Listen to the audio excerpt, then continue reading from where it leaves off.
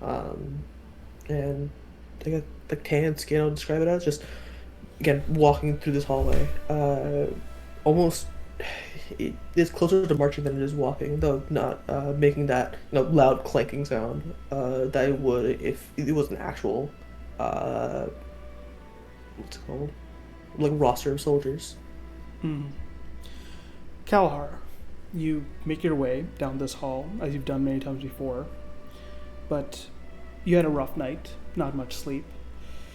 A searing heat thrums at the back of your neck, a pain Kalahar somehow finds comfort in. What thoughts is this pain protecting you from? It's a protection against possible hesitance. Just the idea of the moment between making a decision or before making a decision, the second that would take for you to be like, okay, is this the right thing to do? And instead, it's just replaced with action of this is what's happening, and you're going to follow through with it. That heat accumulates, coalesces, it feels more part of you than not anymore. You walk through the war room, and you can already hear sound from within. You go ahead and enter the stage as Kalahar opens the door and sees a narrow windows silt looks out over a pale sky and to the far lip of the rift. But most of the light, however, comes from spear lanterns caged in wire, throwing sharp shadows across a single heavy table in the center. Rathalas and the planes are carved into its surface, catapult markers crowded near the gatehouse, chalk arcs sketched where stone is meant to fall. Chairs stand pushed back along the walls, out of the way, as long with shelves of rolled maps, inkstones sitting undisturbed. Two figures stand in the chamber. Your father, Balmus, faces away from you, staring intently at the table. He gestures with his cane without even looking at you. Shut the door, Kalahar. Come see what tomorrow means to take from us. Yes, sir. Close the door. Walks over the side of the table, presumably by the side of his brother instead. Valus, your brother, captain of the guard, stands at your father's side and now yours. He seems a little less serious than your father, but he more so makes a good show of it. He has a slight smile, but that you see he's definitely been up for a while already. He claps you on the shoulder as if to reassure you. Not every day the storms send us a fight like this. Hey, little brother? It would be a bad thing if it were to send a storm like this every day to our hometown, wouldn't it? Don't say that now. We are Letty after all. We have to take some glory in the battle. He chuckles, but you see it's a tired chuckle. Balma says, enough chitter chatter. Look here. And he starts pointing at positions on the walls, movements of men. You look and you make little comments, talk, point out things, and it seems they were going over the general plan of the battlefield. There's a few markers and things of other plans you've made. The viewing platform has notes on it that you can't read, but there's at least a glyph, right, marking it as a distinction. You talk for a while. What do you think is Kalahar's, how does he hold himself in this moment in general? Is he active or is he more so listening? It's very much a standing stock still, listening kind of posture. It's almost like if someone else were to watch this, it almost reminds you of the kind of the beginner soldier's stance in terms of, oh, you're looking too stiff, you won't be able to take a blow like that. Except it's not like he's in a fight right now, but it's still recognizable as manifesting that, not nervousness, but that kind of preparation within his own mind, his own body, as he stands there listening attentively. You've gone through this so many times the last few days, and it's more so like before a test. You cram one last time, you, your brother, your father. But the morning has already come, the evening is coming, and you have but one day. There's only so much you can do. Your father and you and your brother are talking about your responsibilities in the plan. as he turns to you and points to the wall. Understand, Kalahar. The wall must hold firm. The men up there must not worry on what comes after. The Almighty has reserved that burden for us. Of course, sir. They will not know. That is our, as you say, burden to keep. He looks, trying to find any more details, anything else you guys can take advantage on, and says, we only get one good swing at a Shardbearer. The stones are the first blow, your men must be the second if needed, and if all else fails, we'll call on him.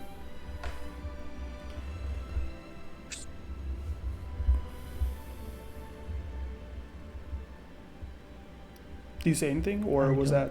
Mm-hmm. Oh, sorry, of course. These men are hardened. I've made my choices. They will be ready for what is to come. And, if need be, we'll make the third step.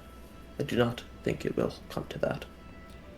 Valus looks at you, and he seems to have been more keeping to a serious mood when it was just him and his father, but now that you're taking such a solemn look, he looks a little grief-stricken and says, come now, you think Fen and Chaz are, battle warden as you make them out to be?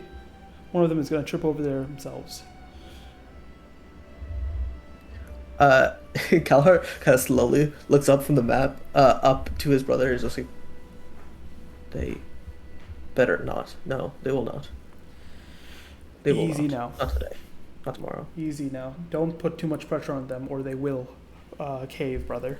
And he seems takes a sterner air and says, expectation is there to guide us, not to chain us down. Balmus, almost as if he half listens to you, halfway is not listening to you too, says, Kalahar, which of your men will be attending the Ardent? We should have at least one of them with them. And he's like, you see his hand goes up as if he's not making full eye contact with you.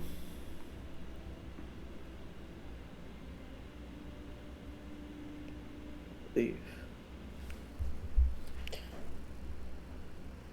Kalahar, give me a roll. Make a instinct check for me. Instinct check. Okay. Reaction roll or anything, or just straight? Just straight. Alrighty. Okay. Kalahar, your father's not making eye contact because he's very focused. He seems very goal-oriented, and he's just going through the motions, yes, but also almost trying to sweep this by. And you can see Valius also, his face that was trying to be reassuring goes to pain again. You read between the lines, and it hurts, but you can't let it hurt. Balmus is asking you for at least one man to be with the Ardent. And in all likelihood, if the trap is sprung, then that man will be the one soldier facing any that come out of that rubble. Will be the first in the line of fire. Will be the distraction the Ardent needs. The distraction. Fet will be able to do it. Good. Well, we'll send word to Fet, see that he is by the Ardent side at that time. He looks to you. You still insist that Eerie Girl has better eyes than any of your men? Without a doubt. Yin is more practiced, more capable than any of these. They simply do not have the experience that she does. Well, alright. Beryl, just see to it that she understands her task. That smoke signal, and he looks at you making eye contact, must go up when it's time. Absolutely. He Should hands you inform too. a packet, like a pouch lapped, and you can feel a powder inside. Here. Give it to her, I'll... No, instead, he seems like he's thinking about other thoughts. He's like, it seems your father has not slept. Whereas Valus got up early, your father has not slept. Valus takes over and says, Tanlan is expecting you. Probably wants to go over things once more. I'll send a runner to find the scout. and meet you at the High Lord's Manor. All right. All right. In that case, yeah. Seeing the conversation come to a close, as like you said, it's cramming, but at some point, it's just have to get the job done. Kalahar is going to start making his way to Tanalan, his You brother. make your way from that room, and we get a shot of your brothers looking at your father and falling soon after. Your father still, cane in hand, hunched over that war room table. After you all leave, a moment passes, and then he looks up at that window that overlooks the breadth of the city, a view that is given to your home by your station, by being light eyes that are supposed to lead the people.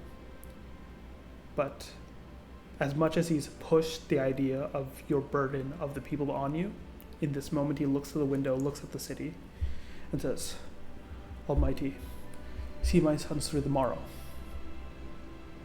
And watching him is a small armored face as it clicks its tongue before it flies back through the breath of Rathalas as we move from there.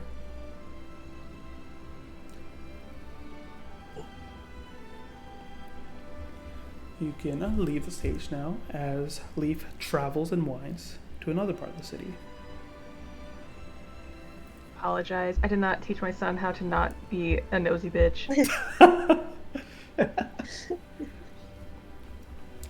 We follow Leaf once more, but now in the third person as he streaks out over the rift. The city is awake now, and breakfast scents are in the air. We seep through towards the middle level of the city, passing under vines stretching down on a bridge.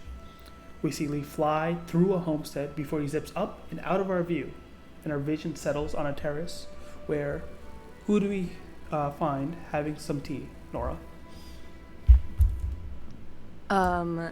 My foundry will not load, but oh, here we go, finally. You said it's mid-morning or early morning? It's a bit mid-morning now, yeah. Okay. I imagine people are sort of about their business, so maybe she's just, for now, having a moment to herself, but Yura, I think normally she has a tradition of, like, coming out onto the terrace and having a cup of tea, and, like, sometimes people will join her and then be there. I think today it's, like, extremely forced, and an effort to, like, cling on to some bit of normalcy and to remain calm.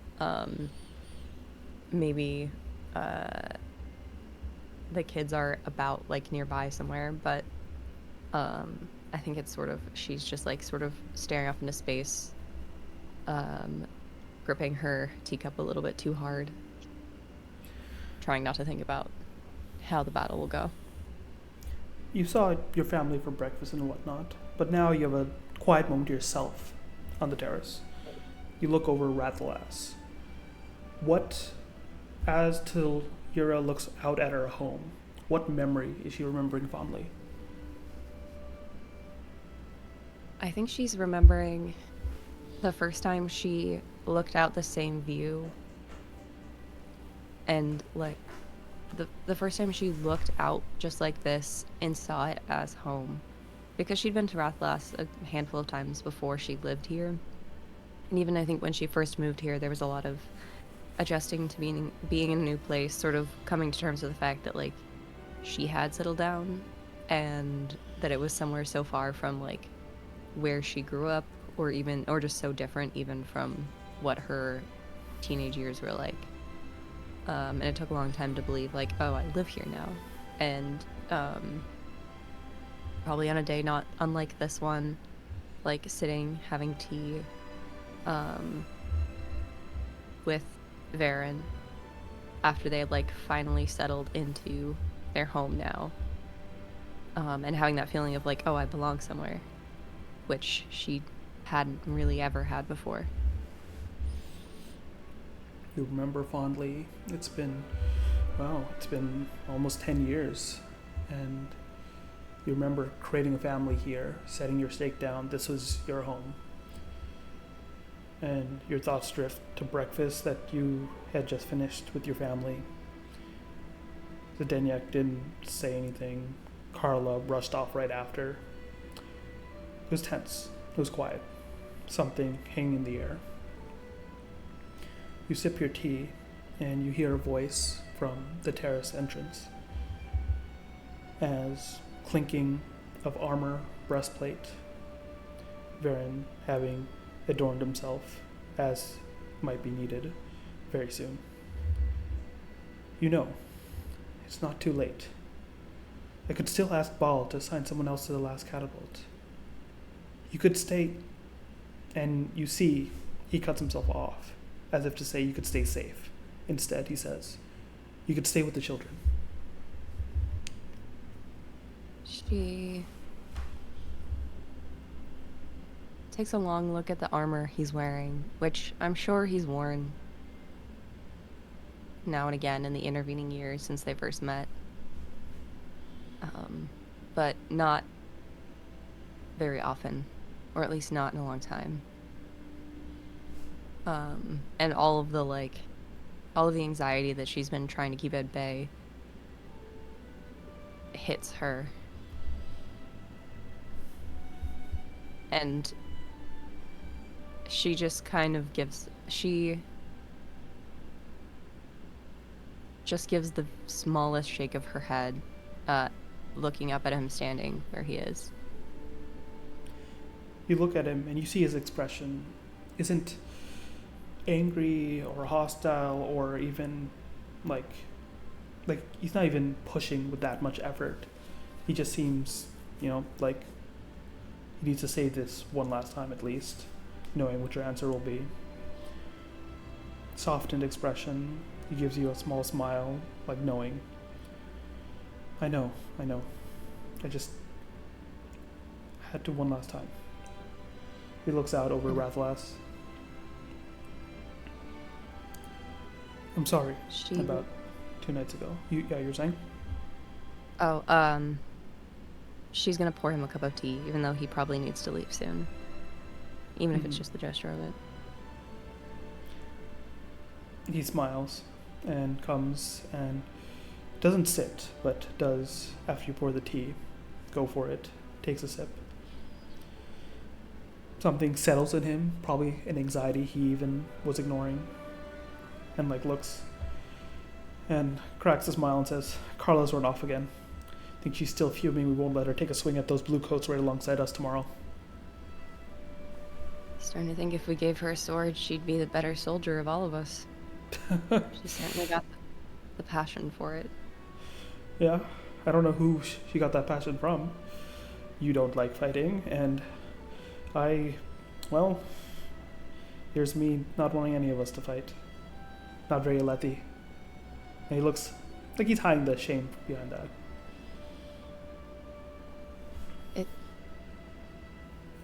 I know it's...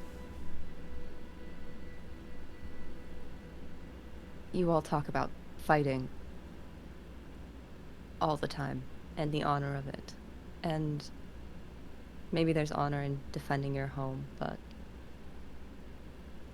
I don't think it's a bad thing to wish for peace. He smiles. Yes, well, let us hope that these peaceful days will return, right? He sips the tea, and I think he loses himself in thought a bit, and you, knowing how temporary these times might be, just try to hold on to them, take in the moments, look around, and you see, by the terrace entrance, just peering off the side of the wall, Zdeněk, peering, looking like he doesn't want to interrupt, but wants to approach, but is uncertain, and is just, a little anxious, like he usually is.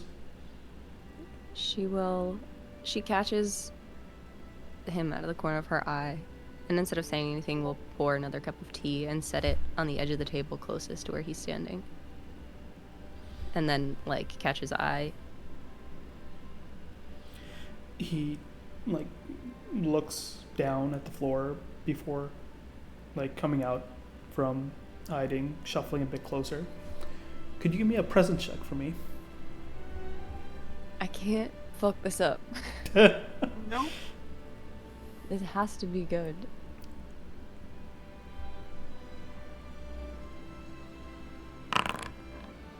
Oh, Okay. That's okay, I can put a token on my sheet. So I rolled Oh. with fear. oh, nice. I'm gonna ask you a hard question, Nora. Yeah. How does Tilira fail to reassure Zdenek that he might wake up in a week as an orphan? Yeah. I think she poured a cup of tea for him. What she meant to do was something she's done before specifically for him.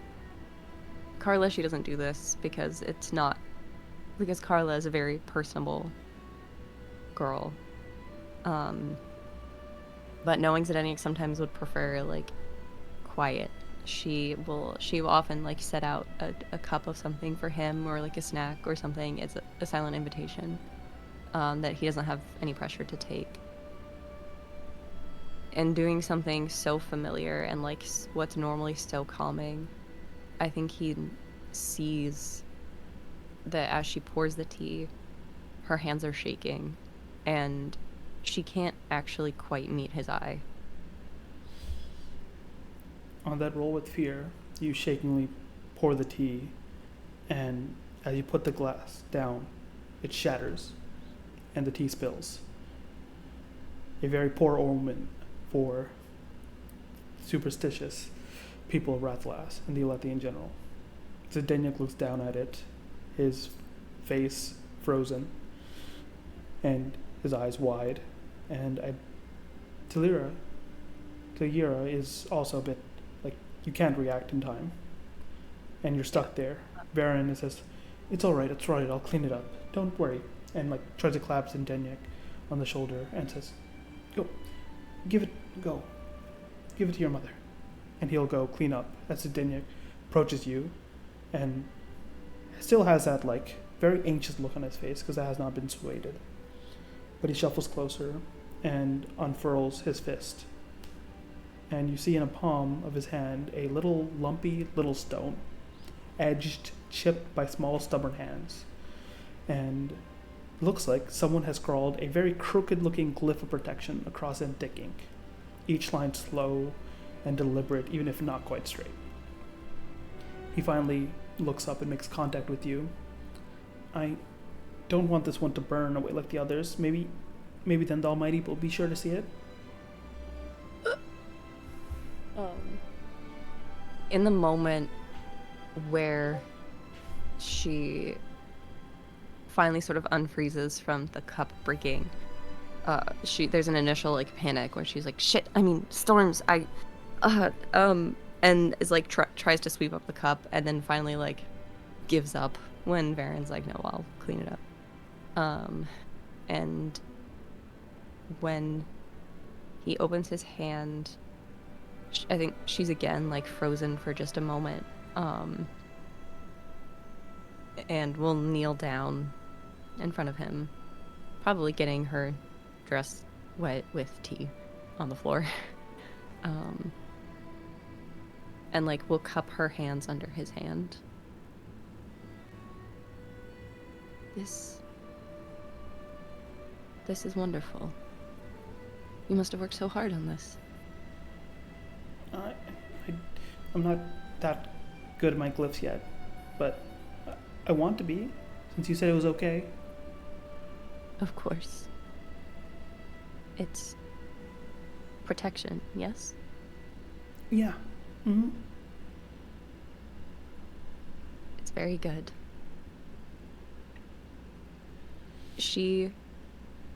I think he's used to the way that she normally like approaches this is like, it's always like positive and then usually a little like, "Oh, this line could be longer," or like, "Here, like correct this here," like your positive reinforcement, but also always something like something to work on. Yeah, but she can't really summon anything in this moment, even seeing, you know, a little bit of crookedness or like a line that is broken. Um,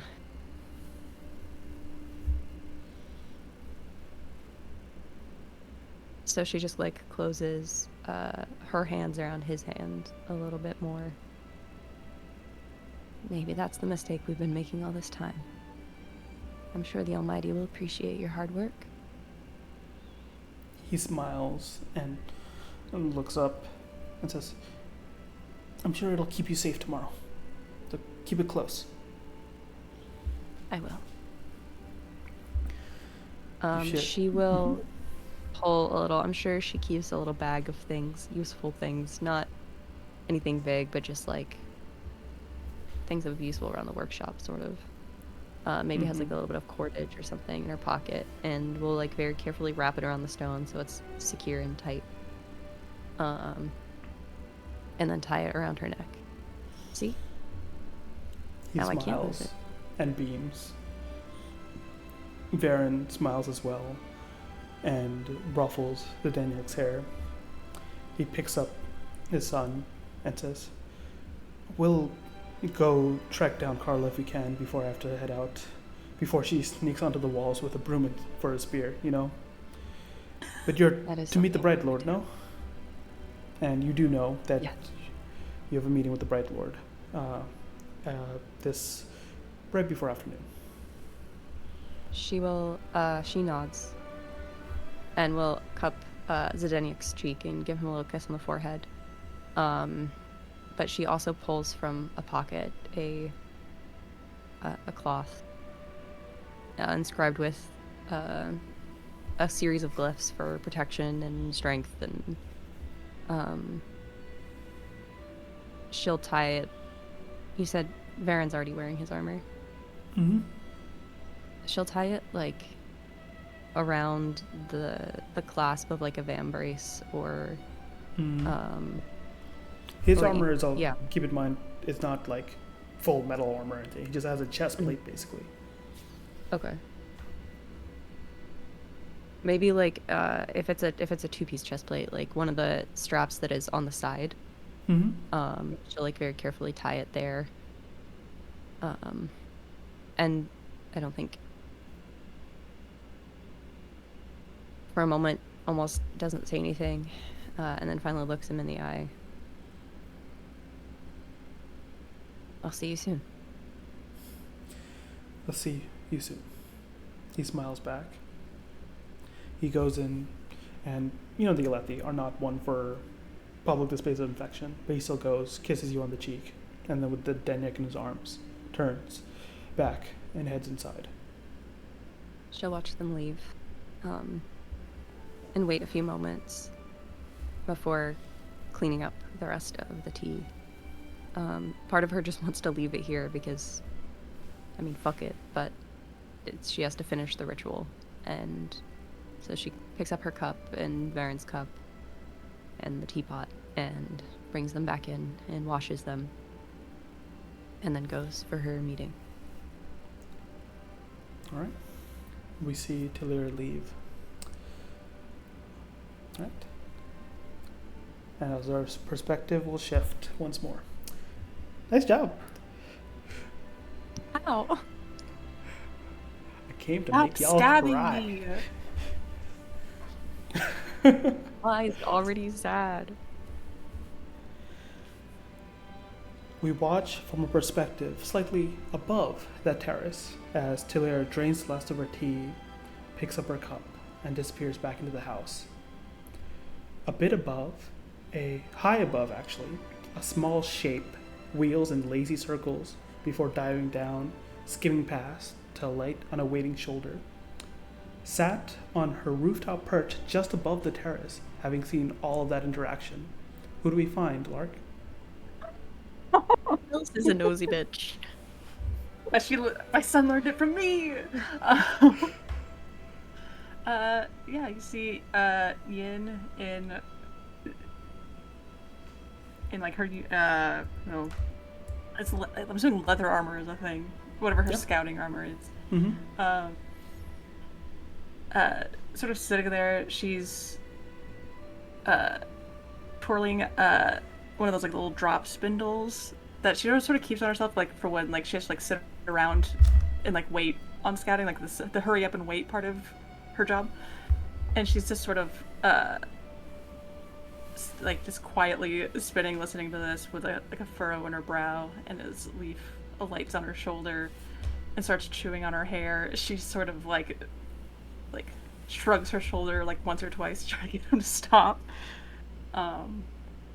but gives up quickly because she's thinking about everything that just happened and everything that she has to do in order to do her part in making sure that Zdeněk doesn't become an orphan.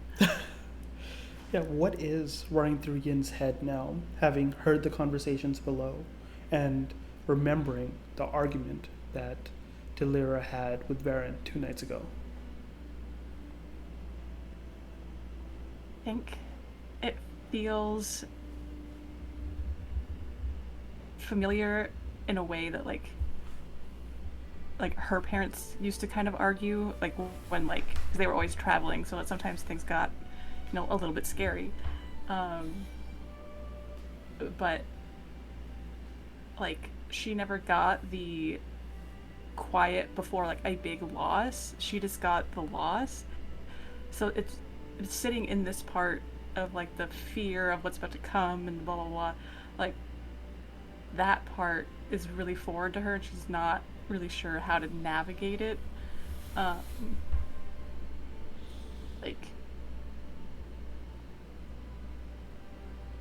yeah, I think she's just like there's energy like buzzing around in her, like waiting for the fire and brimstone, and it's just not happening. And she's like, I need to go do something. And I think she'll get up and she'll pocket her, or like, tuck the spindle so it like hangs from her like belt or something, and will get up to move because she's just too anxious to sit. You get up and stand, and Leaf scampers from one shoulder to the other, claw pricking lightly as he clicks in your ear. You see his attention is on something in the bright morning light, faint, drifting, ball of light barely visible. He chitters at whatever this wren is once, and then launches from your shoulder, darting around, chasing it, and zipping the air above. But your attention is very much more focused on a figure as you turn around. A young girl stands before you, having been behind you for who knows how long, as Carla just looks at you, very disgruntled expression, looking down, and then looks back up at you. You're going to be there too on the wall, aren't you? With Dad, and just gulps. Baby girl. No. I think is that one of like, oh shit, she's been here the whole time.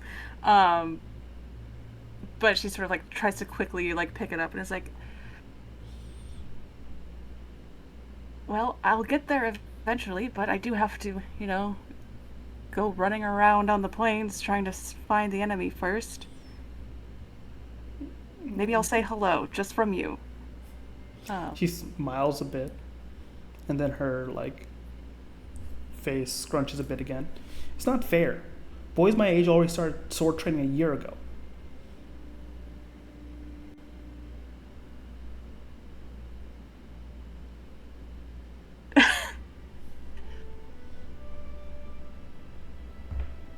As Yin's thinking of how to respond, give me a present check yourself. It's a failure. Hey, don't count your chickens before they hatch. Why is it not? I'm clicking it. Why is it not letting me roll? Did it pop out a window or no?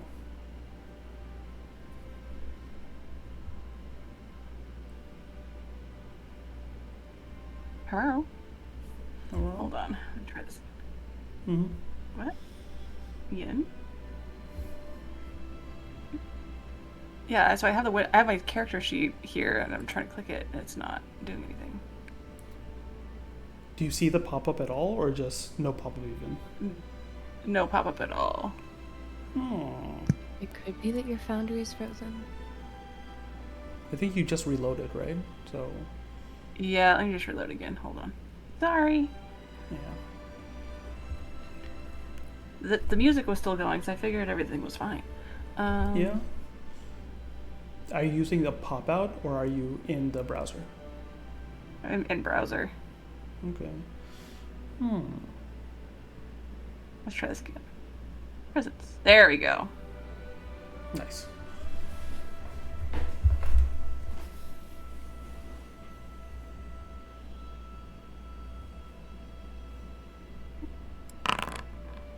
Nope. Oh. Okay. Oh shit. Ian, knowing Carla may experience tomorrow what you have already experienced, but at an age 4 years younger than you lost your parents, what do you say to her?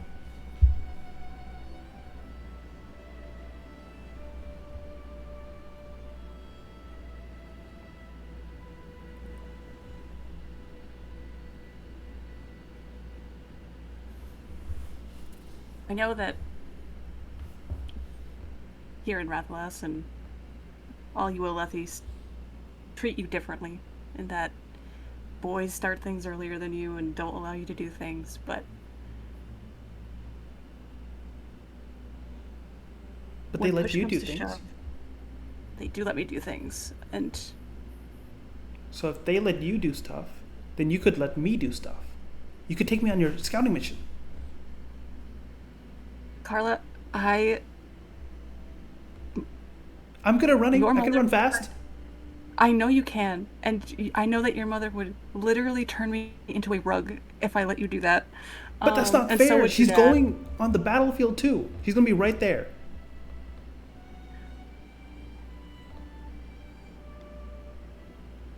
I think Ian's patience and I think her anxiety sort of snaps in that moment, and she's like, "You don't want to be there. Do you know what happens there? People die. It's not fun. It's not an adventure. It's just panic and fear and death. That's all it is. And there are some people that are good at dealing it out, and there's some people that are okay at living through it or running away from it. But I don't What want I to need run to away. be good at, I don't know if you have to run away, Carla. With hope, you do. All you have to do is just wait, and we'll all just come home, and you can be mad at all of us later. But you just All said I need- people die. If I can stop that, then I want to be there.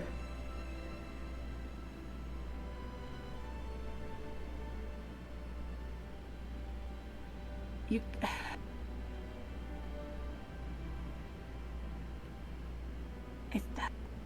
Carla, I need you to survive. That's what all I need from you to do. I need you. You don't believe me either. And she starts taking a step back. You, Mom, Dad, you all think I'm just going to get in the way, be in trouble, right? I think Yen takes out a small knife and hands it built out to Carla and is like, "Okay, show me what you've got." She looks at the knife, looks at you, looks back at the knife. You can't be afraid of it. You serious? But we're gonna fight right now. If you can beat me, you can come with me. Okay, and she puts her hand out for the knife. Do you give it her? Yeah. Okay, she takes the knife. And she's looking at it, looking around, and says, "I thought it'd be bigger, you know?" Well, that's part of it. The guys all have big swords. It's all just for show. If you're small and quick with a small blade, you can do a lot more damage. And she knows for a fact that if her finds out that she's been talking to her about this, she's gonna get her ass whooped. That's fine.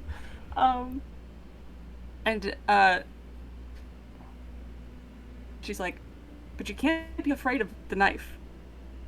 No, Stop I'm not holding afraid. it like that." And she's like, You fix her grip. yeah. As she's fixing her, Ian's like, "Yeah, I fucking know you're not. I know you're not scared. And that's what scares me." And I think Ian's gonna go.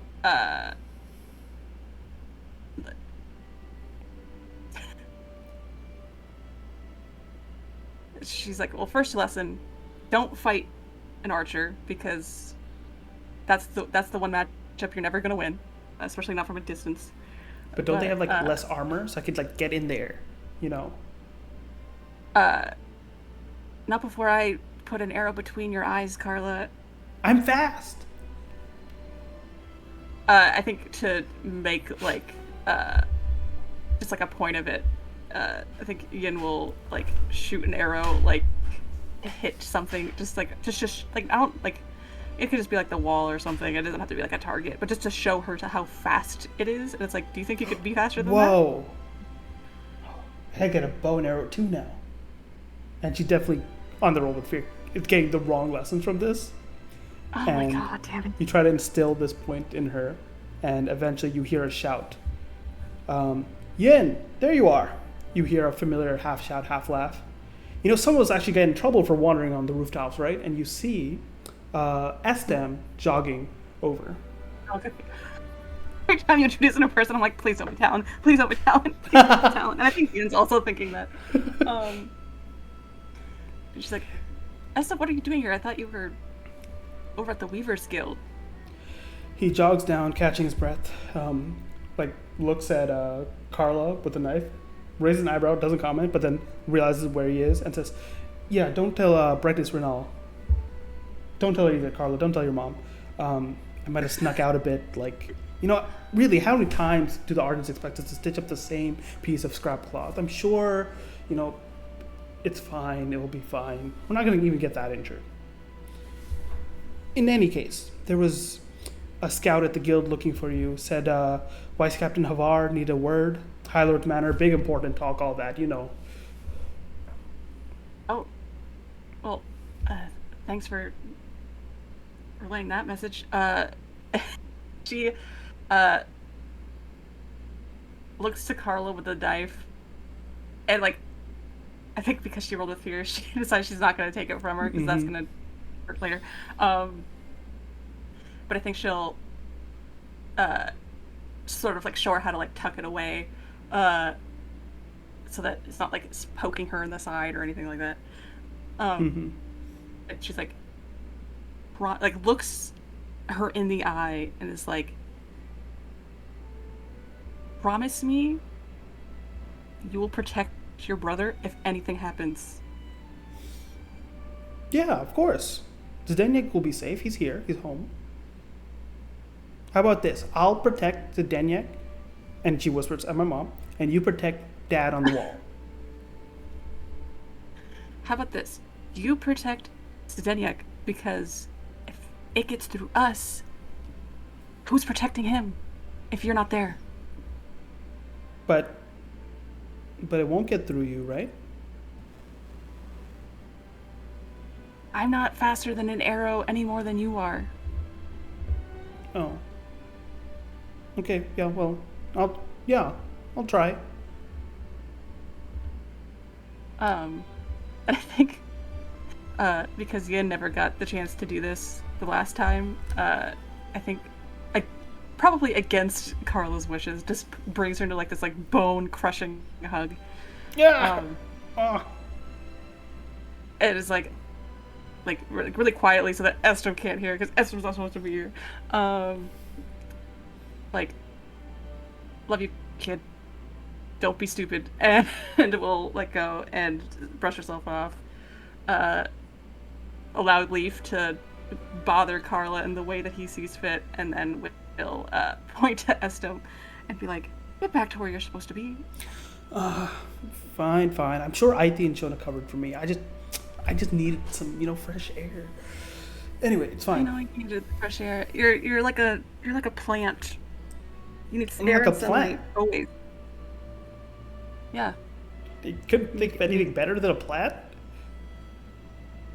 Nothing else that needs air and sunshine and regularly heads to the bar to get watered. So no. I'm pretty sure like all living things need it. Like air, sunshine, water. You could have chosen anything, something scarier, like more You're exotic even. such a pretty plant, though. You're such a. She like Yeah, tries yeah. to think of a plant. She can't. She's like, okay, whatever. I'm going. You guys walk part of the way before splitting. Him going back to Weaver's Guild, you making for the High Lord's Manor. Leaf stays a bit, plays with Carla because he knows he can catch up to you, and we see Yin move as our perspective moves from there. All right. Playing with Carla, Leaf clicks once more before he knows he has to leave. Clicks and launches into the air. We fall as he weaves through the rift, climbing higher, already knowing via your understanding with him where you're headed. Climbs higher and higher until the ledges fall away beneath him and the largest estate of the city comes into view. The High Lord's Manor itself. He skims over its walls and drops into a small inner courtyard, lighting in the branches of a lone, stubborn tree. Below, a young boy turns with the wind, a short wooden practice sword in his hand, across the yard on a bench beneath the tree. His mom watches, smiles, tugging at her lips, eyes elsewhere, worry tucked just behind the curve of her mouth. Standing just behind the boy, offering gentle corrections, more to pass the time than to drill in earnest, who do we find, Chrissy? Ooh, we find Alan the Ardent, who has, over the last 5 years or so, gotten more and more into sword training as one of his main duties. He has been training this little boy for a while, I assume. It's more so... Yeah, like ever since Kalahar's started doing well in battle. Teravon, so this is Jr. more kind of like... Sorry, I just wanted to say Teravon isn't actually the age to start training with Ardent. You've been working a lot here because of the coming conflict. And this is more so to pass the time because you're waiting on the Bright Lord. Yeah. I was going to say, like, Palin probably woke up very early today. He's kind of rushed around a lot of the places in the higher areas of the city, communicating, and now has kind of hit a dead zone where he's just waiting. But he has just this anxiety that's just not going away. So a big part of picking up the sword here and helping him out with his little kind of sword play attempts is just kind of trying to keep the fear spread from building around him, as he's not sure what today's going to bring. It's less, as you said, it's less of a teaching session and more of just he helps him with his grip. Whenever he gets a good swing out, Palin kind of applauds. Sometimes he pretends to be like a giant Kremling or a chasm fiend or something that has to be beaten up. No. And as his mother's watching, it's just a nice kind of casual, maybe 30-minute break as he tries to just keep his mind off things. See, Teravon takes way too wide of a swing and then recovers before he trips and says, "When we win, do you think there'll be a feast? Like with jam tarts?" Ooh, of course there'll be a feast. We need to celebrate all of our wonderful warriors who are out there fighting for the Almighty. How many jam tarts do you think you could eat at a single feast? Oh, that has to be at least 4 or 5. I ate 2 last time. But then Mom, and he was to whisper, then Mother stopped me. And Palin will lean in and whisper, "I'll make sure that you get a third afterward, okay?" He smiles, and then since you're close and whispering anyway, he says, "Is it true they paint Shardplate? They what? Is it true they paint Shardplate? I want Father's new plate to be green, when he wins it tomorrow." Oh, that would be such a wonderful color. Of course it would be green. Wonderful color of our wonderful city. Yeah. You know what? I'm not sure most of us have even seen Shardplate, but we can make it any color we want. Oh, yeah. I think I'd go for a lighter color.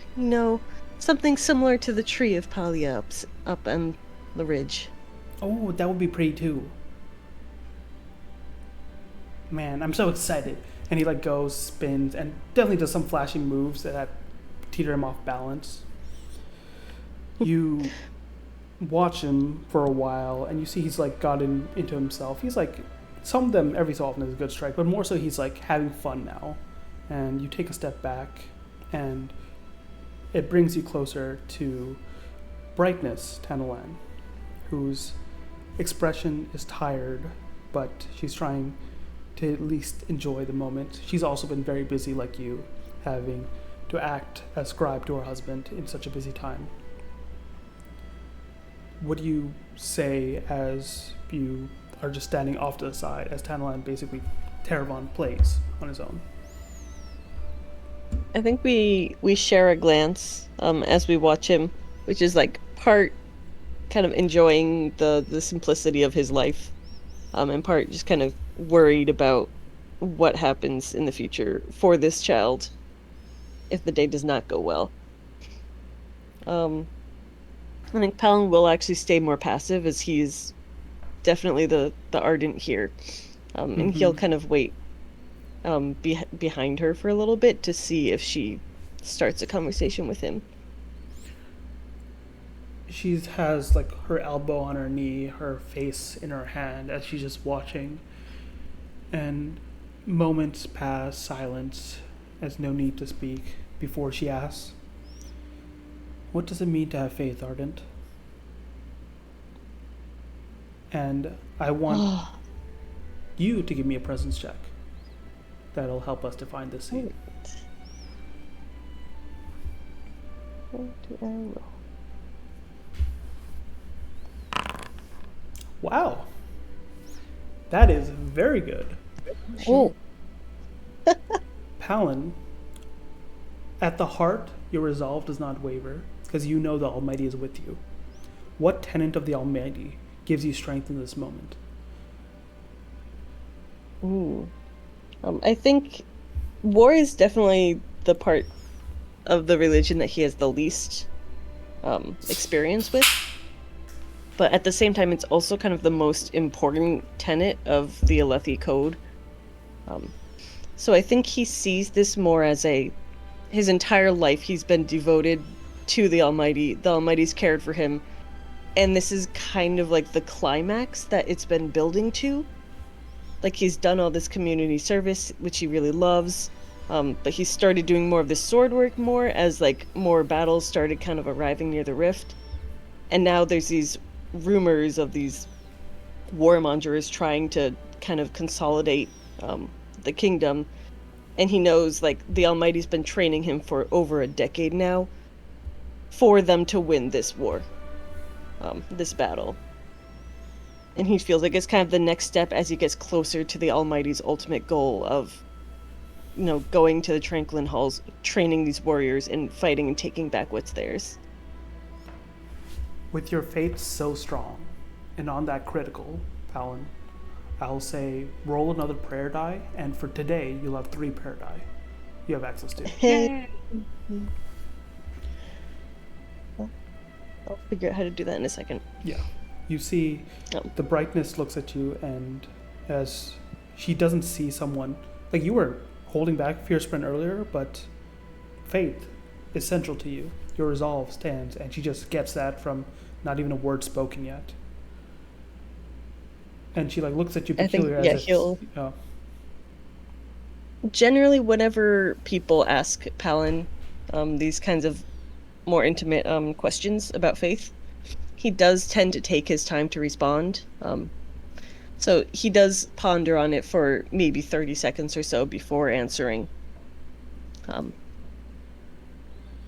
But he does mention, well, faith is the belief that the Almighty has a plan for us. We have this city, this beautiful city. He has given us what we need to create something here. And now we have the chance to prove it in the most powerful way possible. Through war, through showing our strength, we can claim our spot here, claim our safety. And we can make the Almighty proud of us. She looks if we at trust you. in him, he will not let us down on this day. She looks at you, expression a little perplexed at first, because she's at the height of light-eyed courts and knows what it means to make, what's the word, placides? Platitudes? Platitudes. And looks at your expression and realizes that's not what you're doing. Your fate stands behind you, supports you, leans you up. And she says, I don't think I've ever thought to ask, what glory do you pursue, Ardent?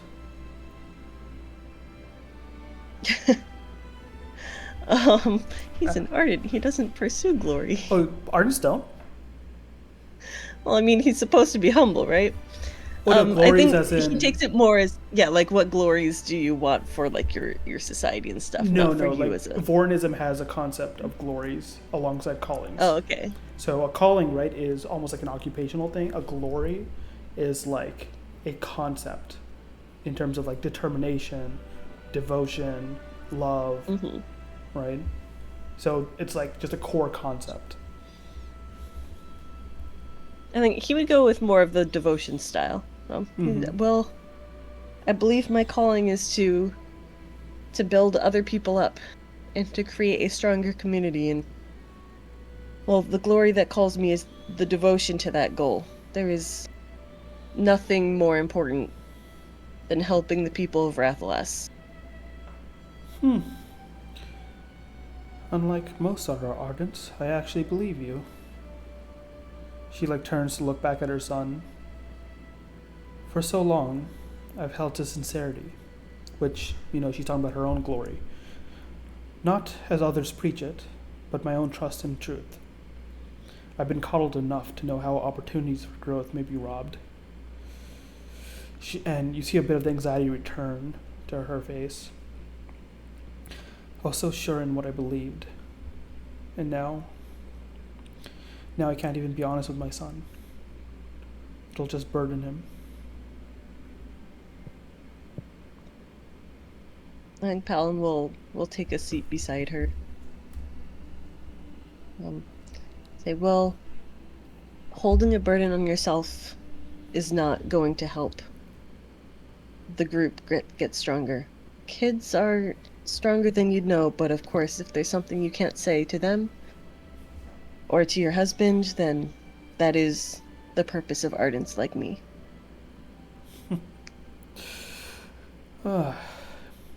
You are right.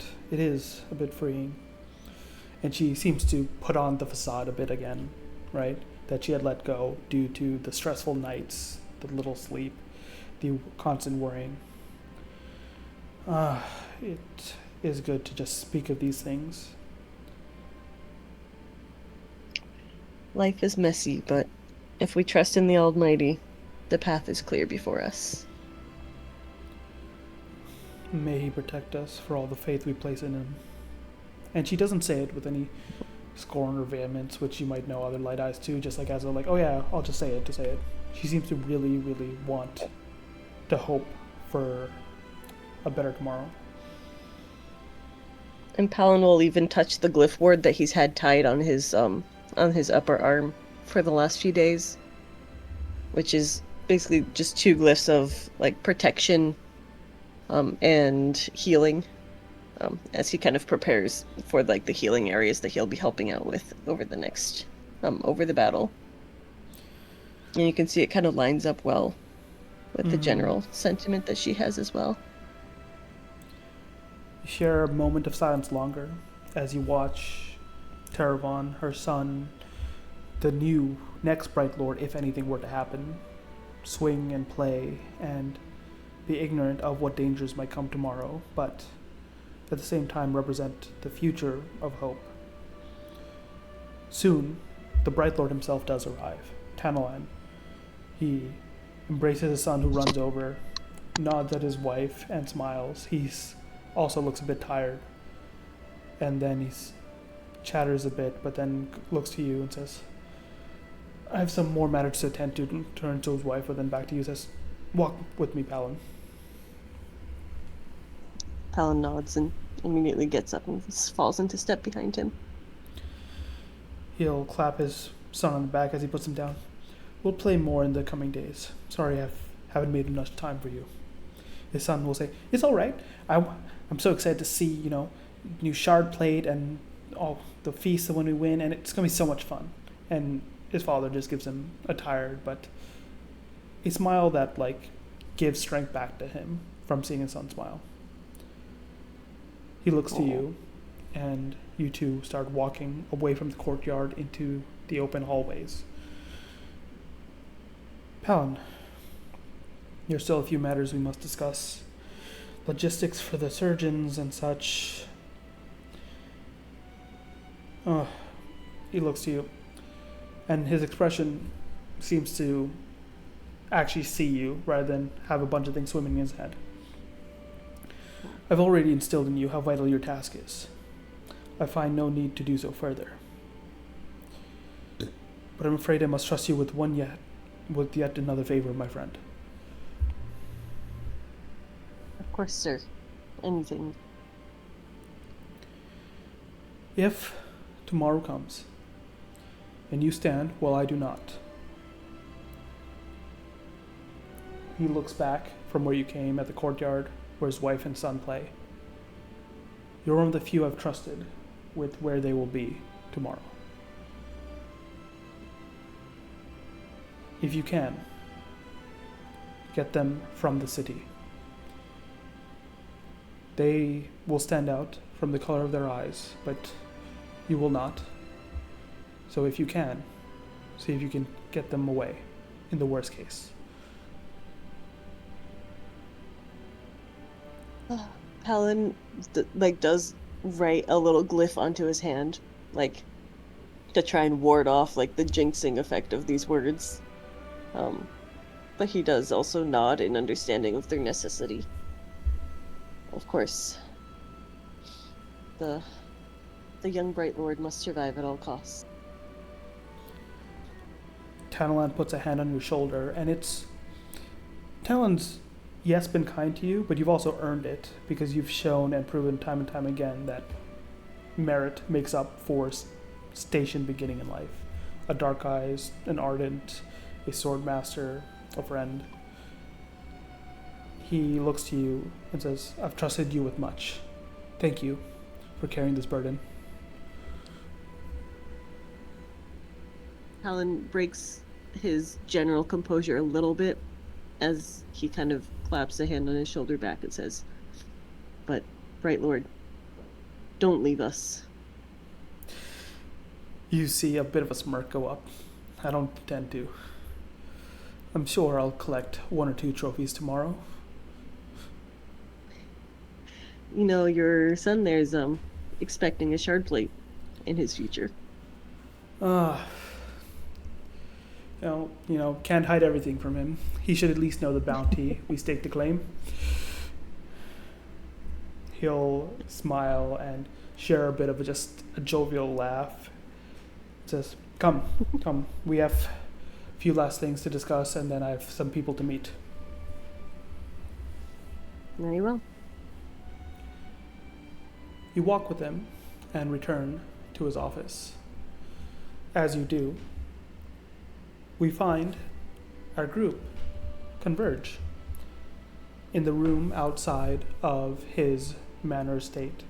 We see, if you could all enter the stage now, Tilira, Kalahar, Yen, Palin.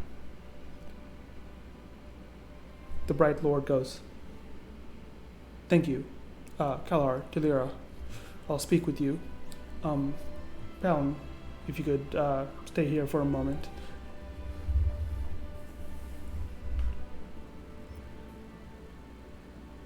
The Bright Lord enters his office, and Kalahar, Tilira, is there anything you want to do or say, or do you just follow? She'll nod to Palin. Kalahar's gonna real quick turn to Yin and say, after this, I need a word with you. And just give Yin a nod before falling after Tilira. Yin sort of cocks her head to the side and what? Okay. But nods. How do I add myself to the theater again? Oh, character sheet, top, right? There's an option to add to stage. And once It was you've in the, extra dots thing Yeah, for for some me. I it's had to weird. open up. Yeah. Yeah. It's little theater masks under the drop-down menu. Yeah, I clicked it. And then and above then- the chat box. Then you have to go to chat. Ah. There we go. Yeah. Yeah. She looks so cool. If you right-click, it'll just flip you. It's cool.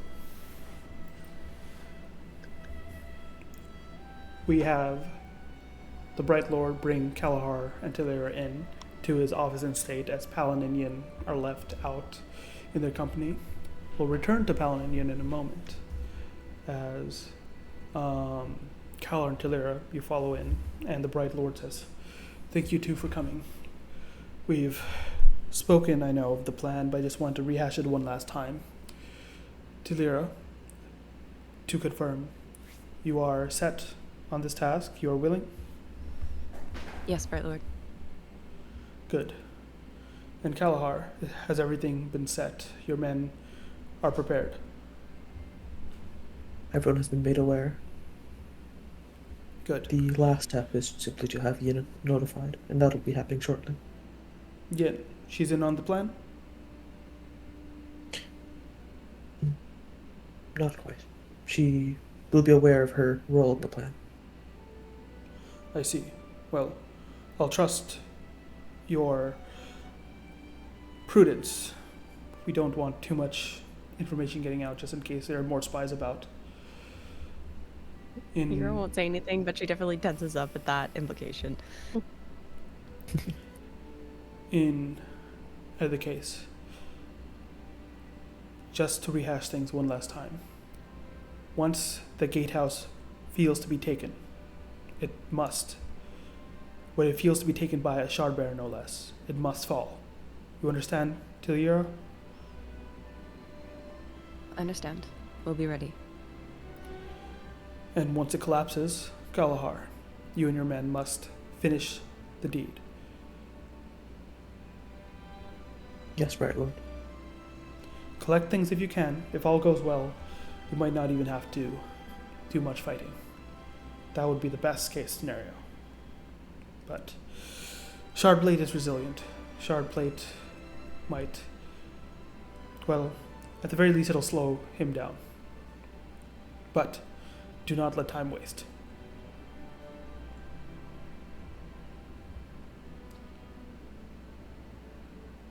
Looks to you both, lost in thought a bit. If there's anything else you must run by me or ask of me, let it be now.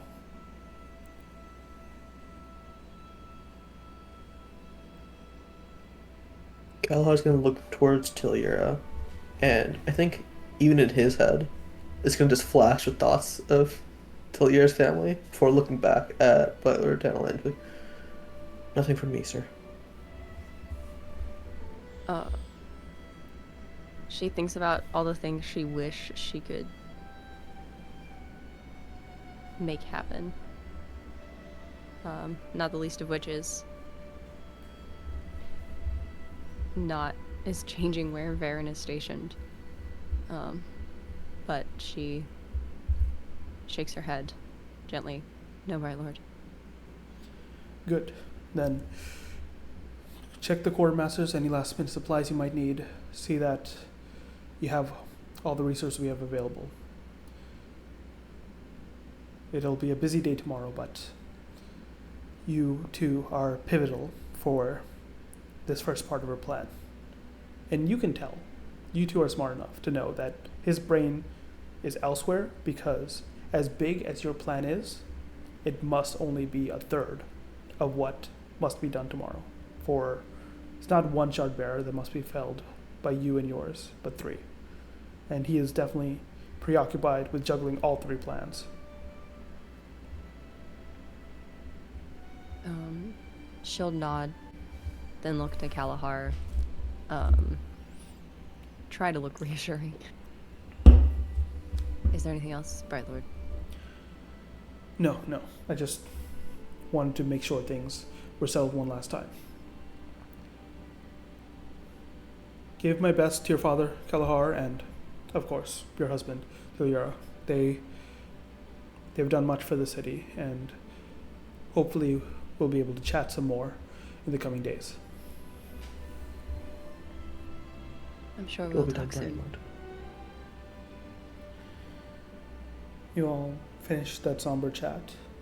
Outside, what is Palin and Yin up to? Is there any words being exchanged? Is Yin just kind of waiting for someone? Yeah, I feel like Yin is still kind of not used to like this, like the big pomp and circumstance of like the high life. So she's like very uncomfortable in this very big grand area. And she's like Helen can see her just sort of like, you know, like wringing her fingers and like looking around and like checking to see that she's not tracking dirt on the floor. And she's like, don't really know what to do with myself. And like she like looks to you and like opens her mouth to say something, and then it's like, no, I shouldn't say anything. It's too quiet in here. And then she's like, well, maybe it's too quiet in here. I'm not saying anything. I should say something. Palin definitely feels that energy and starts by reaching out first to Leaf to kind of like I don't know if Leaf's really something that you pet, but he like kind of gives like a hand to Leaf to kind of like play with him a little bit. And then mentions to her, relax, it's okay. No one here's gonna bite you. Well, maybe your little pet here will. Leaf, I think, does actually, when you go to pet him, Palin, you specifically. I would have just put this in canon. Palin and Leaf have not gotten along for some whatever reason, and Leaf goes to like click at your fingers and goes to bite you for a sec before scampering to her other shoulder. Alright, Palin probably put out his hand with that intent, so like purposefully giving like the side of his hand where it's okay for Leaf to kind of gnaw on him a bit. No one here's gonna bite you, except for maybe this little creature. Yeah, Yin definitely like turns her head to Leaf and is like, would you get your act together? Come on. He presses himself down, clicks again. Yeah, Palin always pets him wrong, that's why. It's because you don't have hair to chew on. It's like who's this abomination? But yeah, she sighs. She's like, it's easier being out in the wilds because everything kind of wants to bite you, and you know what does and what doesn't. Here, everyone's very nice, and I don't want to mess anything up. There is pressure in having to do service for the people that rely on you, but he kind of thinks through his words and deciding what tack to take. It's like, for you, there is not too much that you can mess up. No matter what you do, you will be strong. You are not, or you will not be able to fail us. The Almighty is watching out for us. And he kind of smiles at that because at least in the last few years that you've been here, every time he brings up the Almighty, you tend to not really respond. Yeah, I do think that, like, he sort of, like, closes her eyes for a second, and they're like, oh, yep. I don't know what else I expected from you, but or she just whoever smiled. else you believe might be controlling our actions tomorrow.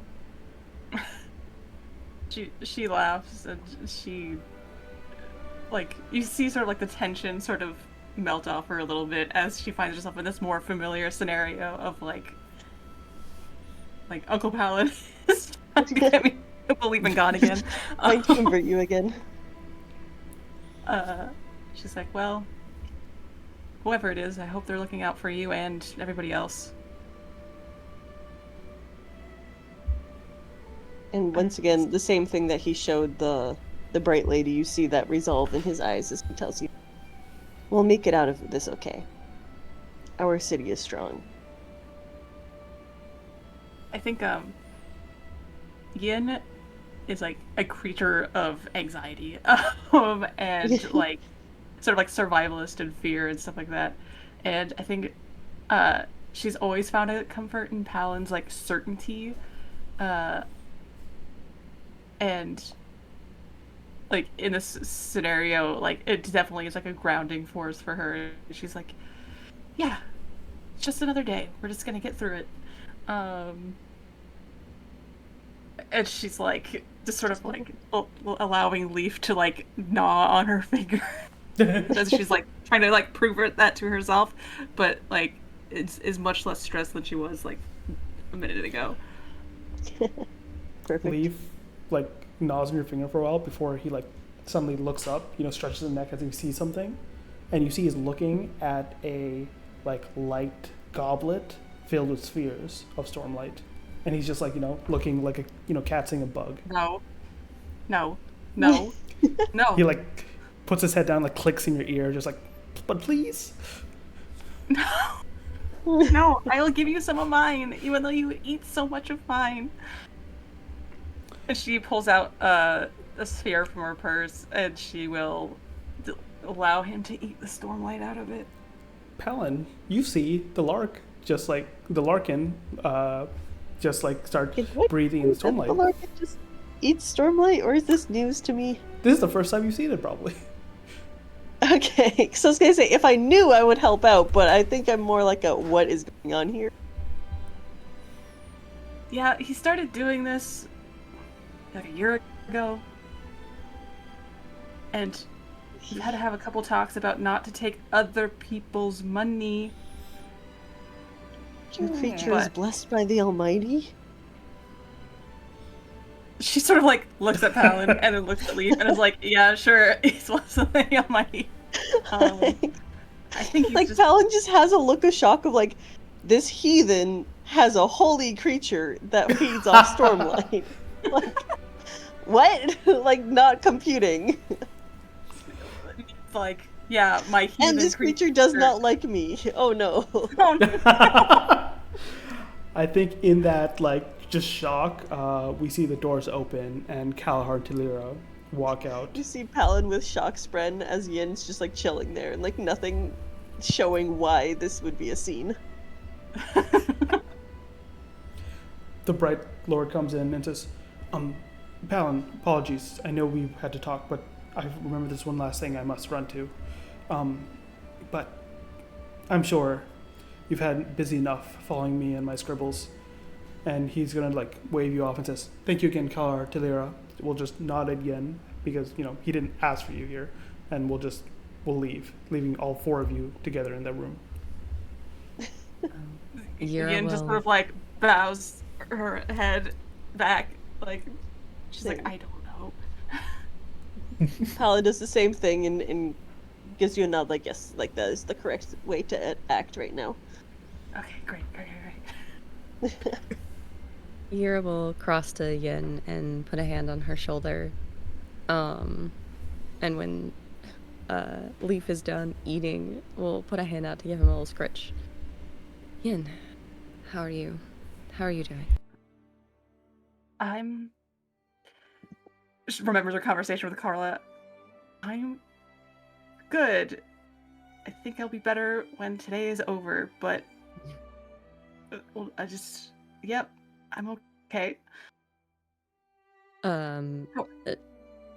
She just kind of eyes you. Yeah.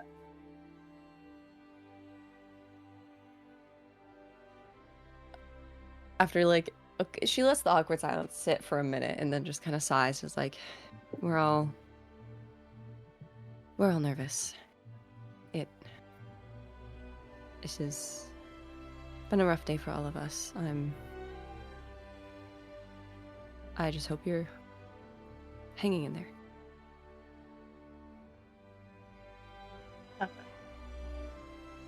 Ian offers her like a smile as she tries to sort of like push away all the anxiety that she has, especially that being exacerbated by being in this place. She's like, I'm sure once I get out there, back where I'm supposed to be, everything will be fine. I think I just have the jitters from being here. That's all. Everything's fine. I'm okay. Are you okay? Why did the Bright Lord need to talk to you? She, I think, exchanges a look with Kalahar, maybe. Yeah.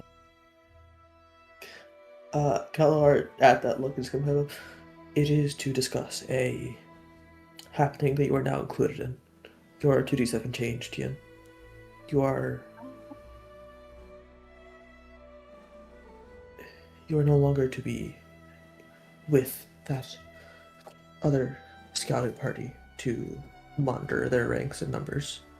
You instead have a role that will keep you stationed at the wall, or keep you stationed far closer. And Kalhar's going to reach into his coat, where he tucked away the pouch, and just toss that over to Ian.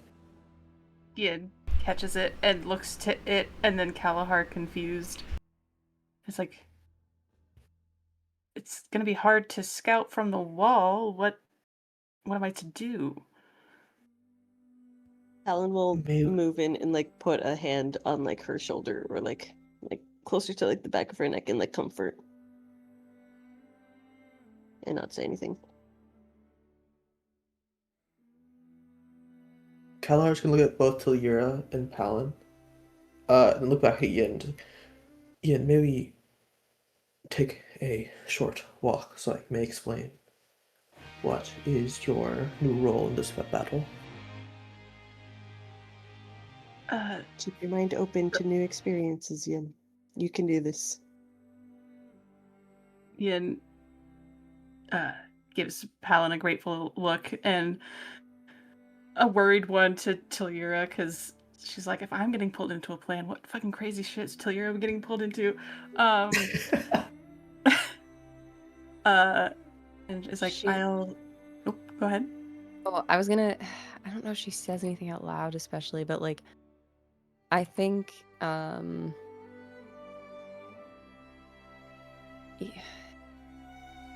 Yura, she's really torn between being immediately, like, you can say it here, and sort of almost takes half a step forward, like, a little bit protectively of Yen. I'll spend but a then fear we'll just... and say, Tilira, you get a bit more like, yeah, what is happening? What is Yin's involvement in all this? And you could choose to say something. If you choose to hold it back, I will have you take a stress. Okay.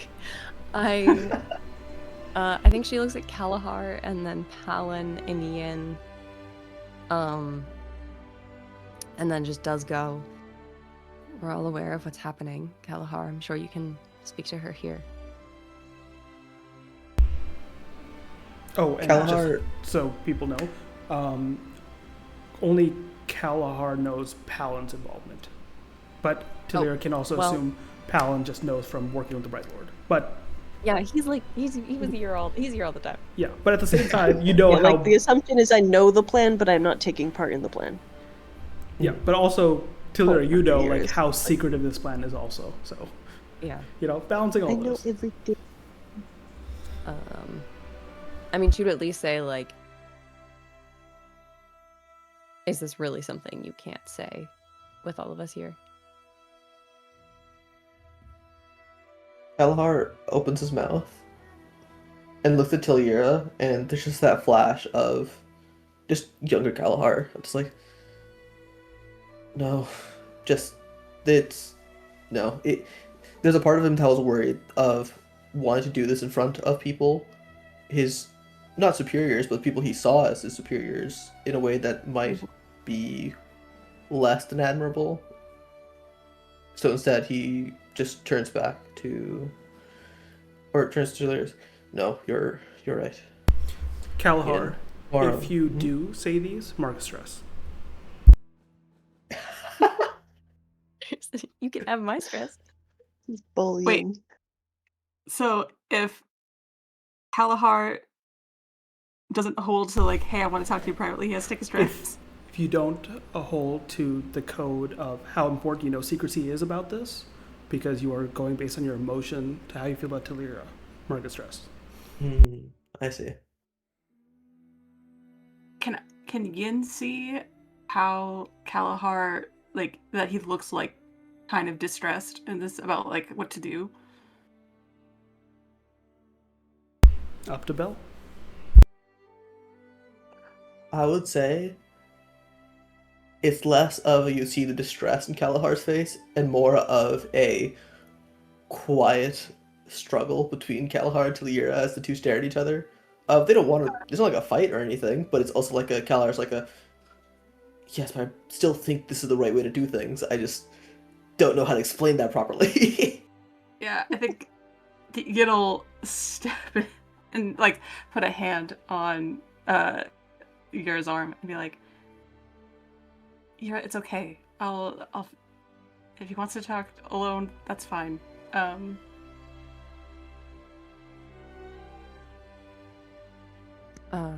She finally Alan moves will- away from Yeah. Kalahar.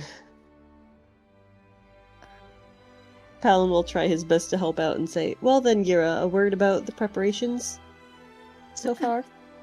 And kind of like pull you aside so they can really just go on a Shoots walk. him a look like, "Are you fucking kidding me?" Bigger Mom, please stop. Kalahar wants to talk to Yin.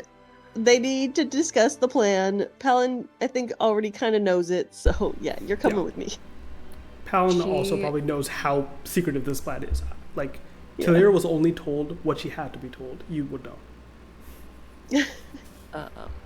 She does not look happy because she knows what happened before and like part of the reason why there's so much secrecy, but like the longer we dwell on this and like especially Yin getting involved being on the wall, she's like, "Hey, half of my family is going to be on that wall," and it pisses her off to not know, to be kept in the dark about it.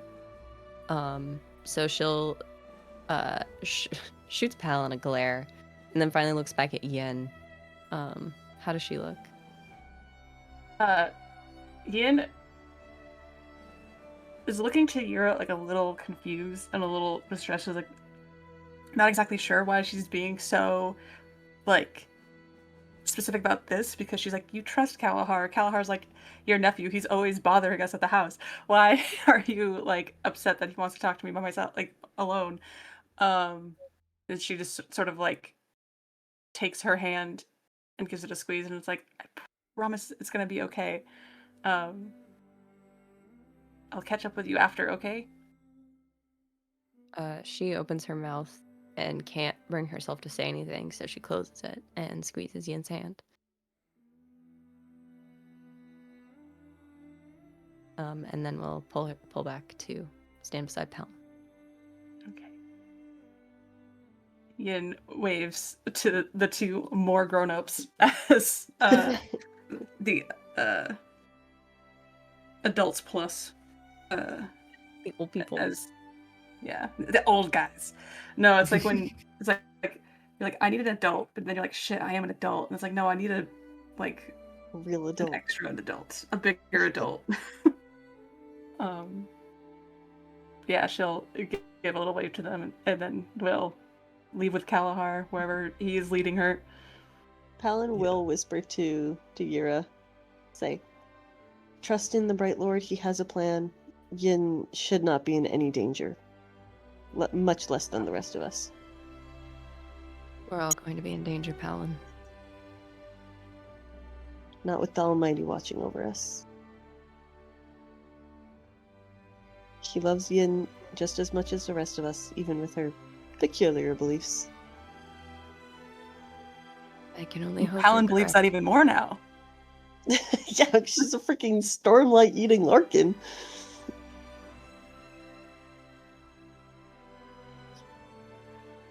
Kalahar on his way out is his expression starts changing the way as if to shoot a look of almost apology at Talira, but then flashes of a conversation months ago happened with his brother and the Bright Lord and his father, and the result of that conversation being what happened to, well, the placement of Talira's husband, causes him to lock up a little bit and not let him have that moment of, "No, it's okay. We're still on the same side here," and more of, "This is just how things are have to happen." And that look of apology is foregone as he walks a bit away with Ian. Not like you to be this cloak and dagger about things. Just spit it out already. Ian, and Kalahar knows what he's supposed to say, instead, his mind wanders just a little bit as they pass by a window. You have been out on the field more than those two when it comes to the battles here. So you know the feeling I talk about when that reliability of knowing you have a home to come back to.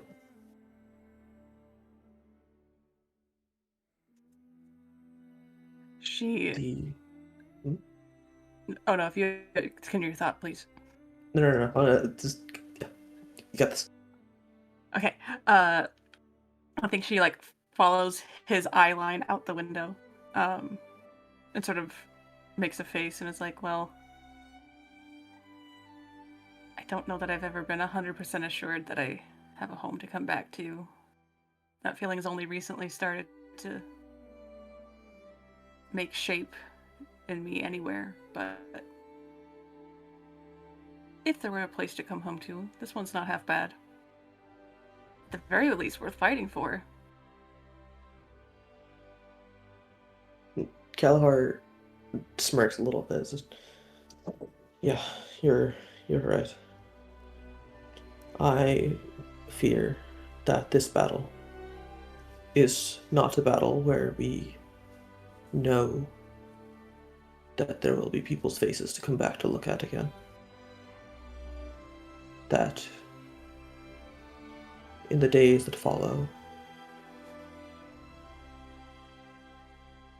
there'll be people we never expected to die, to be long gone.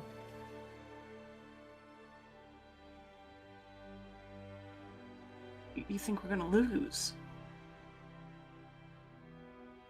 No. No, I don't. And Kalar speaks with those two statements, at least in his head, being true at the same time. And your new role is to help us.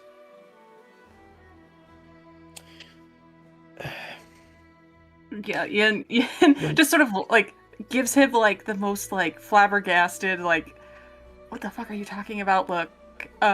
She's like, "What do you mean? Help how? You're being really weird and you're scaring me, Calamar. What are you talking about?"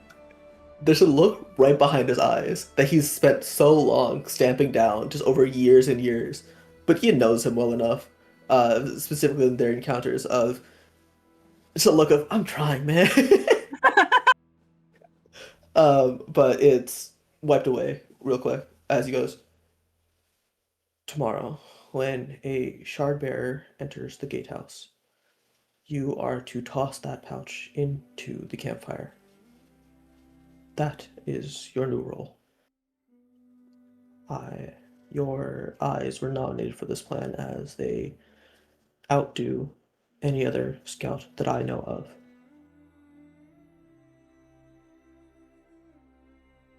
Do you understand? You want me to blow up? Like she's like some whispering, like, "You want me to blow up the watchtower?" No, you're not blowing up a watchtower. You're sending a signal for Okay. when the shard. Yeah. She's like, Sorry, "Am I holding a bomb? What's happening?" What? What do we know about the concept of bombs and stormlight? Sorry. I don't know. No, you are not going to blow up the watchtower. No, you are. You were to send a flare. So I'm just watching the watchtower, and when I see a shard plate bearer go in, I let everybody know. That's all. That's all you need from me. Yes. Yes, that is your new role. Yes. She feels so like confused as to why this is important. She like knows that shard plate is like a big deal, but she's like, "Why are we waiting for him to get into the watchtower? Why don't we just kill him before he gets into the building?" She nods. She's like, "Okay, if this is what we need to make the plan work, it'll be done. I'll do it. This is weird."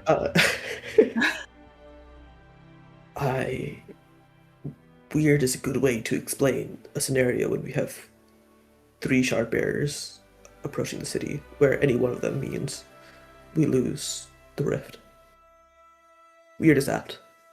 Weird is apt. We should probably start heading back. Okay. You don't want me to try to stop this person from... You don't want to try to, you don't want to shoot him, you just want me to send the signal. That's it. Yes. An arrow against plate is... Yes, just that signal, please. Gallagher's slowly slipping more and more away from the soldier persona that he's been maintaining for months now. Yeah, I think she sees the slip and she's like, oh, thank God, he's still in there somewhere.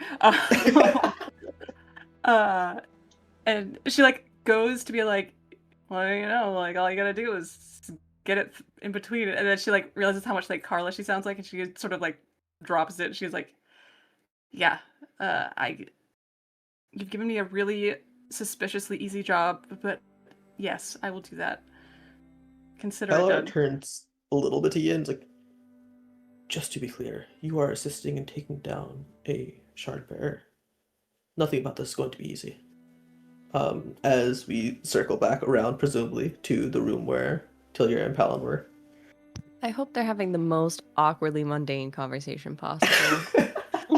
So, The crazy weather. stuff, huh? Did you refresh your Certainly. spears at the Highstorm last night? Oof, Yeah. yeah, It's pretty much what we're talking about. What has Tillyura been mostly handling in terms of preparation? Because Palin's been doing a lot of the healing and the medical supplies and stuff. I I will don't know if kind you've been of involved. defer to Ash on this one. I assume she's been everything. Unfortunately, I think everything she's been doing has been secret because I think she's been familiarizing herself with and doing checks on the equipment she's going to be working with, which she can't talk about, I don't think. So it's a very if Palin gets talking about what they've been doing, she's very I've been around preparing, making sure everything is all right. Alright, Palin's probably just talking your ear off on so we Yeah, have this many bandages, and we have this many gauzes and stuff, and we've found a good amount of different antiseptics, but do you think this number is a good amount for this number of fielded troops, considering the general wound percentage chance, and kind of running the numbers by you, because that's generally what you do better than he does. Yeah, she generally just lets him talk because I think she knows that once he gets going, she can just kind of be there. So there's a lot of uh-huh.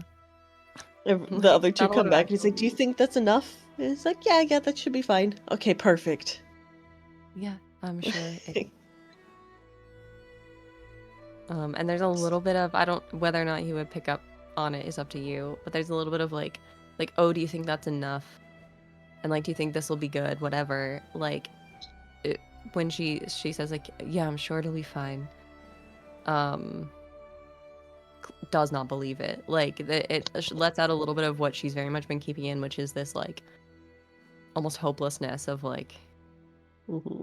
everything could go horribly wrong tomorrow. And why it's not like we can predict how much antiseptic we're gonna need because everyone could be dead and it could be not and Gonna get she the doesn't. gloom spread.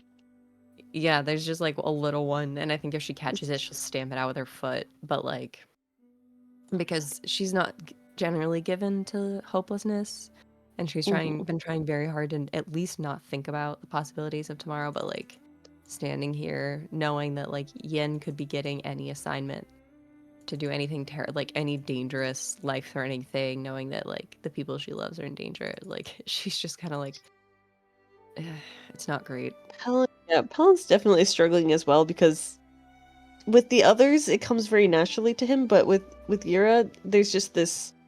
They have this kind of bantering antagonism. Yeah. That's more of their relationship. He doesn't really know how to comfort her.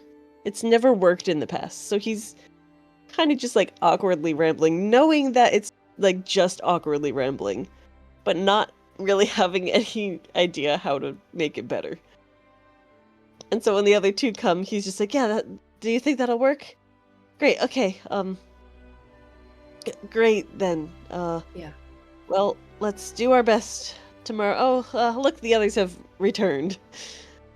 Her head snaps up to look at them.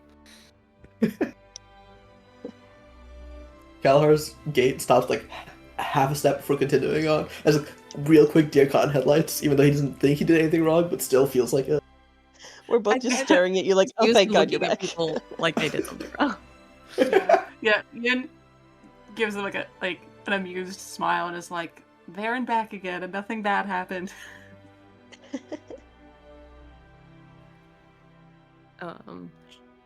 She.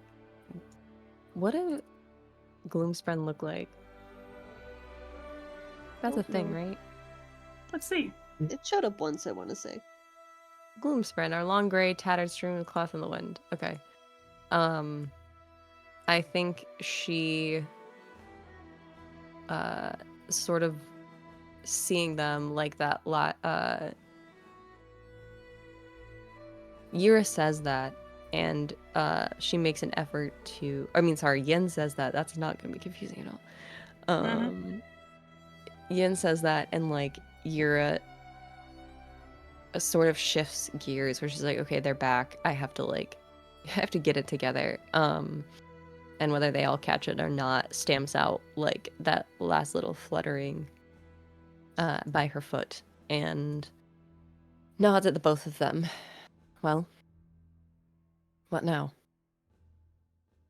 I think because like Ian's rangerness and like her ability to sort of like not like talk to Spren, but sort of like commune with them and see them, she's like sort of catches the I don't know if she sees that it's gloom Spren, but she sees like whatever emotion that Yura's not wanting her to see get smushed out. And it's like, what the fuck is happening? Why is it like and it was like trying to like sort of like be more at ease than she is also, and she's like, what's next? Or is there anything else that we need to prepare before tomorrow? If I have to stop by the quartermaster to pick up equipment if there's anything anyone needs. Otherwise, I believe all preparations are personal. Do you want company? I find myself in need of a new knife. You lost your knife? Yes. That's what Alright, come on. She looks to Palin and Kalahar.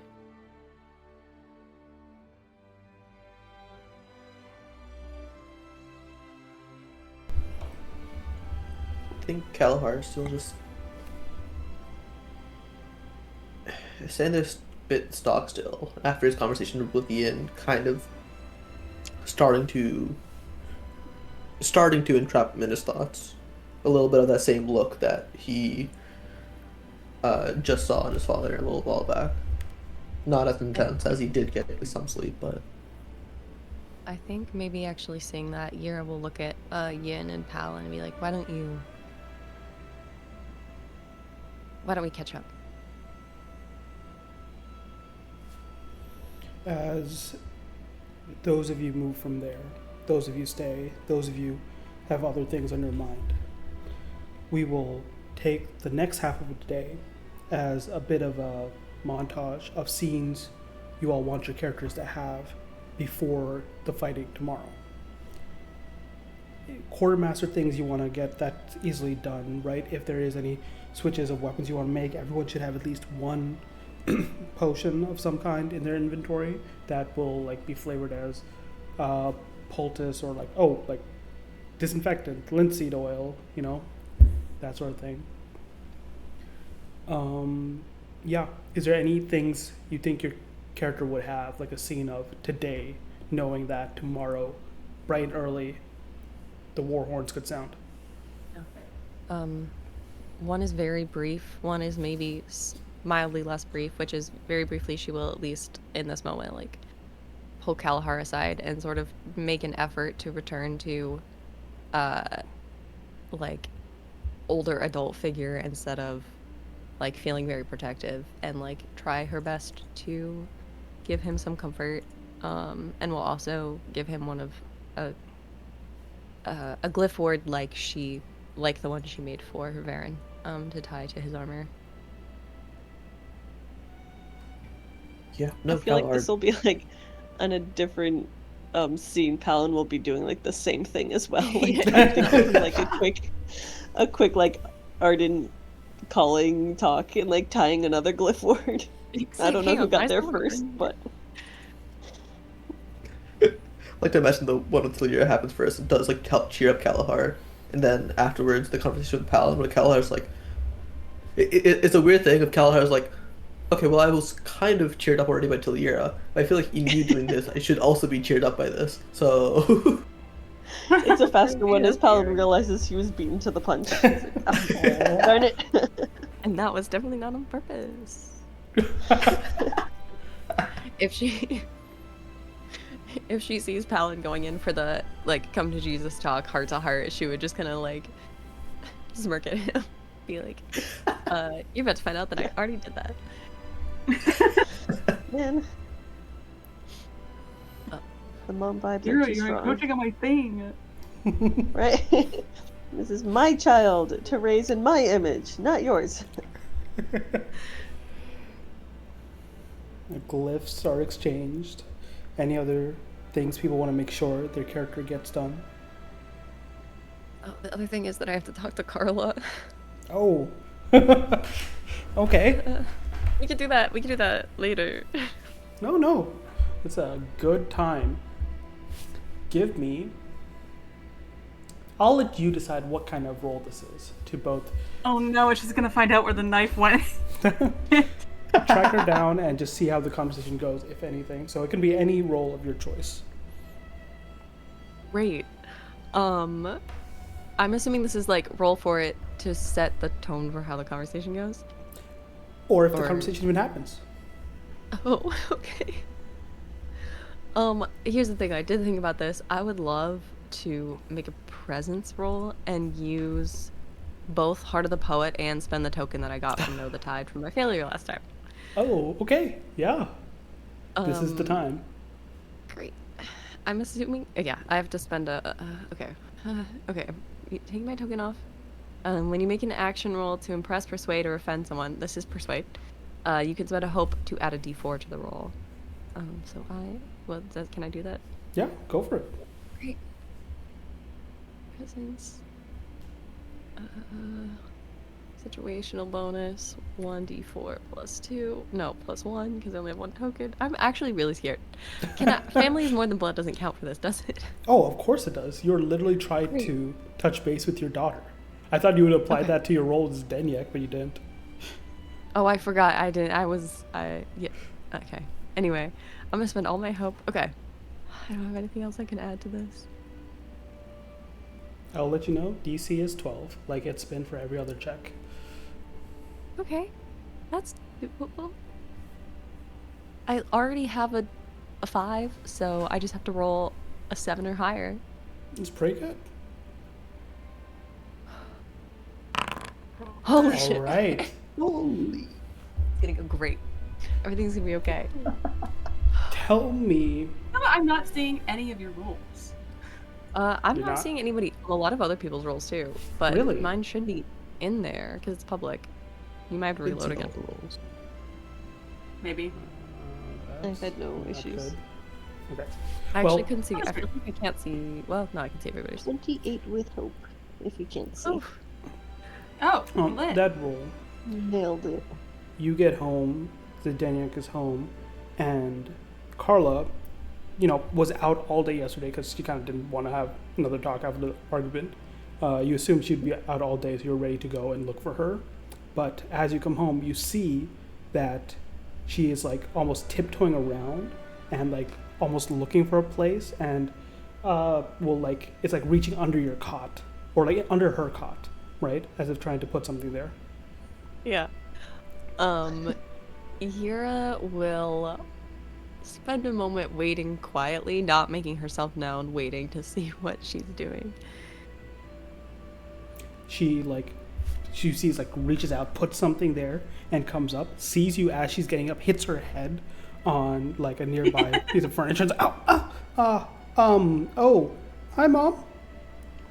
Well, that hiding spot's no good. People always look under the bed first. Oh, no, I wasn't hiding. I was just looking for a sphere that I lost. Mm-hmm. She'll just say, and then cross, the room, and she's gonna crouch down by. I'm assuming she and Zdenek still share a room.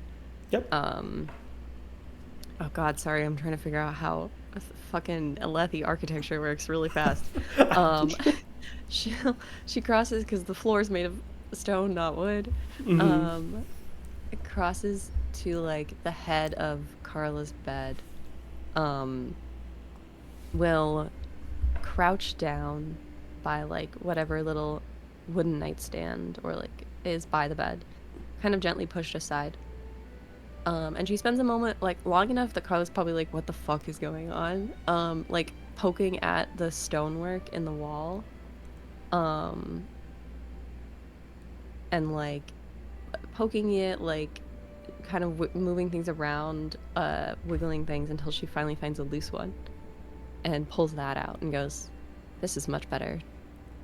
Do you, as you're poking around, do you look at where she was hiding something? If she can glance out the corner of her eye, she will. But she's not. Yeah. I'm gonna say on the roll with hope. Yeah, you just get the information because all the more information to you, you do see what you recognize on that high roll with hope, Yin's knife. There's a little internal interesting. Okay, lost your knife, huh? I don't think she's I don't think she's gonna say anything, but she definitely makes a mental note of that for later. But we'll gesture to the hole in the wall. That's cool. And she still not realizing you saw it. It's almost not trying to put it down. Says, "Yeah, I'll hide all my snacks there from now on. Good idea, Mom." Oh. Don't let your father catch you eating snacks in the middle of the night. No.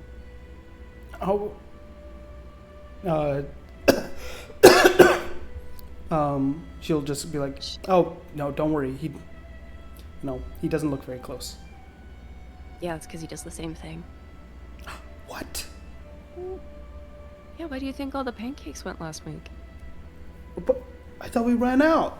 Oh, and she can't help but think and whatnot. And before long, you both are laughing a bit, and about the tension is dispelled. And the last time you talked to her, it was a fight yesterday, and now it's it's just you connect again. Mira will sit on the bed and pat the spot next to her. Carla will sit down. And she'll just start sort of finger combing her hair, braiding it kind of absentmindedly. Redoing, I'm sure it was braided this morning, but she's been spending all day running around, so it's definitely wispies everywhere. So she'll undo it and start to redo it. Big day tomorrow. Yeah. You're gonna have a big day. You're gonna kill all of them, right? I'd like not to have to kill anybody. But whatever keeps you safe. She gets quiet at that and says, I got mad yesterday because I want to keep you safe too. It just feels like no one trusts me. Oh, on the contrary. She will lean down and kiss the crown of her head. It's not about trust, Carla. If I didn't trust you, I wouldn't show you where to hide your snacks. It's not fair, and it doesn't feel good. But you are young, and being young and having to watch people look out for you is hard. But that's our job. And someday it will be your job to look out for someone else. And I'm sure you will do a very, very good job at that. But Yeah. right now it's our turn. I just... Okay. I'm sorry. I got mad yesterday. You have nothing to apologize for. I would be mad too if I were you. Anger's not a bad thing. We all feel it.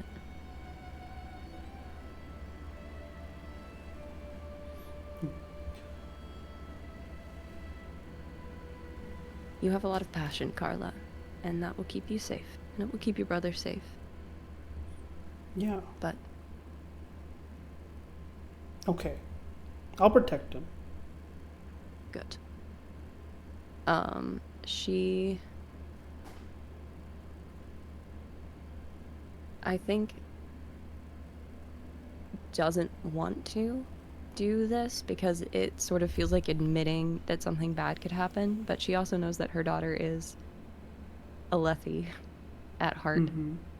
And she'll draw the knife out from under the bed and go, "Did she show you how to hold this right?" I just found that was there, I guess. Like, Yin must have... Yeah. Yeah, I mean, she told me she lost it. It's a good thing you found it. Yeah, I found it. Yeah, it is a good thing. And, yeah, and I saw her hold it like this at some point, and she shows you what Yin taught her. Like, yeah.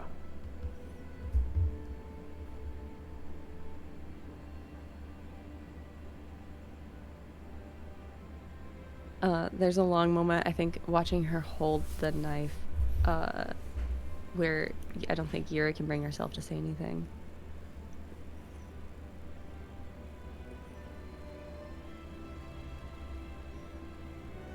You're gonna stay safe and watch over your brother, right? Yeah. Yeah. But no, I'm gonna protect Zdeniak.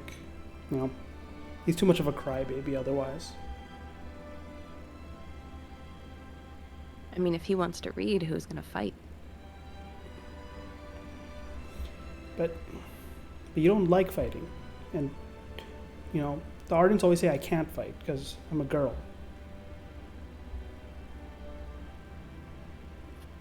I think that... No, I don't like fighting. And I wish that none of us had to.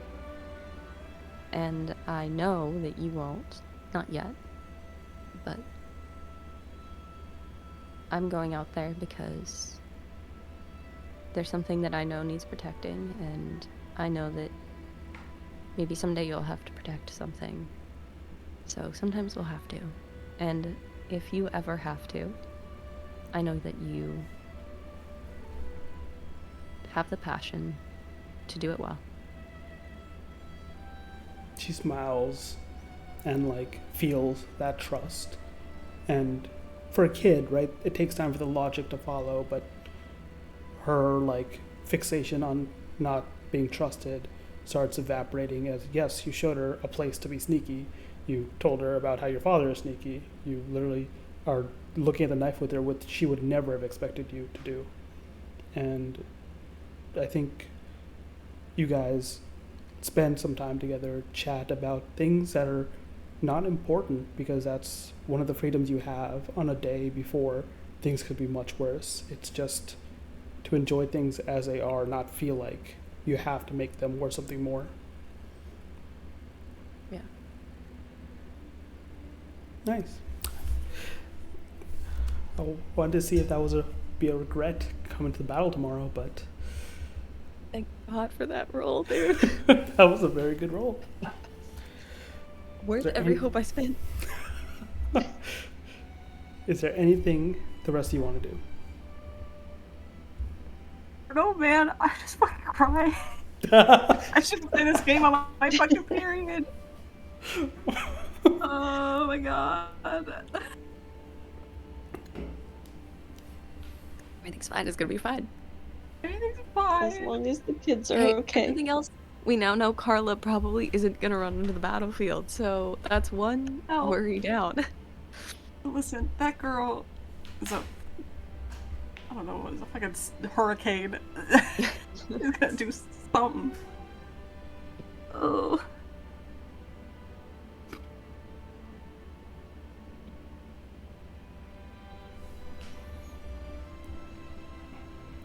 What we can do is let's take a 5-minute bathroom break for stuff, and if people have any ideas when we come back, we'll do some quick scenes before we jump into tomorrow then.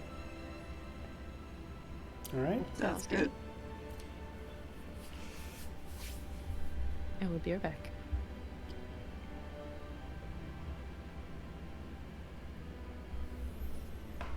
Oh my god.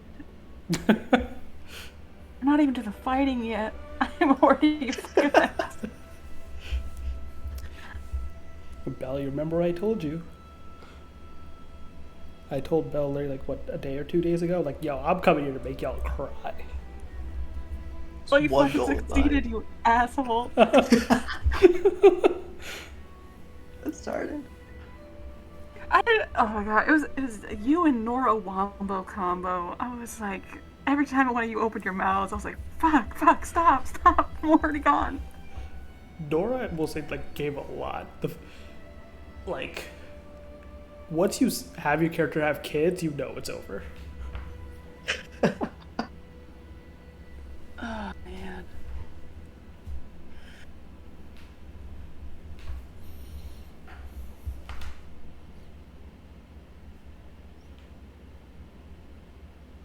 Oh yeah, I wanted to write down what I thought. Oh wait, no, the thread's gone. Shit, is it? No, it's Nope. still here. Did I write down, where did I write down that I wanted to do stuff? Maybe it was just in Hollow Spears. Hollow Spears, there's a thread button if you're looking for those. Oh no, I was trying to look and see if I wrote down what I wanted to do. Can't make Dalinar choke in a grape. Unfortunately, that's not within my purview. What? You're It gonna would be be funny on if you the did that and you totally didn't do Roshar. battle.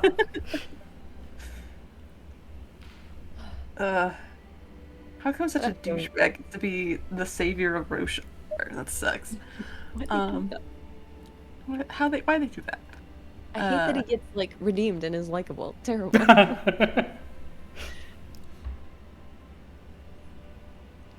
have to go listen to the Carla song on Yura's playlist and be sad. God, Which one's I don't know. Why sad? Nothing's gonna happen to her. Why would you be sad? I can be Nothing's sad no matter gonna what. happen But to anyone. yeah, nothing's gonna happen to anyone. The Carla song is Chords by The Amazing Devil. I feel like it's about maybe her like a little later on, but it's very, I don't know, it feels very hurt. Mm-hmm. Nora, I don't know if you heard, but every time you fucking opened your mouth, it's just more tears came out, and I was like, God damn it. I'm so sorry. You're It was such a so sweet good. mother. You're Can such a I good can I mom. have her as my mom? Figure. I have a question for Palin. Has he visited his parents at all in the last 2 months, we'll say? Ooh. In the last 2 months, probably. In the last like preparations period, no, he wouldn't have. They're not close. Okay, so not. He probably visits like once a month or so as like a standard, like, this is the day I visit my parents. But like, it's not like he really gets any like emotional support from them. Mm-hmm. And so you haven't seen them like before the battle at all in this last week when it's like, oh yeah. I don't think they have, yeah. I mean, he generically hopes they're safe, but there's not that emotional connection that you would expect with family. Yeah. He spent a lot of his time among the Ardens growing up, right?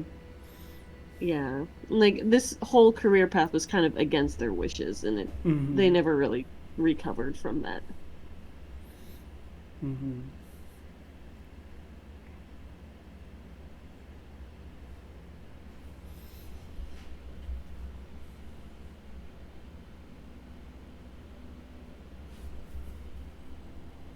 I the that also the conversation with Carla went so differently from how I expected because I was literally thinking about it earlier and being Mm-hmm. like this could go like it went the very like sweet bonding way, but the other way was like Talira being like, I love you more than life. And if you go out there, you're going to die, and that is not okay. You cannot. Like, you must stay here because everything will go horribly if you don't stay safe. Yeah. So I will put the fear of God into you because you're my child, and I would rather you hate me than be dead. Yeah. Mm. I feel like And that I'm would be glad it didn't have to go that way. if you either rolled with fear or failed but with hope. I could see that. Like I thought about those. Yeah. I thought about all the three other scenarios, right? But this one was like, okay, high roll with hope. I was like, okay, yeah, she is literally just gonna enjoy her time with her mom. Yeah, I could see that being failure with hope or success with fear. It feels like a success with fear thing to do, to be like, okay, she will, like, the goal will be achieved, but at what cost? Mhm.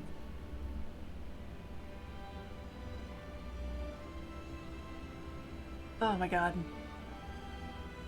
I don't know what I need Yin to do before tomorrow. Like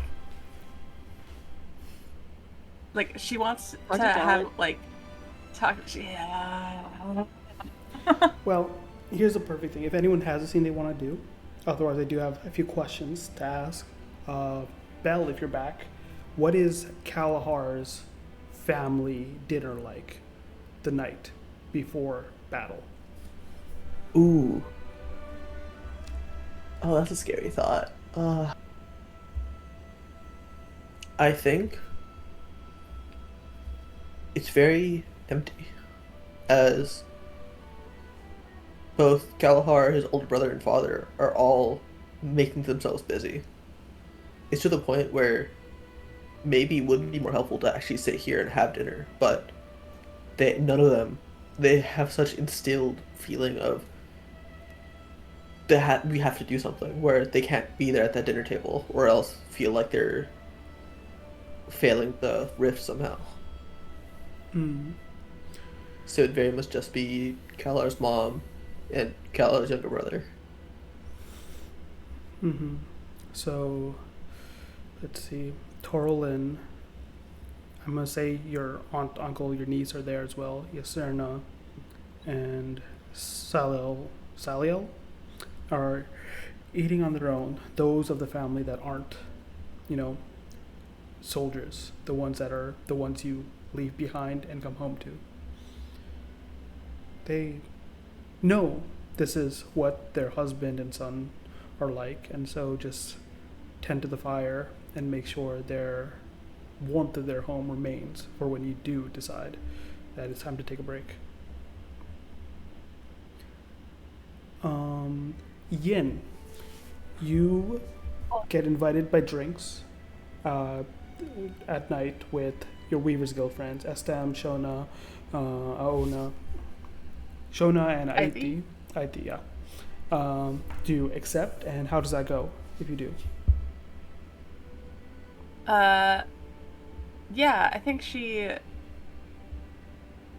like she's a little thrown off after getting her job changed at the last minute, and I think she's got a lot of energy, and she was gonna go run, and I think Estem was like, "Hey, no, you're not. You're coming with me," and she was like, "I want to," and then I think was like, "Yeah, you're coming with us." She's like, "Fine," um, uh, and I think it just ends up one of those things where like she's like sitting there and having like a good time talking with her friends and um like listening to them all sort of like, you know, them bitching about having to do the same thing over and over and over again, and everyone else is like, yeah, that's what a job is, dude. But there's this like that hypervigilance, that fear in the back of her brain is like, all of this is gonna be gone, all of this is gonna be gone, and you're not gonna be able to do anything about it. And you're just gonna have to run. And she's just like laughing and talking, but like under the table there's like just the fierce Bren like bubbling up around her feet, something fierce, and she can hear them kind of whispering and like sort of echoing her fears, and she's like trying to like smush them with her foot like Yura did, and, like she feels bad about it so she doesn't, but at the same time she's like, stop. You try to squish them with your foot, and whether Yin notices, we the audience do, that it's not just your fierce Bren. IT is extra chatty, Astem is being extra obnoxious about his complaints. Aona like zones out from time to time. There's a tension there that night that you all try to almost push back as to not show the others, and do your best to enjoy maybe the last night all of you are here, because even though they are like not going to be, it's part of the battle is at your home, and there's always a tension and fear in that. Yeah. And I think while they're out, she does pull out of her bag little things that she's woven like while she was out on like out scouting or out whatever in the past like month or so, just those little friendship bracelets that I had in that one picture, with a color for each of them, and she like gives one to each of them. The Astan grabs this right away. It's just like, what? Yin? IT is like, these came out so well, and they're like, looking at each other's, looking at theirs. They're louder about it. Shona just looks at you. It's like, you did this. Immediately, it's like, yeah, it was nothing. I was just, needed something to do while I was sitting around doing nothing. So I just wanted something. You've been extra busy. Caught out in a lie. Yeah, it's no big deal. I wanted something for all of us, because I know, I showed up to this friend group a little later than everybody else, but you all have. IT looks like taken aback. It's like, excuse us? Yin, you do not still think of yourself as this place is not your home, do you? She looks a little bit like a deer in the headlights, like doesn't know how to say like a little bit, but also like terrified that it's always going to get taken away. Estam goes like, of course not. Yin would never ever suggest we are not her family. Right, Yin? Of course not. I just... Like, we've almost set up her with at least 3 suitors already. Like, who else would do that but family? Oh my god. And please stop trying to set me up with suitors. She, like, immediately goes, like, red in the face. It's like her, like, bronze gold skin gets dark in the cheeks, and she's, like all the way up to her ears, and she's, like, hiding her face in her hands. She's like, please stop. Just, like... Yeah, like, I think of you guys like my family, and I just wanted to make something nice for you. Stop embarrassing me, please. They smile and both revel in your embarrassment, but also revel in just some honesty, good company, friends. IT and Estam are, like, still very, like, they'll rub it in when they can, but I think there is a moment that... She lets them. She just sort of sits in the embarrassment. I think there is a moment when a bit of their tensions turn to each other in terms of, like, one-upping each other, that Shona just, like, puts a hand on your shoulder and says, thank you. And honestly, though, this means a lot. And you see she's probably less vocal than the other two, and so you can see a bit more of that nervousness that she releases a bit. And you for the first time, do peer in and do see, like, oh no, she is as nervous as you, like, in terms of like battle and losing people and losing people she cares about. And this really releases that tension from her as she looks down at this friendship bracelet. I think Ian shakes off the hand on her shoulder, but not to be a dick, but just so she can like hug her super tightly. Apparently Ian's a hugger. I'm learning this about her now. She just hugs her super tightly and is like, I love you. I'm scared too, and I just want all of us to make it through to the other end of this. I think Shona hugs you as well, and a bit of tears crusting her eyes so she doesn't let them fall, and says, well, then you better not, have me patching up your wounds tomorrow. I better not see you at the infirmary. I think I've been to the infirmary enough for 1 year. I think I'm good. As someone, I'll say, like, you finally got that bandage off. I know she like above like her left. I have to remember what side is which side when I'm drawing her, but like yeah, above her like left eye, there's like a little like sliver of silver where like the scar from where she hit her head has healed over. Mm-hmm. If she runs a little bit too much, her leg starts to act up, but for the most part, that's like mostly healed. She tries not to worry people about it. And she's like, yeah, it was pretty scary when it happened, but at least we didn't miss the where we landed, because it could have been a lot worse. So I think naturally I've got I don't know, got the Almighty's own luck apparently. So nothing can put me down. Mm-hmm. Think you all continue to revel in that, enjoy the night, enjoy the drinks, enjoy the company, and it's nice. The tension bleeds away. All the worries you all had continued to accrue the week leave you for now. They'll return in the morning, but they're gone. And for this time at least, you just are glad to be in the moment.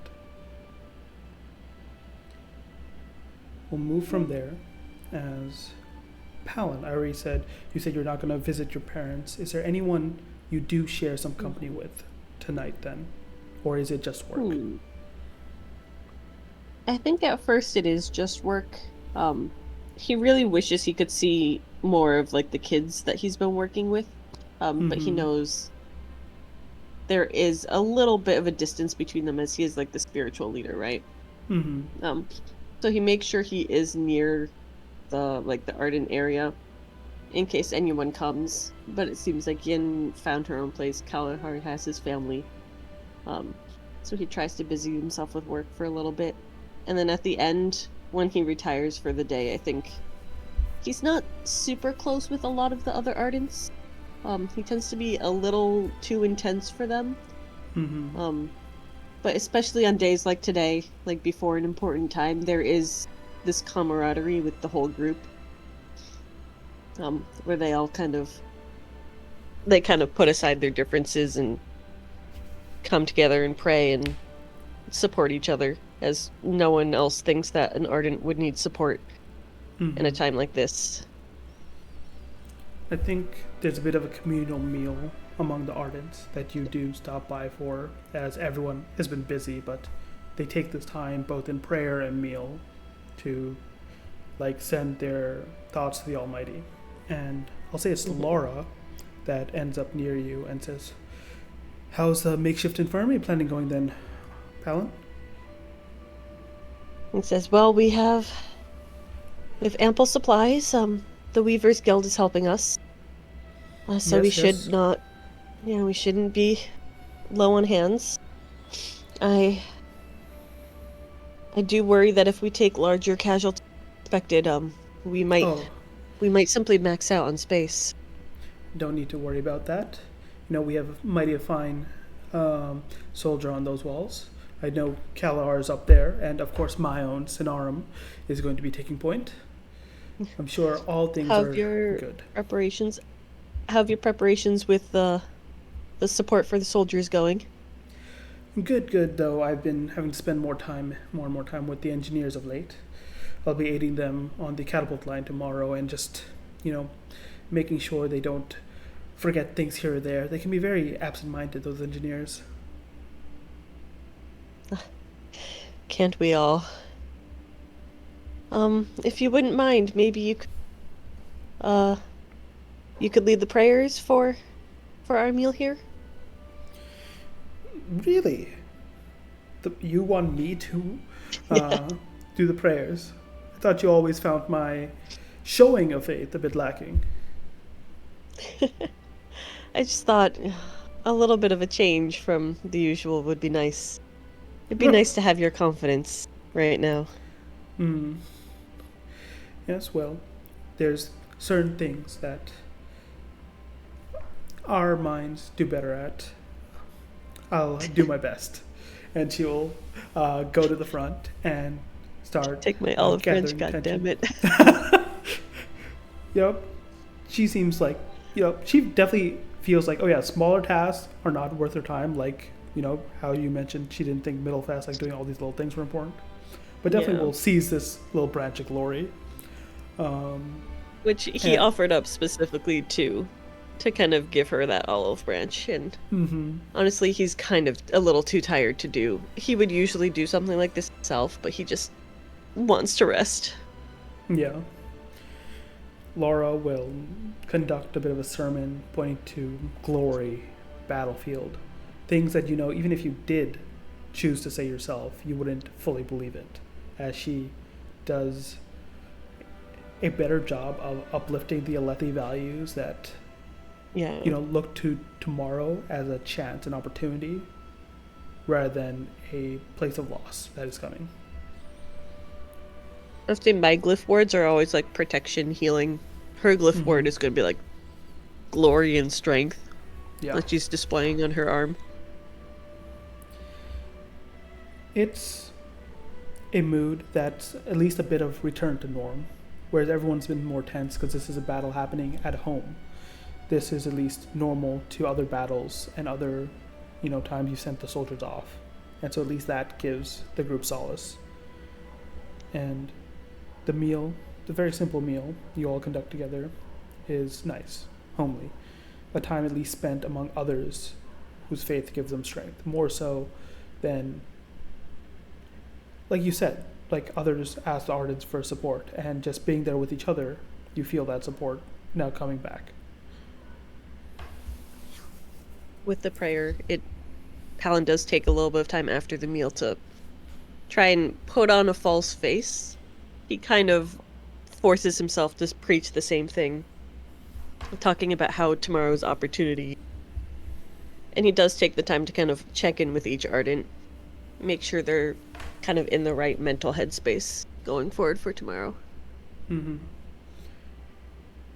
Quite a few of them have made fun of you through the years, but you see the worry anxiety of tomorrow kind of washes that away for the moment, and they do open themselves up to you, that you do make connections and you do give the support.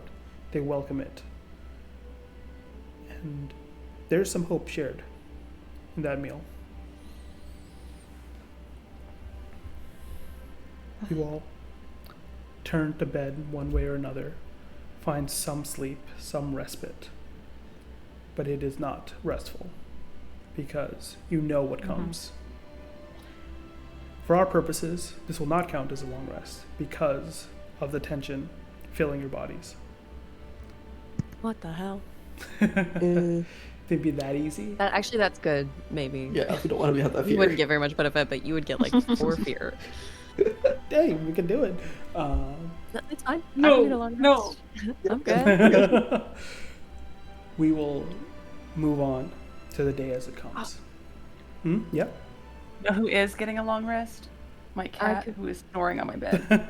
Oh. Amazing. No, it's Bentley. Release the horrors. He finally stood up to his sister today, so. Oh, good for him. I forgot I was going to do this over the course of us talking to each other on the first day, but it can happen on the second day if we will all be. Essentially, my idea was I was going to do rally, but if you would allow it, just like have it be between different great. You just tell me how it goes. Just, you have free freedom. Well, I sort of imagine it as being like each of the individual little interactions she has with people. Mm-hmm. So, like her conversation with Kalahar, and then like if she, that's really the only one that fits. But like, maybe she gets a chance to talk to Yin, like, as they're like going to the quartermaster or something, and like picking out equipment, and Yira like sort of shirks off intentionally that the like fear and stress that she was exuding earlier to be like pointing out different equipment, making sure that Yin has like the best possible stuff that she can have, and being like, yes, this is very good quality, this will keep you safe, like no, don't take that piece. I am siding the Quartermaster for like stalking that, like we'll make sure that you're gonna be okay. And then with Palin, God, how I think with Palin, maybe it's like as they're leaving the High Lord's Manor, she finally like comes back to a little bit of that banter of like, so you're gonna be really useful, like I'm sure you'll have fun like stitching people up, or like I don't know, just some return to normalcy to like try and bolster him a little bit, and be like, see, it's fine, like I'm fine, we're gonna be fine, and maybe make fun of Colin him a will little bit. reply with like making plans for like afterward with like her family. Like, yeah, like after the battle we should all get together and do something. I'll have to catch up with your kids. It's been a while since I've seen them outside of sermons. Well, I'm kind of like Carla bolstering you with like talking about her they'll all calling. be, it's okay, like they will all be safe. We will all be safe. She'll kind of return the look a little bit and make a comment about how like Carla will not shut up about picking her calling, and she keeps changing what she wants this to be. And she's like, I'm sure She she would is taking her love time. talking her off about it. We'll get her to choose soon. Yeah, well, she'll choose 5 more times before she's of age, that's for sure. I'm just afraid she's gonna change it to warrior. Look, if she wants to do that, I don't think any of us could stop her. Ah, youth. You all are rallying in spirit. Mm-hmm. If it's okay, it doesn't have any in-game use. I do think that Yin has, similarly to her friends, where she prepared something small and quick and easy. She makes glyph words for each of these people, but like to Paladin, it's like very much an olive branch of like, I don't believe your shit, but I'm doing this for you because like I know. Yeah, but like it's like a glyph word, but it's like woven in a very like Iriali style. And she hands it over to him. And the one that she gives to Yira has she asked for it. She didn't just take it. I want to make this very clear. But it has the hair of like Varen and Zdenek and Carla woven into it like Iriali tapestries do. No, she went into their house and went like, let me your pillow. Yeah, I want to make it very clear, she did not midnight barber these people. She asked for a little bit of hair and was like, this is what I'm doing. It's for your mom. Please be nice. And then I feel like Kalahar, she just sort of like slaps to his chest and is like, just take this. What? Oh, thank you. Okay. Thank you. Kalahar, who is decked out. If the Almighty He's got like 20. She sees him with like a whole bunch of them and she's like, you don't even need this. Just put it in your pocket. I don't know. She's like trying so hard to be like normal so that he stops being like up his own butt. So she's like definitely going into like annoying little sister mode of like, just fucking just take it. Glyph words exchanged, spirits rallied, each of you sharing those moments that we've gone through throughout that day. Each of you can gain a hope based on all those interactions, as you've given each other strength, as well as the people around you strength. Take a rally die. It's a d6. Yes, and- You can spend it, add it to the result of an action roll, reaction roll, damage roll, or to clear stress. Yay! Wait, we all got one stress earlier, but for some reason mine is gone. If your Oh, 'cause sheet you was crit. popped You out- rolled a crit. Okay, Oh, damn. cool. Yeah. Because you're cool. Because you're just better than the rest of us. I don't know. So I'm just not stressed. I've It got the makes Almighty. the priest, Alan yeah, is real. to not be stressed. He's Rip like, no, I us. believe. Alan's different. Knowing how this is gonna end. Nah, it's fine. We changed the world here. We're gonna change You the course all- of history. True. Find rest, Canon will forever. and then awake to the morrow, for battle comes.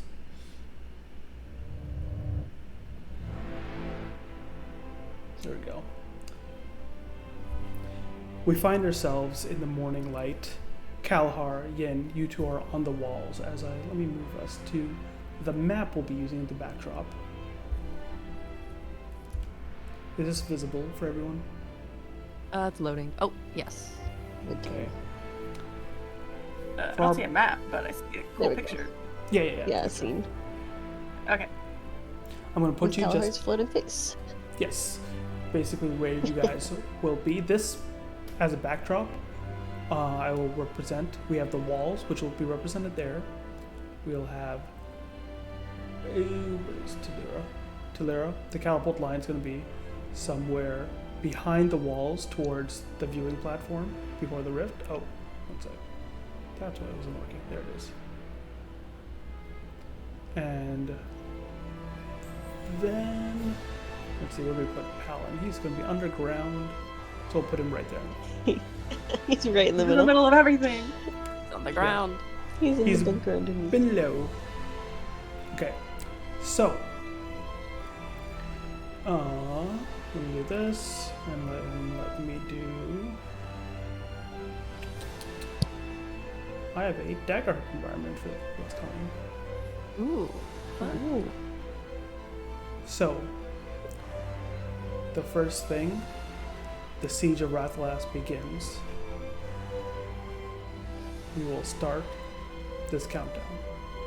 Whoops, I cleared something. I will start this. Steady As the advance. GM. I'm Oh the my GM God. now. Don't open You've that. been the architect of this whole thing the whole time. Okay, good. No, yeah, you can open that. The enemy's army's progress is going to be tracked by a CD countdown 6. Just so you know. And also, the Sea of Steel's passive will activate. Shit. Our battlefield is going to be comprised of 4 locations. The ramparts, the gatehouse, the gatehouse yard, basically this area. Let me do this. I'm gonna move Palin to here, far left actually. Talira will be bottom right.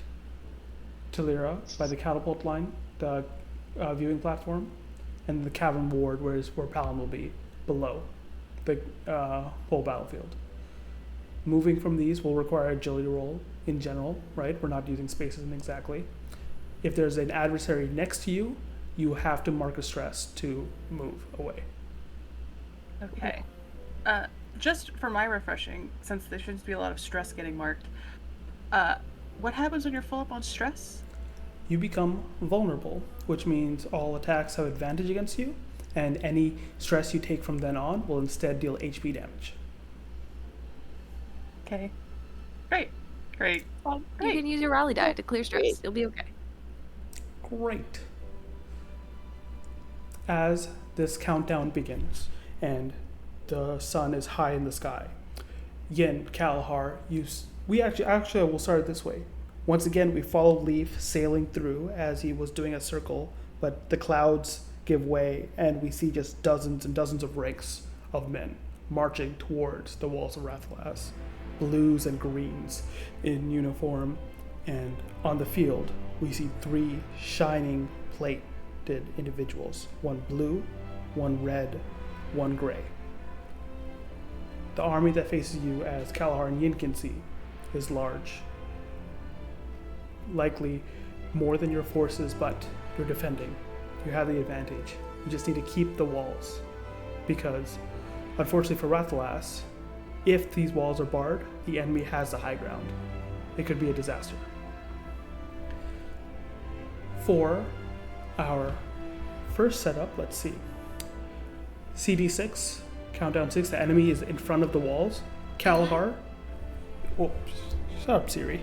Kalahar, you see runners coming, rushing towards the walls. The scouts that went the morning of, the ones that went in place of Yin. You see one barely struggling, going, cut, bloodied. He seems to have an arrow in his back. You see Talon running towards the walls. Oh no! Yeah, no time to worry about that right now. Kalahar immediately shuts down to him. Report. I said, numbers. We have the numbers. They struggle and run. They're running towards the walls, but they're not there yet. Are you letting them in? What are you doing? You said they were delayed. They were supposed to get here like hours ago, but they're just getting back now, and the army is right behind them. Army's right behind them.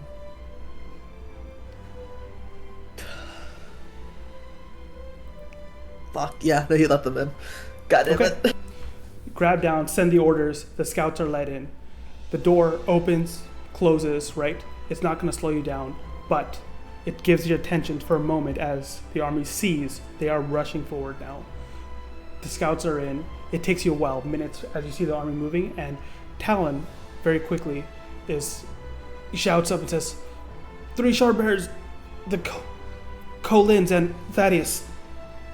And he starts giving off numbers that they send up towards not you, but to the generals, to your father, to the people that are like moving things as fast as possible. You have one duty: hold these walls. Yeah. I'm gonna pass it all to you. Is there anything you want to do as battle is about to begin? The army is coming. You see them with ladders and like ropes and things and charging towards the walls and leading them. 2 Shardbearers, one that's a bit further behind. That's like taking his time.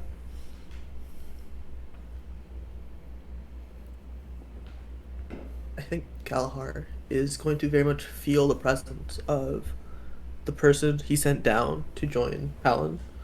AKA the person who, still serious, still a soldier, but would at least, their presence would lighten the situation simply by being there. Almost class clown-esque, as in lieu of a better phrase for it. And in feeling that loss, still feels the need for a resolute force. Except he can't do it, via levity. So instead he yells out, "If these walls fall, everyone..." Sorry, 1 sec. Yeah. While he's busy, because there's something I want to also do before I forget, just to set the scene for the rest of you. Tilira, you're at the catapult line. There's about 6 catapults, I will say. 6 catapults lined up there on the viewing platform, where right behind you can see the rift, the chasm behind you. A number of engineers are there. You see the one right next to you is actually led by an Ardent that you've seen around, works with Palin. Lara is there next to you. What's going around in Tilira's mind right now? As she knows that she hears the call, Warhorn sounding, the army is approaching. I think she's gone full like business preparation mode, as it were, where it's like checking, double checking, making sure everyone's in the right position, making sure like the catapults won't misfire. Like the only thing she can do to stop from panicking is work really hard. So she's probably being pretty short with people if they're like doing anything that she perceives as like not exactly what they should be doing. Like on a ship in a storm, right? It's like you don't fuck around. So she's very much channeling like every captain she's ever sailed with and being like, everyone be in the right fucking place or we'll yell at you. Make sure that your stations are manned, make sure that like, everything is where it should be. Your hands are fast as work as your orders are, and in a moment you look to the walls and you hear the war horn, and it sounds, and you immediately look for him, and you see Varen there, that's looking out at the army approaching, and then turns back to look for you. You make eye contact, and he nods at you, like steeling himself for what's to come. She nods back and puts a hand on the stone that Zdeniak carved for her, which she probably knows about at this point. It's probably your sweat, your nerves, but the stone itself feels a bit warm, and that gives you strength, because you think maybe Zdeniak's warmth is still with it, and that's channeling into you. Palin, down under the ground in the cavern below, you see the weavers, the surgeons are prepping, and scouts are brought in, bloodied, and immediately to orders. boy.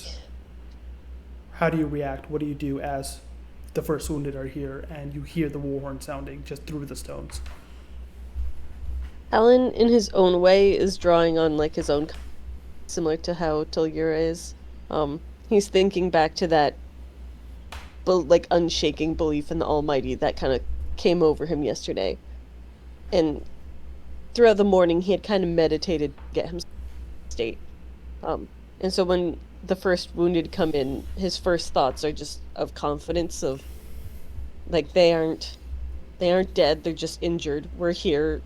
This is our job. He springs into action, makes sure that all the kind of frontline medics are there. He's helping in the background with the supplies, basically lending a hand wherever they need.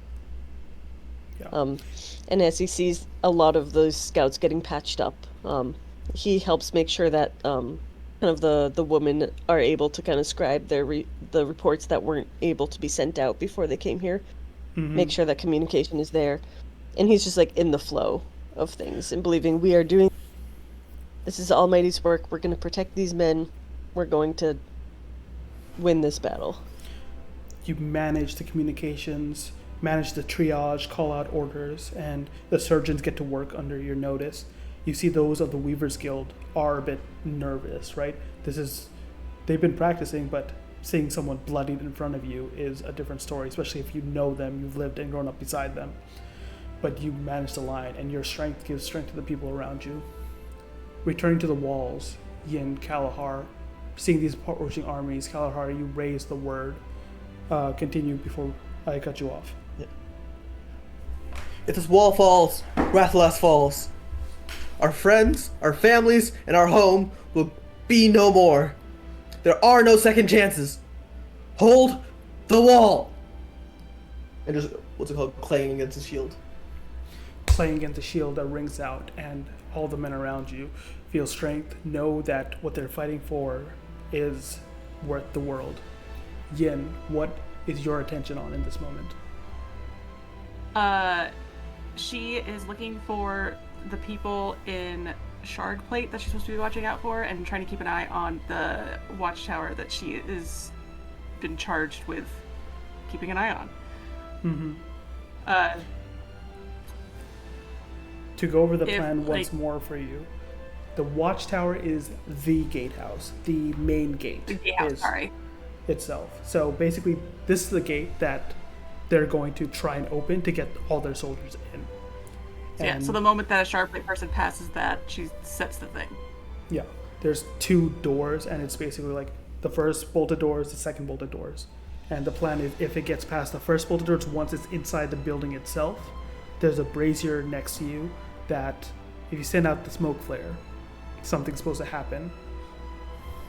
Okay, great. Yeah, so she's literally keeping an eye out for that. She is also keeping an eye out for cause I feel like she sent out Leaf do like a quick survey of like what's going on, being like, hey, where are they? And as they approach, like as Leaf comes back, it's bad. And she's like, yeah, I know. And she's ready to fire into the people below if she has to, but she's keeping an eye out for her one job. Okay. The armies approach. The countdown will tick down to 5 as ladders are strung up. Yin, you're firing arrows, as are the other archers. The soldiers alongside you, Kalahar, are bracing because you know you can shoot them off and slow them down, but some are going to get up on here, and they do. The spearmen of green and blue begin to appear dotted around the battlefront as the enemy forces get their first foothold on the ramparts. Boop. Boop. As the countdown ticks, I have automatically going to activate Advancing Assault and have 2 spearmen squads appear. Basically, they're going to appear along the walls. These are the ones appearing closest to you, Kalahar, Yin, and your squadron of men, Kalahar. Gotcha. Yes. Yeah, we'll do that for now. And basically, any of you guys can take actions, and even if you're not interacting with these soldiers specifically, there are things on the battlefield that you interact with. As in Talira, setting up catapult shots will impact other forces joining the walls and doing things. Palin, a lot of yours is going to be morals and seeing how quickly you can patch up people here, right? Any and all actions are very viable and will help the story, not just combat. Quick question. Yes. Can I... It does reasonably and safely, as far as safety exists in this scenario, like, does it make sense? And am I able to aim catapults over the wall into... Yeah. I can just aim at the oncoming. Great. That's what the okay. catapults act like, purpose is, Generally, word for word. yeah. Right? Allegedly. Perfect. Okay.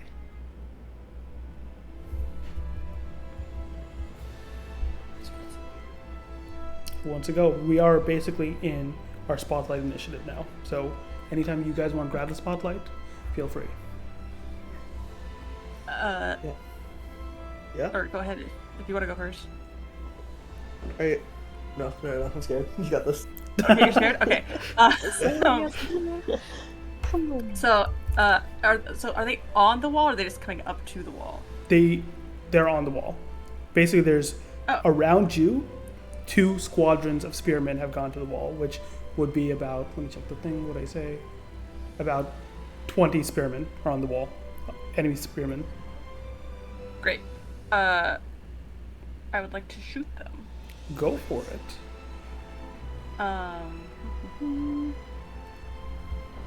Let's roll well.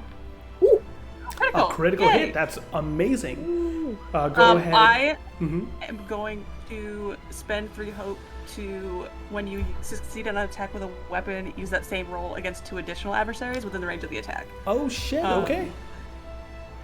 Thank Christ. That is very good, holy shit. Let's do that first. Spend that hope. And then I'll roll damage. Why am... Do you have Kalar selected? That's weird. No, I'm clicking it out of my own thing, so... I was having that problem with Talira as my character for some reason. So that's 12 damage Even though it to was very 3 fucking people. power. That is severe Nice. for their thresholds, and these are acting as hordes. So describe for me what it looks like as Yen starts taking shots at people that are climbing onto the walls, getting on the walls, and what it looks like as she, with that much damage, she literally, oh man, takes out, doing the numbers, 3, 6, 6 times 2, 12 people, basically. Give me the montage of 12 people.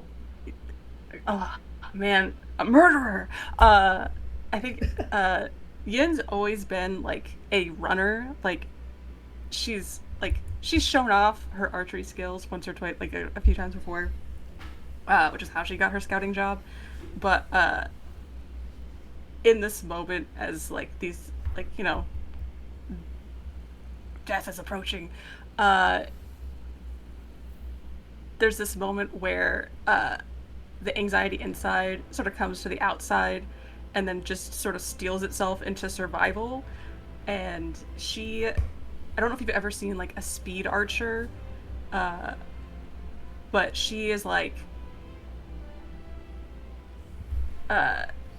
she She draws her bow and just looses one right between the eyes of a guy who's trying to climb up onto the wall and sends him back. Maybe he takes out someone else and they fall to the ground together. She's just like loosing arrow after arrow after arrow, just with a like this scarily locked in energy. As she can't run, there's nowhere to run, so all she can do is like a animal caught a trap. All she could do is just fight. And maybe she like lights one of her arrows on one of the braziers and just like looses it into the group as they're all climbing up together. Sets some people on fire. I'll even say you light one of the ladders itself on fire, and suddenly like 3 people are climbing up all at the same time, just like arch back, trying to let go of the ladder, but just their weight brings it all down, crashing it on top of them and under their own weight. Yeah. And if there's anyone nearby, I'll have Leaf. Can I just have Leaf do an attack against somebody? We could add that to the flavor as you're shooting the arrows and whatnot, right? Like spinning around. He like goes as one of the people's crawling up, and he's going to slash at one of the soldiers around him. Leaf crawls into the helmet and just a biting and doing, and the guy falls, loses balance, and falls off the wall as Leaf leaps out, flies back out. You are getting so much of my fears later. And no, in fact, crawl in my bag. You can have them right now. I don't care. He clicks happily as from being useful. I will say also on that crit with the hope, right?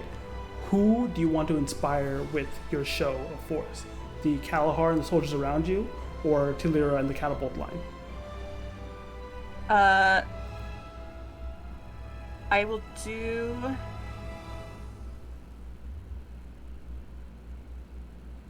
Let's do Kalahar, because Kalahar's closest to me. Okay. And we'll get them all feeling... I think she turns... he does all this crazy shit, and then turns to the other soldiers and is like, what, you're gonna let me show you up? Get to it!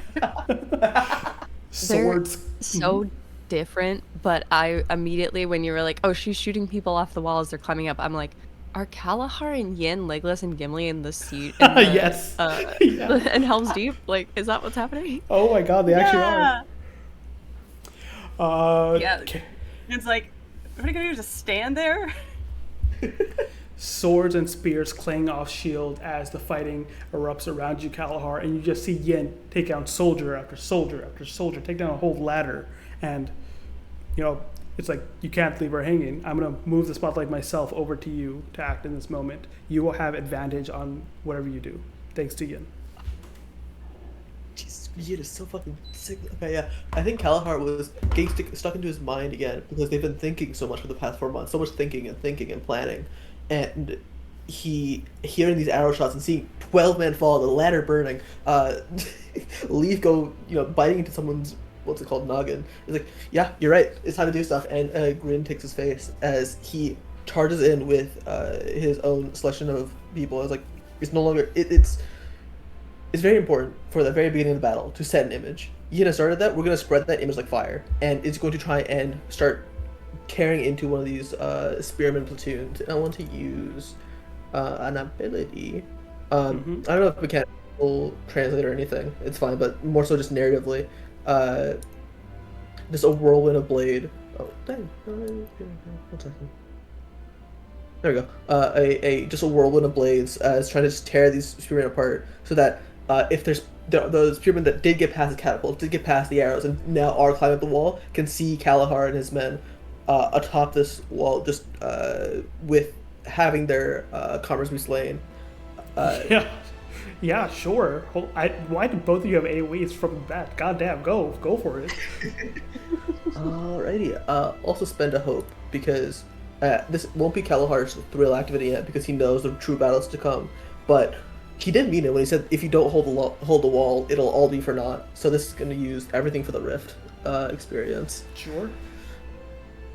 Alrighty.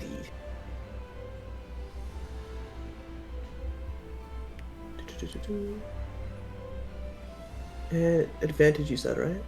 Yes, advantage from Yin, and then whatever else you have. Okay. Okay. You whirl around, force a line, use that energy. You're not calling on the thrill yet, but that same sort of image. You want to instill fear in these soldiers. Go ahead, roll damage. Alrighty. I believe, yeah, this actually already adds everything in that I need, I think. That's very sweet. Okay, 8 damage. And does whirlwind deal the same thing? You're spending hope for that. Just half. Yeah, spent hope for that. Okay, so 8. 8 is a major wound, I'll say, taking to the closer guy. That 8 is enough to go through and kill 4 more soldiers, and now on your left flank, all those soldiers are cleared. On this side, you take down 1. You see 2 more soldiers still standing as you take down 2 more on this side. As you're slashing away on the left, and then you see back there, you see your friend Fen and Chaz holding their spears defensively rather than aggressively, and you're like, no, you jump out in front of them and take down 2 more soldiers there. Yeah, I spent 1... Yes, okay, yeah. Oh my god. Yeah, sick. On that roll with fear, however, I'm going to have something happen that you don't spy, but others do. As you turn to look. Actually, let me just check. Let me check something real quick. Let me try this. I'm going to try this. I prepared something in case I wanted to see. Let me see what happens here. And let me know if you guys can see this. Oh, we do. Okay. Yes. Cool. I was trying to make a table for GM moves to see what happens. On that roll with fear, Kalahar, you jump past. Choose Fen or Chaz. Chaz. Okay, that was quick. You jump past and you don't realize you bump Chaz, and he goes careening off the wall on this side. He lands on a banister below, so he doesn't take damage, but he lands hard on his back, and he is not on the top of the wall with you anymore. Oh no, Chaz, no! Wait, I preferred you were bed where the list was supposed to fall. That was on your roll with fear. As the attention turns to me, Palin, you're treating and we're wounded, and you notice there's a tension in the air.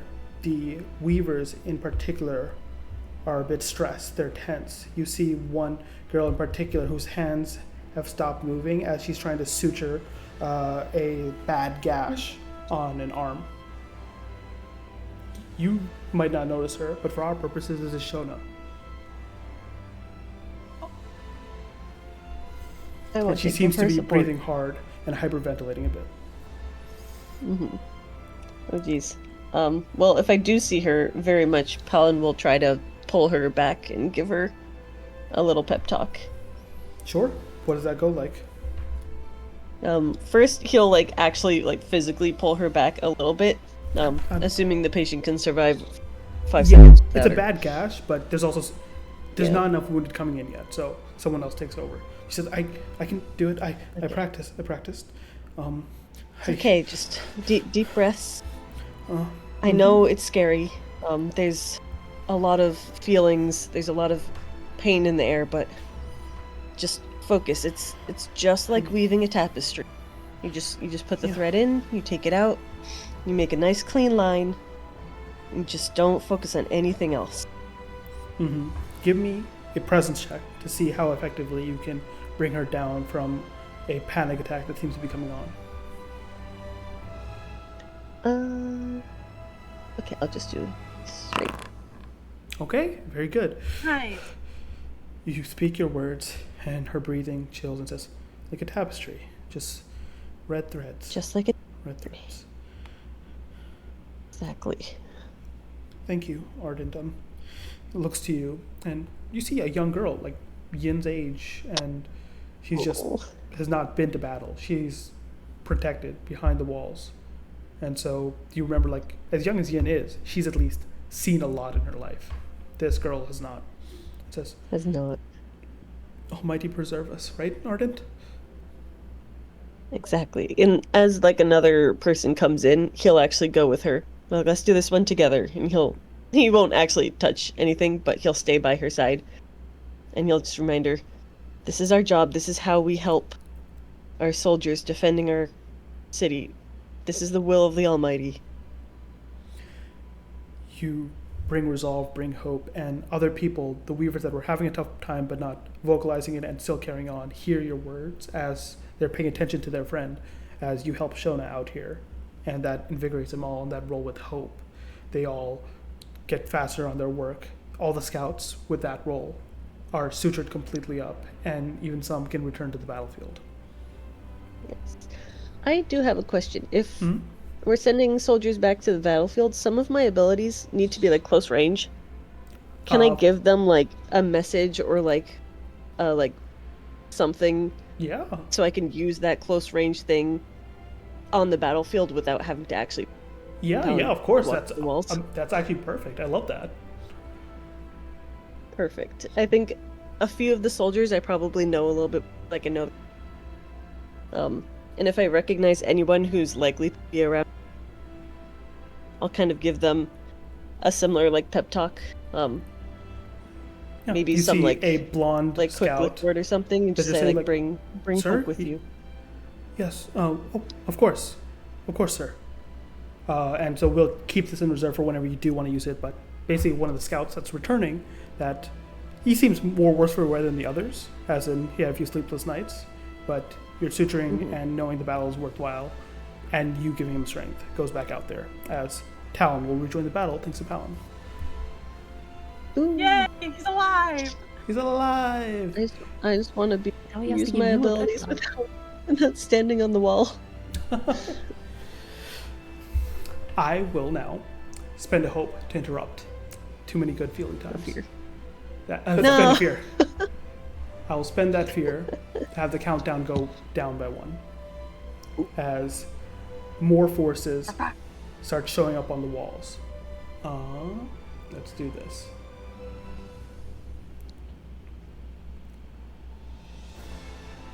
That's a lot of forces. Yeah. Do this. Let's do this. Boom, boom.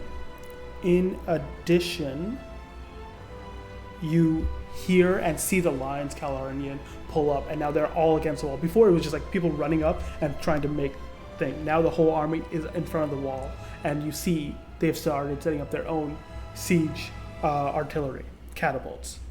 As we get to the countdown of 4, I will automatically activate the ability Siege Volley. And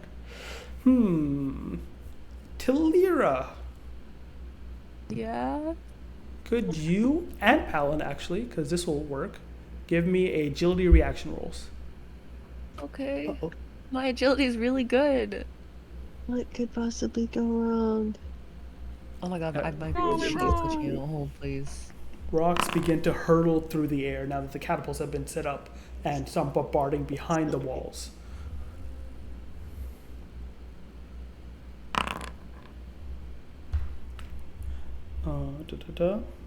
That is a success, Talira. That is a failure, Palin. Okay. So, oops, that's the wrong command.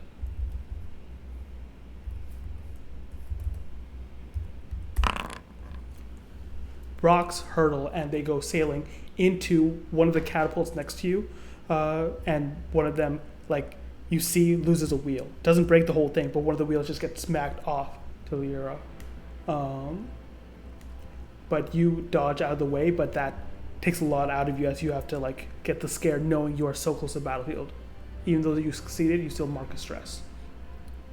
Palin, you hear the thudding above you, heavy impacts. The cavern shakes, and you see above you as you look, the cavern, it was cut seamlessly, but there's still rocks and protrusions in places that just weren't taking the time to get rid of. And the cavern shaking breaks, and even though the catapult does not reach you, one of the rocks slams into your shoulder as you're making your way across. take 12 damage, which for you would be a major wound. Yep. Sick. So 1 armor, 1 HP. Yep. And you, like, also mark a stress as you realize just how close you are to the battlefield as well.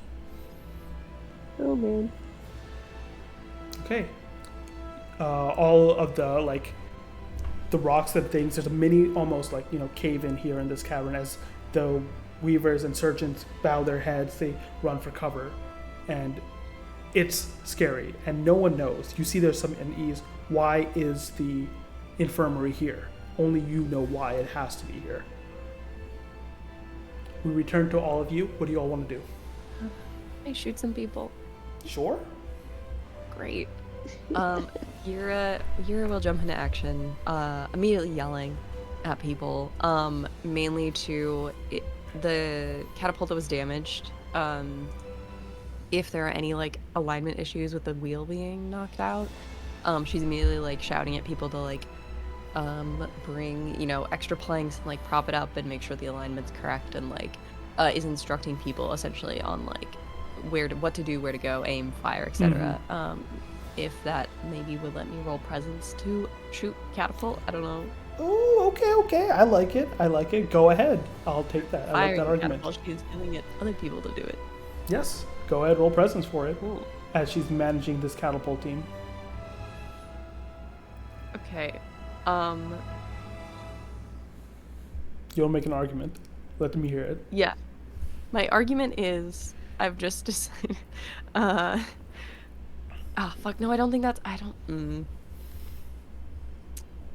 was gonna try and define her experience, but I still don't want it to be something presence based, just for my own fun, because she has 5 billion presence based abilities. Because I was gonna say, so I think maybe I'll just continue to save it, and I'll flat roll. Maybe she's good at using do cannons exist on boats in this world, or are we just like Gunpowder exists. There's ballistas. I don't think there's no gunpowder. Yeah. Maybe she's just used to using ballistas, and she can use that here. Who knows? Yeah, I was gonna say something about being part of a crew and like. Sure. If you want to put sailor for now, you can word it differently later, and then apply that to this. Nah, it's fine. It's fine. We'll wait. Let it cook. Marinate. Okay. Oh my god. Okay, you guys are loving your crits, aren't you? Now you're gonna know how I felt on Saturday. Oh no, don't worry. I am not worried at all. Let's just say I learned a lesson from Saturday. Talira, go ahead and roll 2d8 plus 21. 21? Yeah, because it's a crit. I love a catapult. Okay. You send lines of rock juggling. You get 2 shots off just into the lines, and you can hear screams. You can hear wails. Damage is done to the enemy forces that you can't see, but you know you're helping. Kalar, again, from your perspective, you can see a whole siege catapult. One goes down from one of those catapults. Another one, like archers that had stationed ready to fire, about to shoot, just get assaulted by another stone. And that whole line is out. For our purposes, next advancing assault will have 1 less squad, thanks to that damage. Yes. Her moment of satisfaction at seeing the catapults work like a well-oiled machine is immediately crushed when she hears the screams of people dying. Oh. Yeah. Oh, good sounds. We like people dying. We like dead people die, just be clear. One would hope. Talira, I'll ask you as you get that off and you hear the screams and you're shaken, but once again your eyes go to the wall and you look for Varen. Is Varen closer to Kalahar right now or to Yin? I'm gonna say Yin, because I could see him not like fully just going wherever, but like sort of trying, like whether intentionally or a little bit instinctually, like keeping closer to her, because like they may not have the same relationship that Yen and Yira has, but like he still very much cares for her, and she lives in her house. Like that's also basically his daughter. Yeah. He is sticking close to her, It's my as close as he is. Our perspective then will shift, look at Varen, and then shift to Yin. Yin, we'll have you take the spotlight then. Okay. How's the gates looking fine? We're good there? It's looking fine. I'll let you know. The Shardbearers are approaching. Yeah, they're approaching. One of them is not near you guys, but you do see. Yeah, you're fine. You have other things to worry about right now. Okay, great. I'm just gonna shoot into the people closest to me. Okay. Critical, let's go. Okay. Fucking roll that damage. Thank you. I think the Almighty wants Rathalas to not burn down. Agreed. That's 13 damage. Yeah. That's once again severe as you take shots and you see these lines. They noticed how many people you take down, and now there's a full squadron on their way towards you. But you just keep taking shots. They put up their shields, but you get the angles through the helmets, through the, like, from one to the other person, and that will take down another 6 of them as they approach you. Yeah, I think like she is like using Leaf as like a nuisance distraction to sort of like get them to like try to like drop their shields or like like harassing them from above, sweeping back down to her, so she can get those shots in. Who knows? Maybe she and Varen are working together. Yeah. And I think she's sort of like amazed at how well standing and fighting works. Usually she's running away. Yeah. You take those shots, Leaf sips in between and through, and you're feeling good. You're holding them off. You're holding the line. Yeah, it feels a little bit surreal. And so it's almost like she's like kind of like watching herself from outside of her body as she's like just taking people out, and she's like, I don't know how, like, she's hit this flow state that she has never experienced before, and she's like she's not a Lethe, but it's like the closest I think you could get to like whatever it is that they get when they're like really into it on the battlefield. She's just like, yeah, just next, and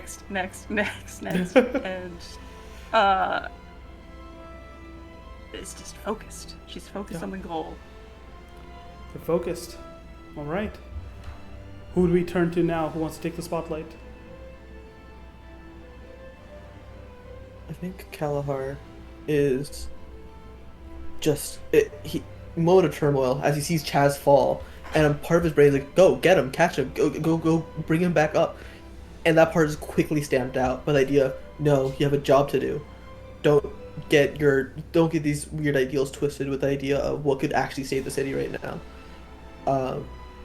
And in that, he's going to attempt to effectively, now that this other squadron has been lessened so much, that has been here for since before, round them up and finish them off before crashing into this other squadron that is now trying to get at Yin from the side, to just position themselves in a way where they can't get past them. Okay. For now, just trying to deal with this remaining squad right in front of him. Sure.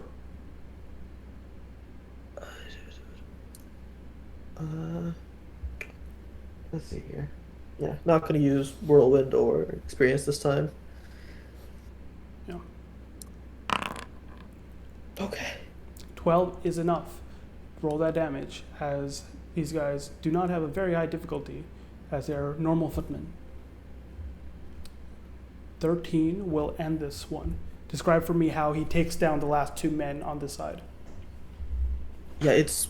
The first one is that, what's it called? They come in with a spear, and he just kind of like knocks it down very forcefully with his shield before thrusting his sword through into the abdomen and like forking it up a little bit, causing the man to cough up blood, and then kicks that guy off, dislodging him and hitting into the next guy, but instead of going after the next guy, he sees out of the corner of his eye his friend, his person who would leave in charge if need be, Fariel, come swinging in with his own sword. So instead, he turns and immediately takes the rest of his crew to crash in over this way and engage with these before they can hopefully get to Yin.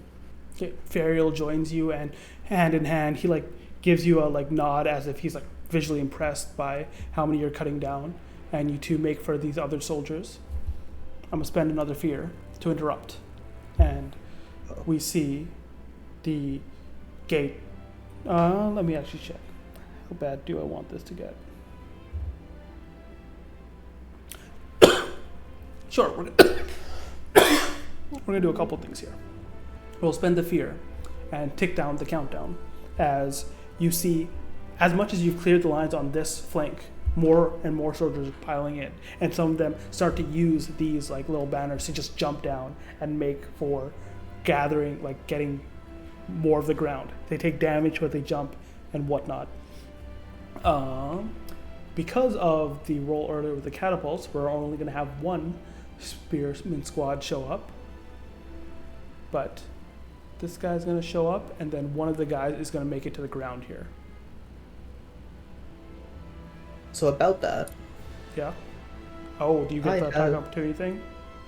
I would like to attempt to, yes. Yes, go for it. Hell, Let's see it.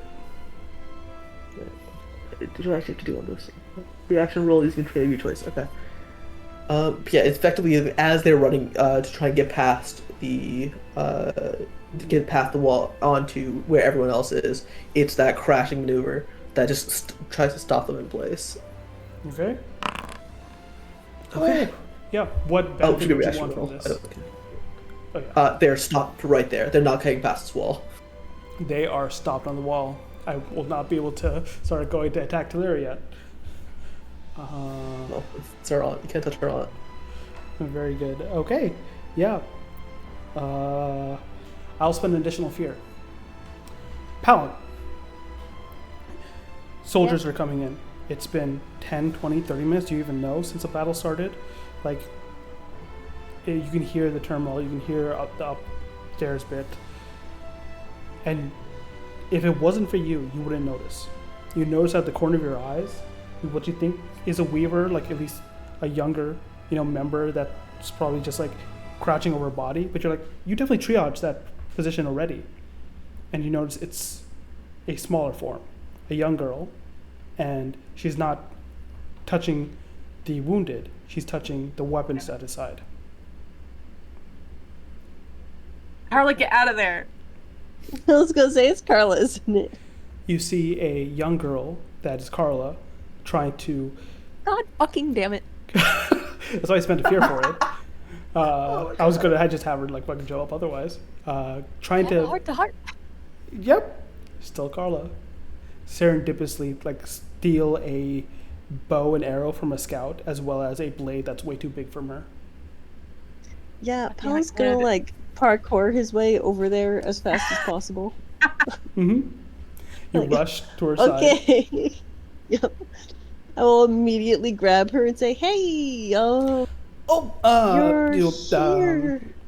Of course, Ardent. I'm just, Where's your? Who's supposed to be looking after her while her parents are fighting? Our neighbor, Where's your who guardian? you probably met. Yeah. Yeah, their neighbor, like some old crone. Yeah, where's so and so? How'd you get over here? Oh, he's trying very hard to be casual about this. I was just, coming to say hi, seeing how things are. I didn't realize I'll leave right now, and she's trying to really like hide the bow behind her. It's like The twice bow's, your like, bigger size, than she girlfriend. Yeah. He's going to keep a strong hand clasp on her shoulder while the other hand takes the bow and puts it back. Says, "You want to help out, don't you? Here, Yes. come with me." And he'll Oh. drag her over to the healing areas. Oh. Because while she might get a little scarred by the blood, she will not die if she stays here where it is safe.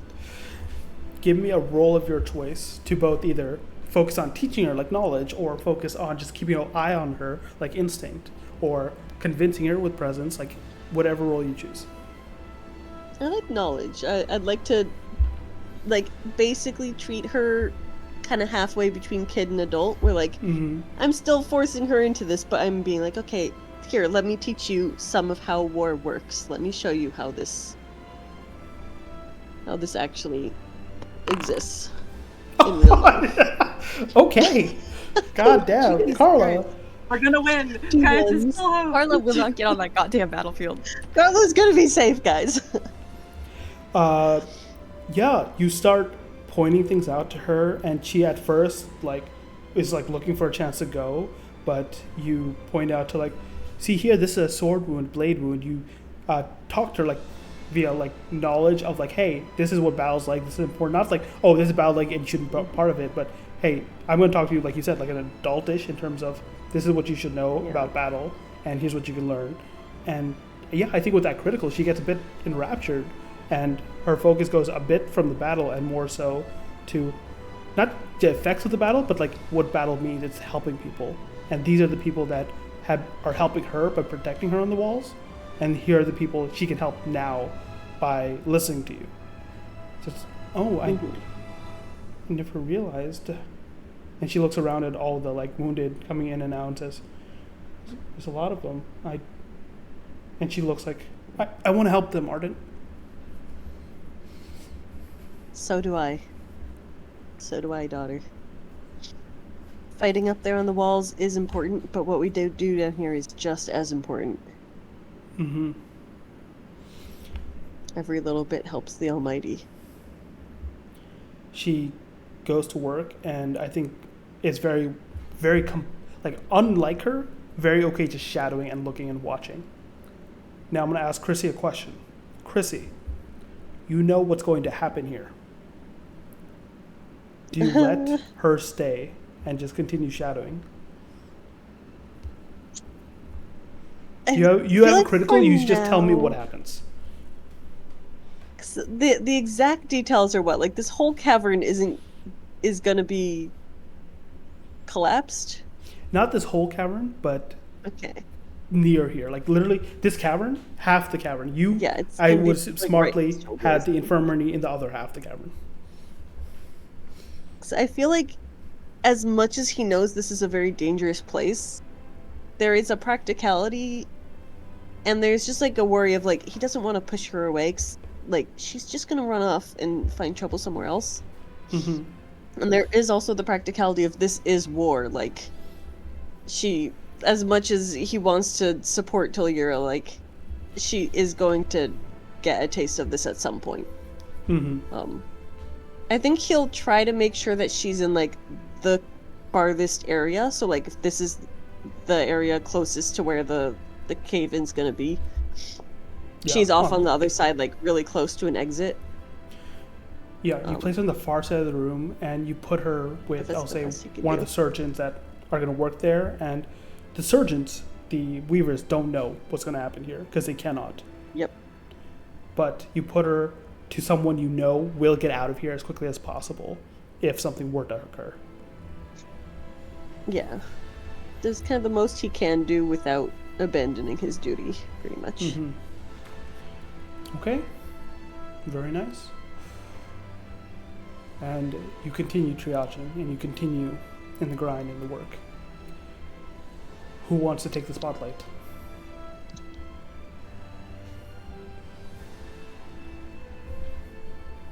I mean, I'll shoot more people. Sure.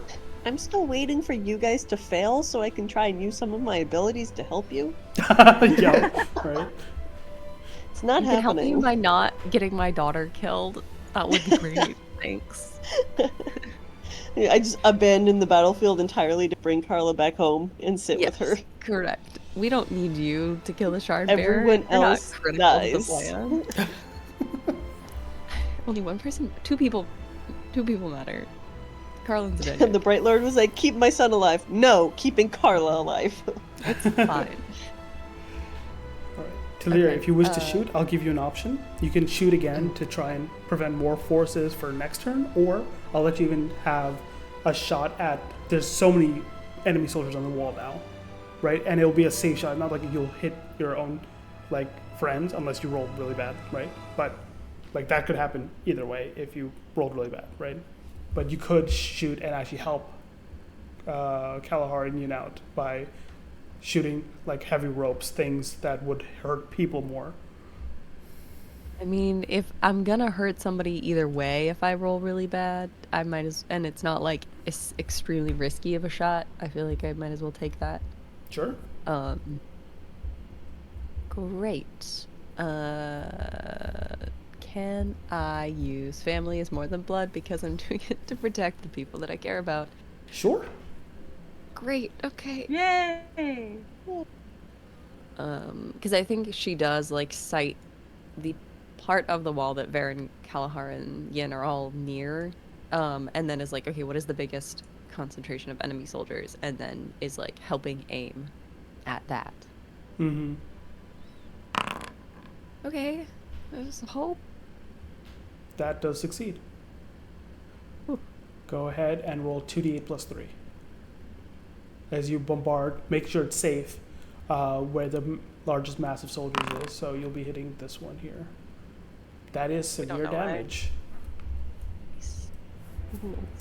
As immediately a bunch of ropes are leashed from the cannibal. Rather than doing a rock, you send a bunch of heavy ropes at this group of soldiers here that immediately like goes around their like midriff and launches them a bunch off the wall. You take down 6 soldiers at once with that move. Hell yeah.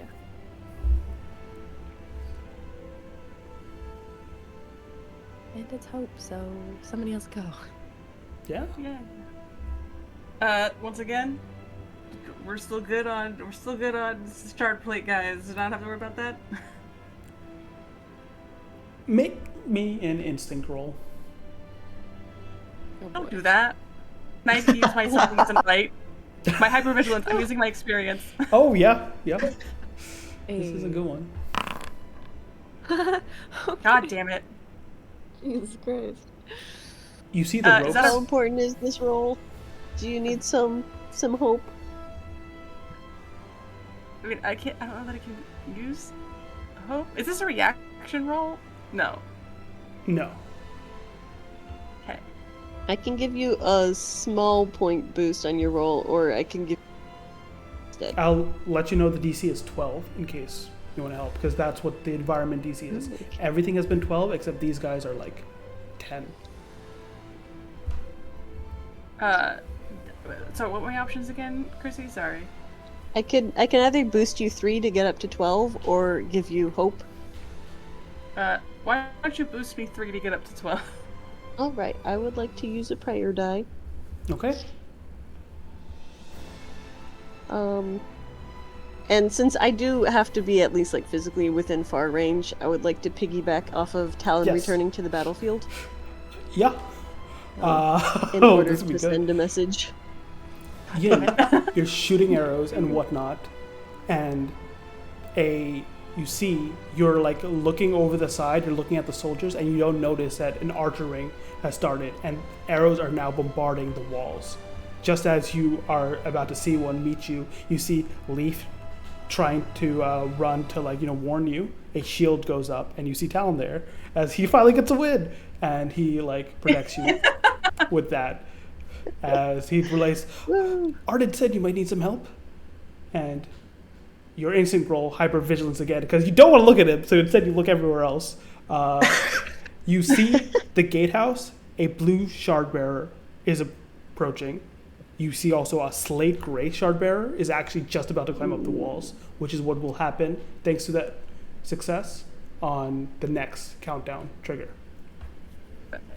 I do think that like, as Ian's like looking for like her objective, she is like, "Thanks, Storms, you showed up."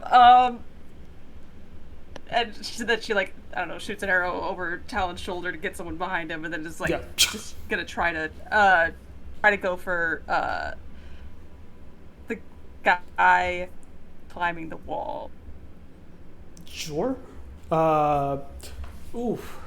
Yeah, go for it. Not that I think she can do anything.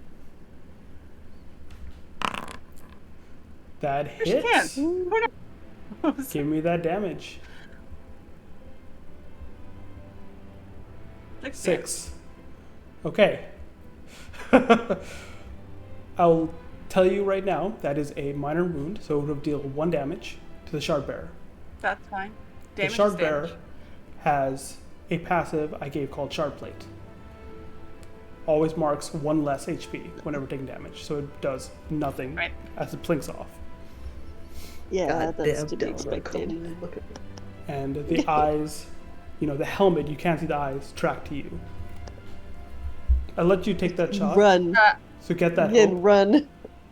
But with that roll of fear earlier, my go would have been to take down once more, which works as that Shardbearer climbs up on to the thing. You look away, take the shot for a sec, your eyes are running through the battlefield because it's hard to stay watching one place at one time, but you hear it. As the countdown gets to 2 and that Shardbearer appears on the battlefield, you hear a crunch moments later and you see a body fall, not past where the Shardbearer was, on the wall behind you. You see the broken form of Sinarum, the man that was almost won, actually. You knew him. You thought you knew him. His broken form lies in a heap, skull crushed, as the Shardbearer, no shard blade in hand, but that iron gauntlet seemed to have tossed the young man. And you look at him, and he jumps and lands in the gate yard, landing with a crash on his butt as if he was not used to the shard plate itself, before standing and looking towards Talira and the catapult line.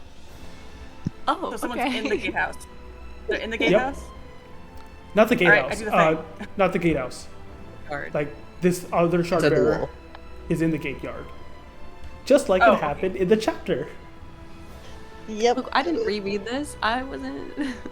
I do remember him taking out the catapults single-handedly. Yeah, and the ballista. Yeah. I haven't read Oathbringer in a while. Okay. You put yourself in a great position there. In addition, climbing up, we're going to have an archer squad appear. Over here. Let's see. Countdown 2. Is there anything else? Sinarm's corpse, blah, blah, blah. Nope.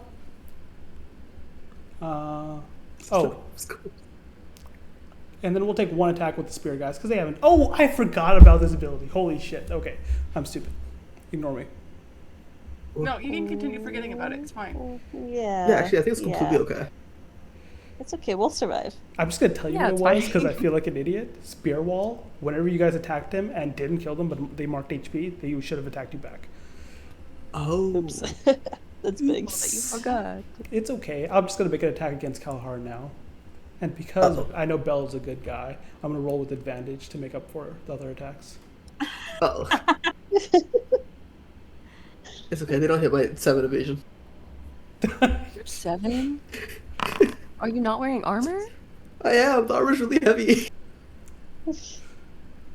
Kalahar, as you're looking, you see Talon, who you don't like, is with Yin, and they're distracted, and you get a little angry because you're like, what the fuck?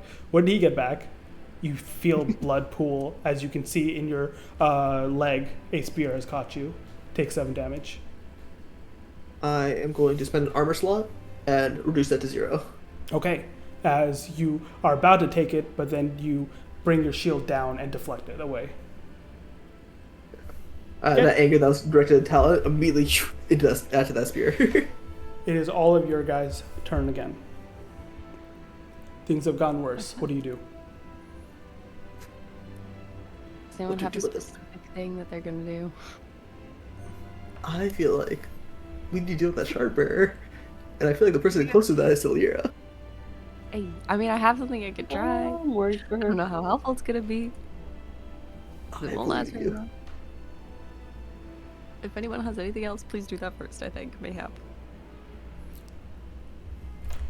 You hear yells of This is Blackthorn gonna keep- as the Shardbearer approaches and wreaks havoc on the first catapult. Wait, okay, we'll just try it. We'll do Yes, that. can Can we I stop? still? We talked about only- the replacement for my whip, making it her Oh, yeah. ocarina instead. Yes. Can I still do that? Yes, of course. I think I Wait, it forgot says to very put... close range. Oh, yeah, do you want to approach?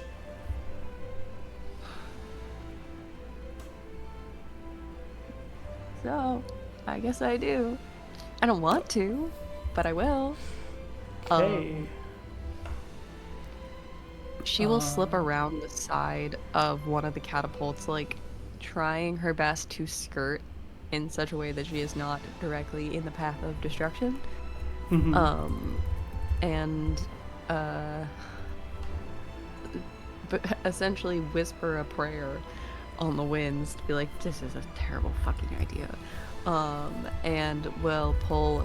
Has two cords around her neck. One is the glyph stone that Zdeniak gave her recently. The other one is a little ocarina. I just realized I never sent the updated version of the character sheet that has it. But it's sort of fashioned after a songling.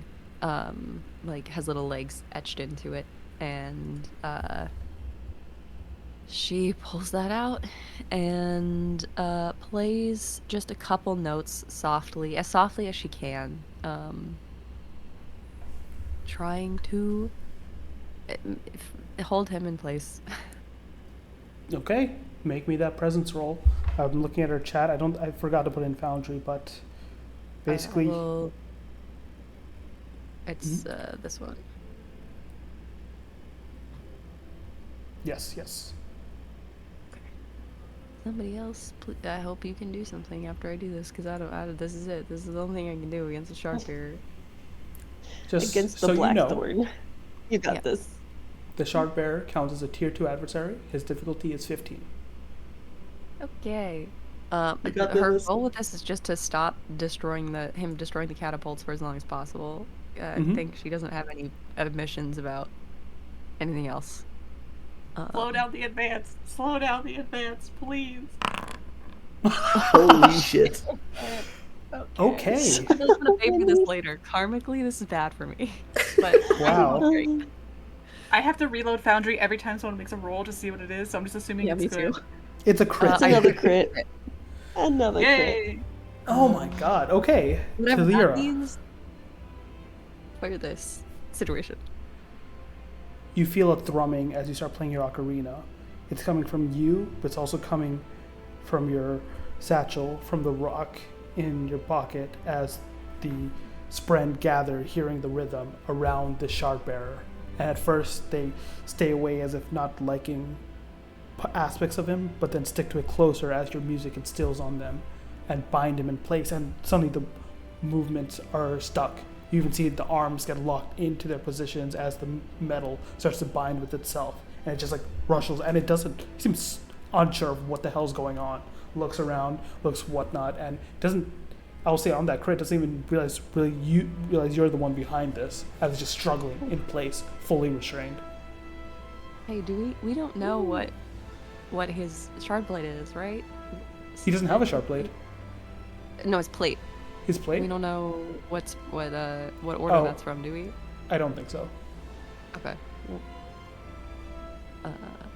Yeah, she will, as soon as she sees it working, she'll grip that stone around her neck as a little like, okay, maybe, I don't know, maybe the Almighty is watching, and we'll step back, I think, even around whatever catapult she sort of skirted to get here, back into cover. Okay. That Shardbearer who was about to, literally I wasn't even going to spend fear, I was just going to keep counting down catapults whenever there was a moment of silence. So he is completely stopped at the moment. What do y'all want to do? Question, how many catapults do we have? 3 left. 3 left, okay. It's the Just second hit catapult. The last one is to yours. Yeah. Yeah, and that one is not. I can't remember if I said that established this earlier. She's calling for them anytime she's calling for them to fire. Hers at the end has never fired. It's always trained in the same place. Okay. because like we don't know when the signal's gonna come in. She's not risking the catapult. Like it takes a long fucking time to prep a catapult. Like, that one You is got not. one shot to going rock. Yeah. Okay. Question. Hmm. Do we know that Shardplate like uses Stormland stuff to repair itself and all that, or Yes. no? Okay. Kalar knows. Not anyone Please, else. go! Eat him alive! Eat the Shardplate. Just say it if you need to. Wait, if the gems get drained of Stormlight, is it like I imagine it gets Good. weaker at least. fails, right? Enough Stormlight drain will fail, right? Like it'll seize then- up. Yes. It'll stop moving. Yeah. It'll be. Yeah. Become too Though heavy. you to can't just operate. have you can't just have Leaf immediately suck it out. Like there's a resistance. The Shardplate itself won't let Leaf just immediately suck it. So you'd have to break it at least a little bit first, I think. I think you're ranged. It can definitely be arranged. You know, like with a cave-in or something. Yeah. Right. I got what do you mouths want to to do? feed, dude. I think Kalahar for now is just gonna try his very best to push out the Blackthorn from his mind. There is something within him that wants that fight, even no matter how crazy it sounds. But he has to stamp that down because right now he still has a job. There's still a number of squadrons right in front of him that he has to deal with. Mm-hmm. Yeah, So, similarly, yeah. and is just fighting. We just what's it called? I'm gonna try to use Whirlwind again. Sure. And if possible, have Kalahar move into like here to really just be in the thick of things. Move where? Here, like over Oh. towards here, narratively more so than everything. I'll let you if you mark a stress, because you'll have to like actually, push past men to get all three, basically. Because each of these represent squads of people. Yes. Yeah. Okay, go for it. Let's try our best here. Alright. One hope for that.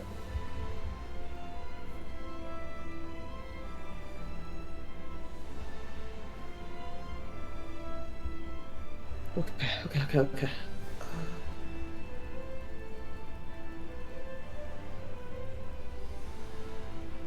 Yeah, no. No bonuses to this. Just gonna try and roll it straight. No for the best. That hits. Hey. Yeah. I want to do two things for this.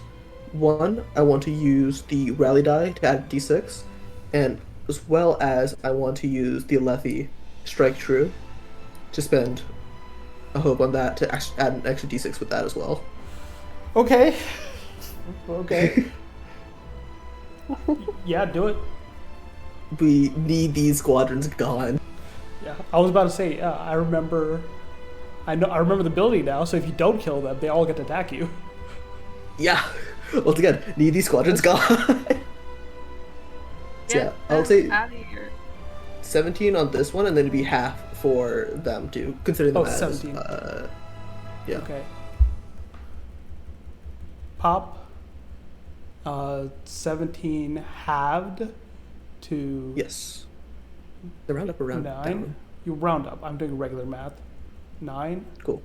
9 is still enough pop. This guy doesn't pop, but he will take a major wound. And as he does, he'll there'll be enough of them remaining as they see so many cut down from them to take an attack back against you. Hey, you're not allowed to roll good. Hey, that's a 14. Only we are. Yeah. I will once again use an armor slot from the shield to cut that down to 0 damage. Okay, Kalahar, you jump through the ranks. Your soldiers see the Shardbearer jump in, see a warrior, Sonarum, who was thought to be very proud, very good warrior because of the strict training he's had, crumbled, fallen on another part of the wall before the Shardbearer jumped down and made his way to the catapults. And your soldiers shy back. They feel the resolve weakening. At the same time, you know what you have to do. You run through, you jump off one of the enemy soldiers' shields to get into the middle of the pack and just start swirling. Your blade nose true, strikes 1, 2, 4 men dead before a blink of an eye. Another 2 drop while distracted, just looking at their brothers falling. One guy tries to spear out at you, but you block it with your shield as he's stressed, and you just knock it aside. In that assault, you take down, that was 1, 2, 3, 4, 5, 6, 7, 8, 9, 10. Yeah, 12 guys here as well. I think as that happens, Galahar turns to the last squad that gets finally the chance to ram a spear almost into his gut before he braces with his shield. The shield getting fucked up because that is officially both the armor slots that the shield had granted him. But as he does, he still continues just staring directly at these spearmen as he shouts out for Rathalas to make sure these his soldiers or comrades in arms know the battle's not yet lost just because they have a Shardbearer on this side. With your roll with hope, they're reinvigorated and they join your rally cry. Oh god, this is stressful. I'm going to spend a few I know. to interrupt. Ow! As the countdown goes down one more, and you see the soldiers keep coming. It is an onslaught. I just got rid of 2 of you. Yes. There's a whole army, to be fair. Yeah, I'll just go through. Can Yin shoot to She cover Kalahar? can in 1 sec, because on countdown 1 as well, Yin, you see it. A blue Shardbearer with a shard blade in hand slices through the gatehouse doors and enters the gatehouse. When the throw it down. countdown I throw reaches it down. 0, they will breach through. Oh, so not yet. Oh, not yet. Okay. They're in the Yeah. gatehouse. This is your window before it gets to 0, basically. So I have to do it now. 0 is bad. 0, they have 0 left is the bad. gatehouse. Okay. 0 is bad. Okay, great. Okay, she takes out her bag of powder and she throws it on the fire. Okay. You toss it into the fire. Don't even need a roll, as you have not left the brazier. There are opportunities for me to separate you from the brazier, for you to run off to other places, but you know your duty. You've kept an eye out. The powder flashes, and the flame of the brazier goes a stark red into the sky. Now all of China knows you're here. And I would like to roll to attack the people attacking Kalahar. Go for it. He is surrounded. Before you Yep. take your move, can I please go? Yes, go. Okay. Whoever is manning Talira's catapult, I imagine there were express instructions. Only fire when I give the signal for you to fire this catapult. Like, don't move it. It's aimed. Don't. No touching. And seeing that red go up, she like books it back away from the like essentially forgetting about the Shardbearer that's in killing distance of them, because there's another Shardbearer they have to fuck up. And is like yelling for them to fire the catapult. And it's very like, I can't hesitate. I can't like think about who is where or what's going on, because like if I don't fire this, we're fucked. So I'm not gonna worry about any of the implications of what I'm about to do. I just have to do it. And is calling for her catapult to fire. Gonna ask a question for Talira. Yep. Do you go to see where Varen is, or not? The thing. Don't It was answer. me. Here's the thing. She knows she can't do that, because even if he's standing behind another soldier and so she can't find him in the moment, like, she will lose time that she doesn't have. And I think she's spent essentially the whole time since she was assigned this task up until now, like, telling herself that when the moment comes, she just has to do it immediately, because like that's it. So she Talira, does not look for Varen. if you choose to forgo the instinct roll to see Varen, which you know would take precious time, mark a stress. Yeah. My stress from earlier for some reason. Oh, it's because I You rolled a crit. critical. Like everyone's big critic. Everyone's critic. Never mind. I'll eat that stress. It kills her, for the record. Like, something breaks in her Yeah. heart, but she has to do it. It's fine. I'm gonna make the roll now.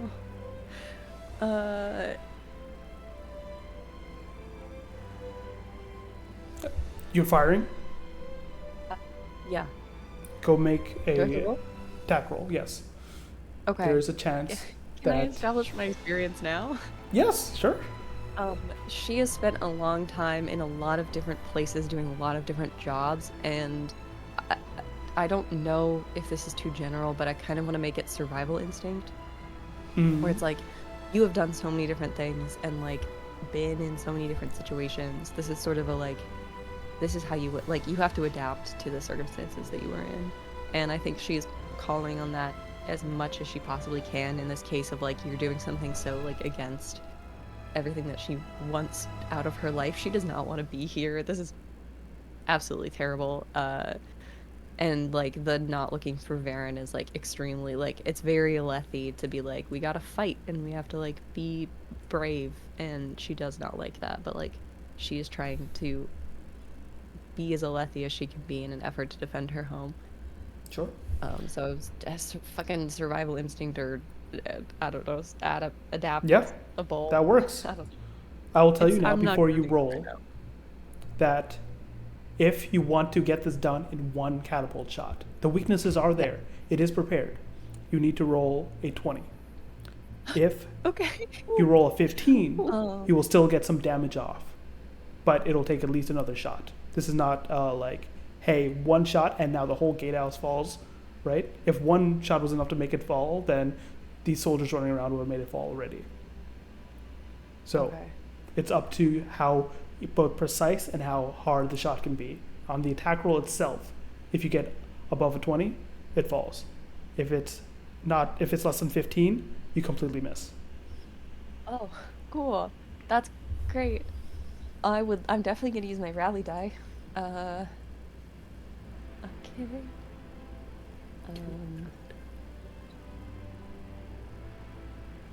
Can I just mark advantage and as the Yeah. rally die because it's the same dice? Okay. Yep.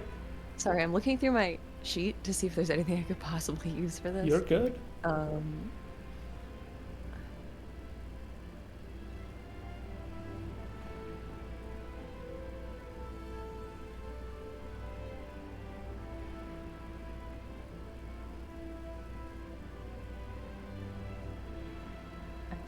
I don't think there is.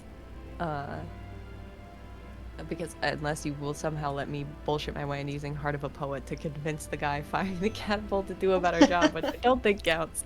What's part of a poet? After you make an action Now roll is to the time impress, for persuade, or poetry. offend someone, you can spend a hope to add 1d4. Nope. Yeah, no, I know. Good try. I know. It's Good try. bullshit. Okay, I guess I just have to take this roll as it is. Hello? It hits. Did it go through? Fires, yes. It went I through. did. I can't see it. So You I can't won't see know what it? was. It's a No, 15 my with hope. I need to reload that. 15 with hope. So it ekes out something. The guard tower shakes as the Really not first bad. stone flies into it, and you see one of the pillars supporting it chunks and breaks as it was destined to do. But the whole guard tower has not collapsed yet. There's cracks in its seams. And suddenly there's a... With one moment, in terms of like, you see all your allies look to you, like, what the fuck's going on? A bunch of soldiers that are above the guard tower are like panic for a minute and start scrambling. They look, and you can see those that don't know of this plan are thinking, oh, a bad situation just got worse, and there was a misfire, collateral damage. Play is still on you, all. I'm gonna spend a fear to clear this restraint as the Shardbearer comes and takes down another catapult. Fuck. Hey guys, I think we have to fire another catapult before we do anything. Yeah, Yeah. you do. Yeah, you do. Yeah, you do. Question. Is that catapult No. closer to where the Shardbearer is right now? There's one more catapult he has to destroy before he gets to that one. Talira, and this is our goal. I'm going to tell you, that it'll take time for you to prepare the other catapult shot. So I'm going to say one other person has to take an action before you can reattempt. Guys, you have to roll with hope. Somebody go stab the guardhouse supports with the sword. You're gonna really hard. Can Yin, would it help if Yin lit another arrow on fire and shot it into the guardhouse? If she sees what this is if she sees what's happening. Take that one. DC 25. 25? Wait, Okay, no, never if mind. we fail a roll, he gets a turn. We can't do that. Yeah, no. I'm gonna attack people. A single okay, how about this? arrow, We unfortunately, distract- will not take down guardhouse. Can you Oh, no, distract the Shardbearer? That's from taking out a catapult. Oh god, yeah, let's just fight the Blackthorn one-on-one. This is gonna... Yeah, easy. Dude, he's not returning. Okay, Our but, hope is at stake. We have to take risks. yeah, well, I if we think- take Can I his use- turn, Can I use What? my ability that requires close range to help people roll with hope instead? What is this If I'm ability? down in the caverns. If you This give me any morning flavor, raised- like you had amazing flavor for the Talon one, so any flavor would help. I'm thinking specifically Yin or Kalahar. If I've given you a glyph ward, that glyph ward itself can give like in a time of need, you can draw inspiration from it and get hope from it instead of...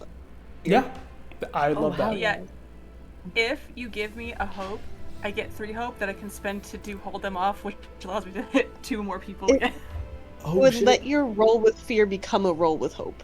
Yeah, so this is like, Okay. hey, Though if you had a I failed, can use prior dice to literally give you a hope. Okay, well, I'm just gonna roll that's what you for a short bow. Okay. And hope that things go well. okay. Okay, okay, with hope, with hope. 13 with hope. cool. Go ahead, roll damage as you fire into these lines. All right, and I am gonna spend my hope to Hope enough. to get more people. So 2 additional adversaries get fucked. 8 damage. 8 damage, okay. So, They were already damaged by Kalahar. that's a major wound. This one is almost dead. And then hold them off. Oh man, applies it to all of them. This guy, what, was this guy really that far down? No, this guy. 2 damage here. And then 2 damage there. Because of Kalahar, this one can't reach you. These 2 can, as Spear Wall will trigger. Oh yeah, I forgot that thing happened. Are we moving towards Yin doing that or no? This is within very close range. They have spears, they have range. Makes sense. Yeah, that makes sense. Yin, there's 2 chances of hitting you. I believe that fails. That fails. succeeds. That hits. What's it say? As you only take 3 damage from a wounded 2 spearmen that are barely like stabbing out at you. That one nicks you across the cheek, but the other misses as you just take a minor wound that you can negate with armor if you wish. Yeah, I'm gonna negate that with armor. Okay. I think so. Yin was brought in on a plan, and it was to do this thing when the guy was in the guardhouse, and then immediately one of our catapults hits the guardhouse. Can Yin put together what the fuck is going on? Yes. Great. She's, I think, a little stunned in this moment. And Yin, you turn. You do see your soldiers still in the vicinity of that guardhouse. Do I see Varen? Would you like to make a roll? No. We have to kill him, guys. He's just gonna die. Yeah, I think she just is like, she just like looks over the guardhouse, looks back over at the catapult, and then is just like too focused on the fact that there are people trying to stab her with blades.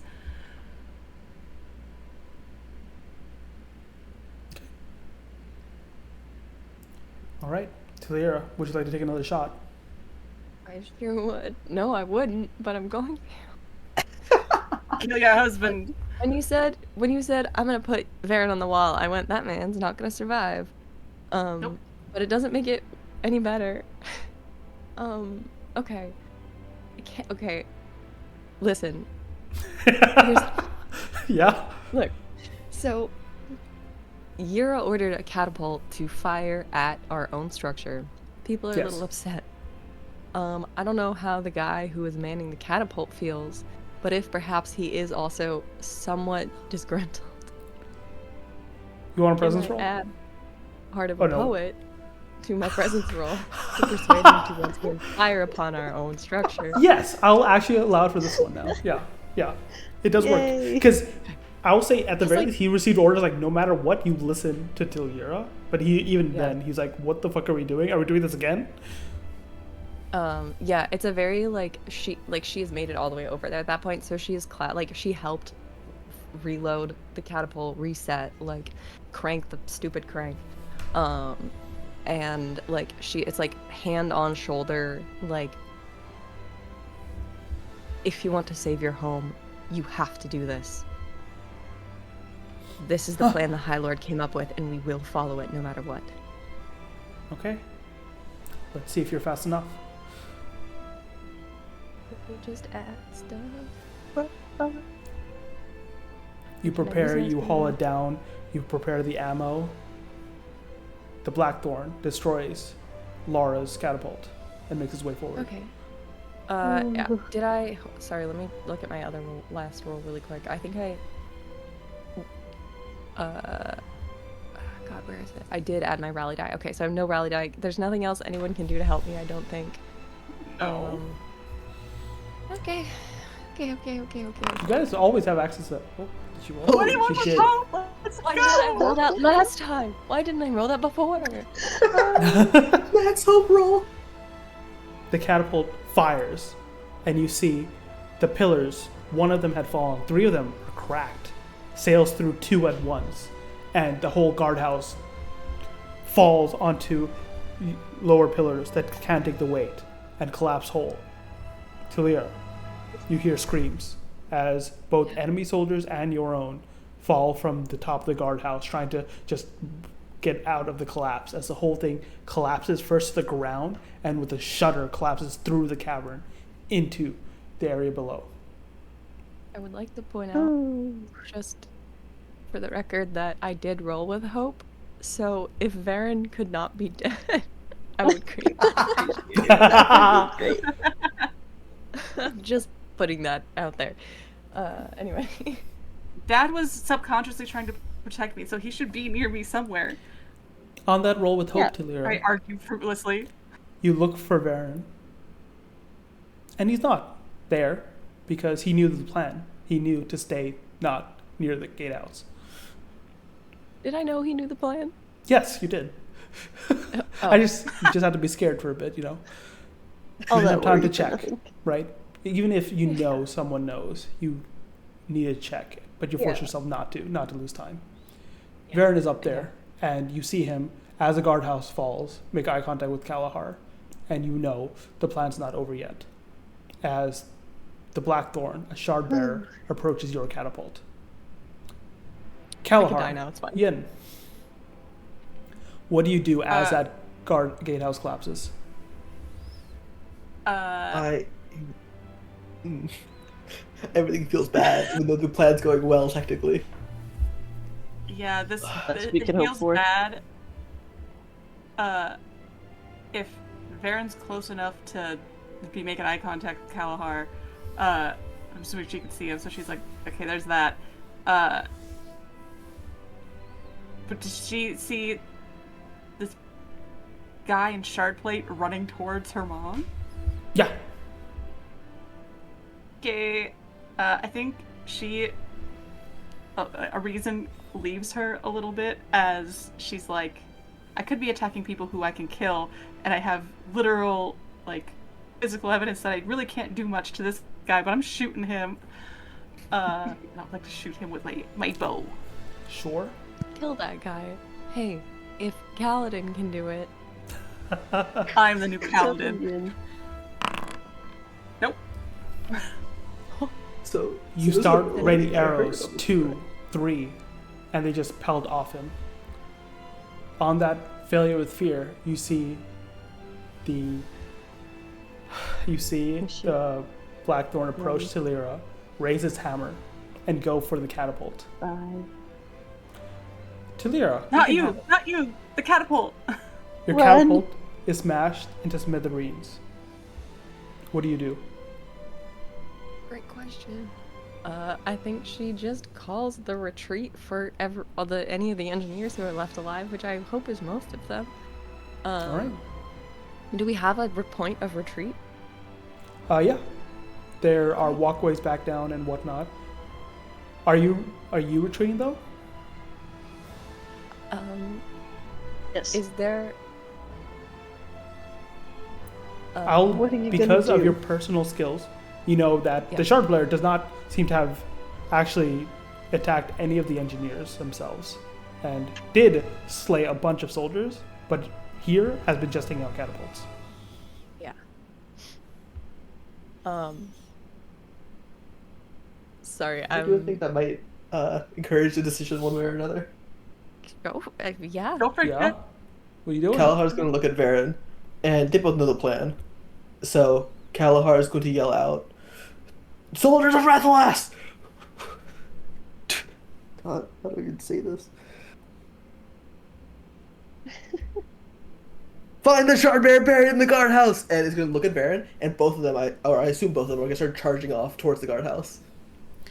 Kalar, give me an agility roll as you are surrounded. I would like to use a couple mechanics here real quick. Yeah. So, first mechanic, I'm going to use my other loadout ability to, instead, use a stress to sprint anywhere in far range. So it's similar to what your, what's it Without making called? an agility roll. Okay. Yeah. I will say next thing I want to do. Mm-hmm. You will be able to make the whole trip then, because you would have had to go down to the gate yard and then down into the cavern. So it would have been 2 agility rolls. This will make it 1. Okay.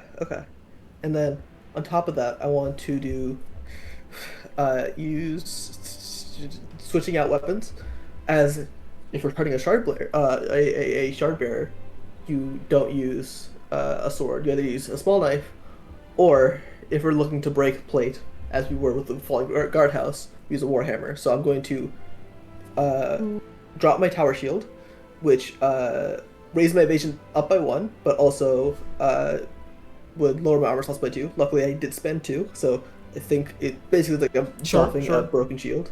Yeah. Quick. Give me the mechanics that matter right now. What are you doing? Basically, switching off from my great sword and my shield just a warhammer, Sure. and then battle ritual as to try and go engage with a Shardbearer, of remembering through basically just a kind of like a flashback to that very first fight of Palin's glyph words to help him stay calm, and in this moment of just absolute turmoil of Rathalas itself falling, not because of just the Shardbearers at our own hands, the idea of there is no room for hesitation, there's no room to wait, there's just, you have to act. And just that idea of there is no more, not just you're not, you can't be anxious right now, but there is no more anxiousness, there is no more anxiety, there is no more nervousness. It's time to act. So I'm going to immediately I gain 1 stress from switching to the Warhammer, clear 2 stress from that. Sorry, it's a lot of stuff. As well as gain 2 hope. As I charge down there. Okay. Make me that agility roll. Okay. As you run in, preparing for the battle you know that awaits you. But the officer will always be prepared for battle. You know this. It's in the codes. Yeah. Okay, there you go. Clip that. You're so ready. Actually, you know what? Yeah, speaking of which, I'm going to use that too. Okay. You know, you Sorry, get 1 use of that, just so you know, right? So if you use it now, you will not have it, come what may. Yes. Okay. I guess the important question would be, is that, you know what, no, we'll figure it out once I get down there. To use this as well. To, officer must always be ready for battle, to use a d20 instead of a d12 for hope. Wish me luck, y'all. Yeah. Okay. Best soldier in the army. You make it down into the caverns. Kalhar, I do need you to mark a stress as, the Sea of Steel is in effect still, as you leave range of a bunch of adversaries, but you rush through, scampering, grabbing onto the walls as you make your way down. With your speech and with that roll, Varen follows you. And I'll make a roll real quick. Based on that, Actually, I'll make this roll later, but I will take this into account, basically to see how many soldiers follow you in time. Mm-hmm. But you are down there. We will get to what you, as well as Palin, sees in a moment. Yin? You see Varen, Kalhar, and other men that take a moment longer, but them two charge down off the ramparts into the hole that where the gatehouse was. So, let me get this straight. I see Kalahar and my dad jump into a pit that they just blew up. And then on my other side, I see my mom, who has told everybody else except herself to retreat and is now solely standing next to a guy in Shardplate. We're just hanging out. You're just run. You're it's the Blackthorn. What if I killed him? Oh yeah, because that's gonna happen. I would doom Roshar and perhaps the whole Cosmere. An actual disservice, to be honest. We need him alive. I think, above, the din of battle, I think Yura... Or no. What she's gonna do is she's gonna send Leaf over to basically be get her out of there. And she's going to try to follow... Well, actually, no, wait. Talon's here. God damn it. I can't leave. I can't run away from him a third time. Hey, Talon has heard the call for battle as well. I think he's, also invigorated based on Kalahar's role, but he looks to you before he seems to... he also, because of where he was, is going to join Galahar. Yeah, okay. She's gonna pull him along with her. Okay. As you go to join, make that agility roll. Can I use my something isn't right +2 to Yes, you can. get it +2? Ooh, thanks. Something is not right. Oh, never mind, I can't. I don't have any hope because I'll sponge it all. Okay. You make your way down. You are behind the Shardbearer on the side of the pit. You have not gone into the pit yet. As you see the Shardbearer turn and look down at Tilira and turn to go. Sees you, sees the Larkin. Oof. Bye-bye! Oh my god. It's just a Kremling. It's just a big Kremling. Yeah, the Kremling is basically pulling at Yura's clothes the opposite direction of the giant plate armor guy. Mm-hmm. Tilira looks like an engineer. She looks like a scholar. Yin looks like a scout. A scout is still a warrior. Oh boy. God damn. Alright, that's fine. Kill me. Kill me. Kill me! It was nice knowing you. Please don't die. This is a good experience for the one. Oh, and you survived a hit from a tier 2 enemy last time we played Daggerheart. I don't know if I'm gonna survive that. Is there anything we can do? He does not have a shard blade. That's good. Okay. He's really bad. I can't. I can reduce it by 1. A clean even 20. I can reduce incoming damage by 1. Wait, Oh, that's huge, actually. Yeah. Hit. Kalahar is killing me? No! Kalahar giving you a severe. I don't know why. We all are Kalahar. Specifically for damage rolls, I don't get it. Yeah. Hammer comes towards you, Yin, as you're still in the garb of a scout. And that's going to be 17 damage. Oof. will be severe for you, so you'll be taking 3 HP. Unless, I would like armor and whatnot. the glyph ward that Palin tied on her shoulder before the battle to kind of go warm against her skin as she takes 1 less damage. Okay, so that's 2 damage now, and then you can do 1. I'm gonna bring it down to 1. Okay. There we go. Smashes into you and whatnot. And you see other soldiers, other allied soldiers of yours, Rathalas, right, are like circling the things. You see there's a mad dash. Your soldiers are retreating back towards the ramps that lead into the chasm, as if like trying to get away now that the gatehouse has fallen, the wall has fallen. Some of them are still flanking the Shardbearer and trying to force him off and push him. But one of his strikes catches another soldier, and you go flying off this way. That's great. I didn't want to be close to him anyways. I feel like realistically the only reason Yin lives is because she's like 3rd in the line of dominoes that gets hit. Yeah, basically. First 2 armor slots, or armor damaged wielders, were just 2 other soldiers being hit. Exactly. Yeah. They For get real. demolished. Great. What is Tayira and Yin doing? Great. Is Yin like out of the line of fire, it looks like, or Yes. she's still close-ish? She got knocked away. There's so many other Rathalas soldiers that, the Shardbearer seems preoccupied with them, unless you do something that takes his attention. Well, I was trying to decide whether or not I should try to restrain him again or if I should just go to Yin. I don't know if the council has any opinions on that. Come Whether to it's me, worth Mom! Mom, please! I mean, I'm gonna go to Yin no matter what. Do I get an insulting shot off at Dalinar again? Leaf is like pulling you towards Yin, back of your clothes. Okay. I think there's a moment, well, first off, she sees Yin get fucking smacked with the hammer and is immediately screaming her name. And then I think there's a moment where like she's worried that that the guy in Shardplate is going The to Blackthorn.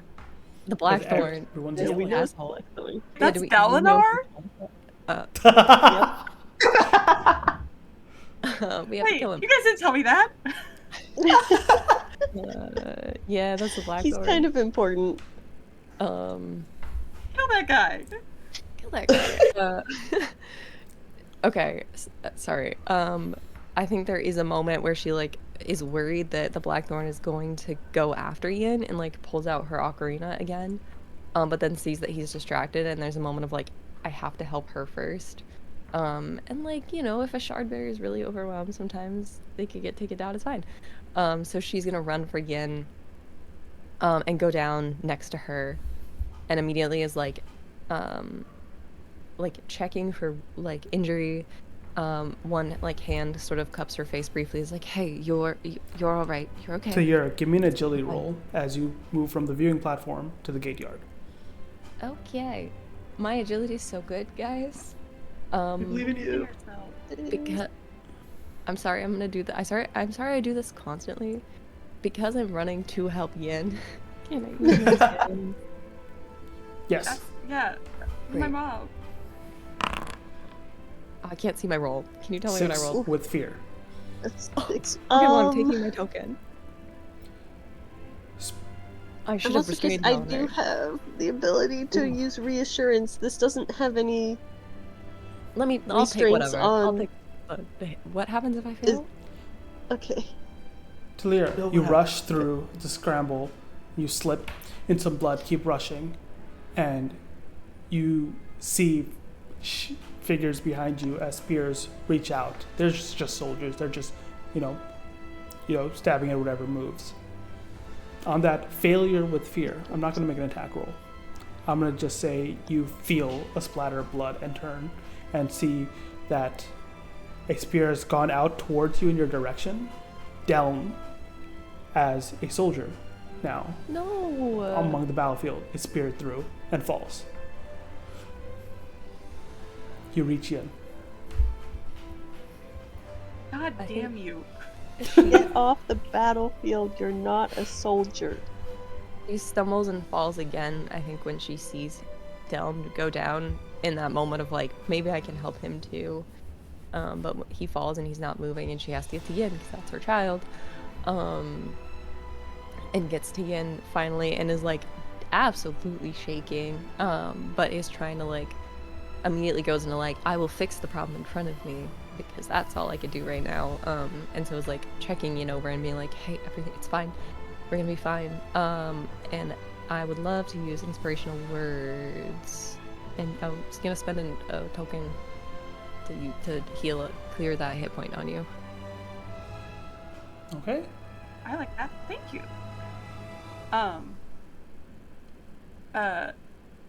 Yin's a little like, what's the word?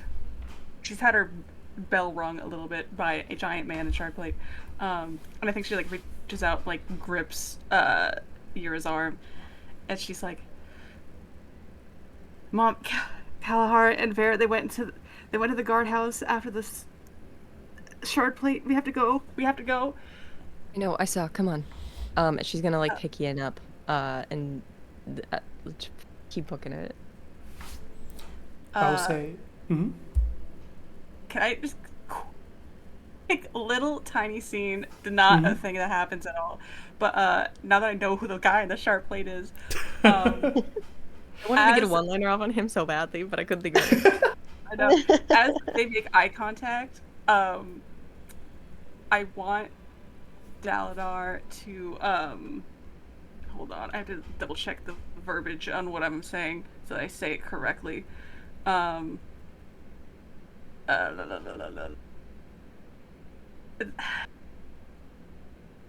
What's he sees like a green glimmer of like lifeline in her eyes, as like her curse sees his curse, and that hasn't happened yet. That hasn't happened yet. Oh, yeah. never mind then. That's later. Never mind. Well, we can I do thought that that was gonna be a in cool moment. another battle in the future. We can do that later. Like, if hey, I live.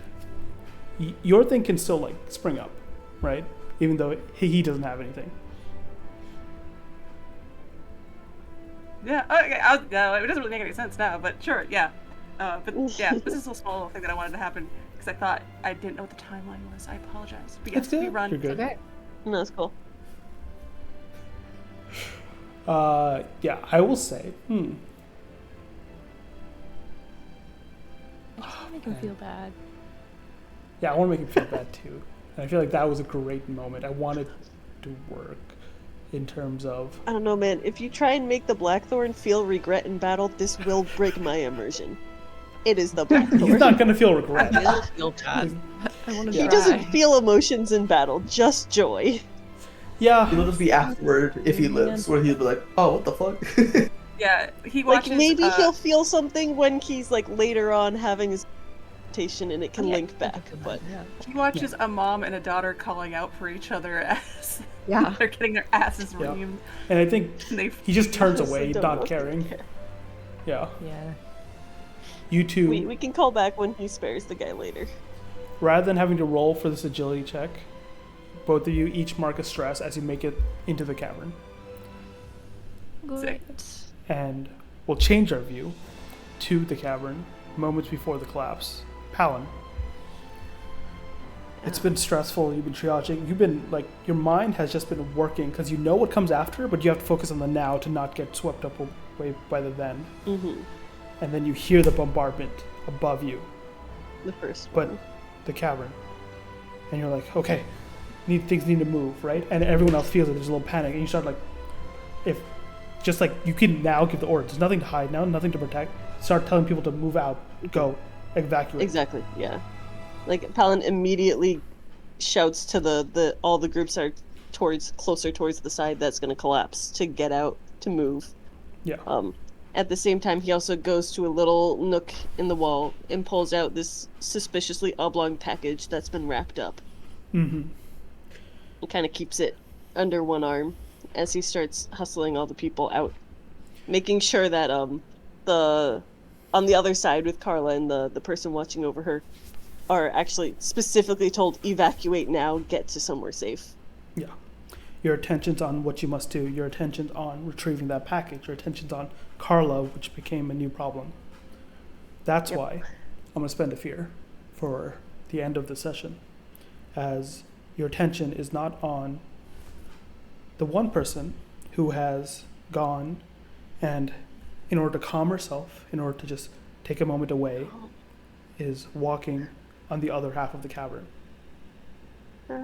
When there's the second thud, and she looks to you, and you see Shona's expression as she's calming herself once more, but after having been taught by you how to do it, looks fine, looks to you with a smile on her face as if yes, I'm coming back now, as everything collapses and you can no longer see her as daylight streams in, rocks collapse, and she's no longer in view. And that's where we'll end our session. Nice job, guys. Oh my I kept looking at god. the clock and being like, this session's probably gonna end soon. And then they were going in the cave, and I'm like, fuck, this is a really good point to end the session. But it can't be. Ugh. Any point now. Why'd you Okay. kill my BFF?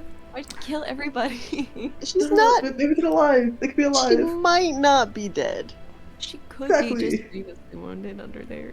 She could have just miraculously been saved by the Almighty. It's not insane that the rocks would fall in such a way that it made a little pocket for her to be in. Exactly. I'm never gonna recover from this. No. Christ almighty. I've got some healing abilities. And I do need to wait for Kalahar and everyone to try to kill the Shardbearer first. I got a little bit of time. I'll do what I can. If she's not instantly dead, she has a chance. I'm so scared. We'll have to find out next time. I don't work tomorrow. We could keep playing. I do. Okay, so all the resting abilities are not gonna come back online. But I do have a per session ability, so my prayer dice should be fine. And we'll leave it there, at least for the VOD, to see what happens next time in the Hollow of Spears.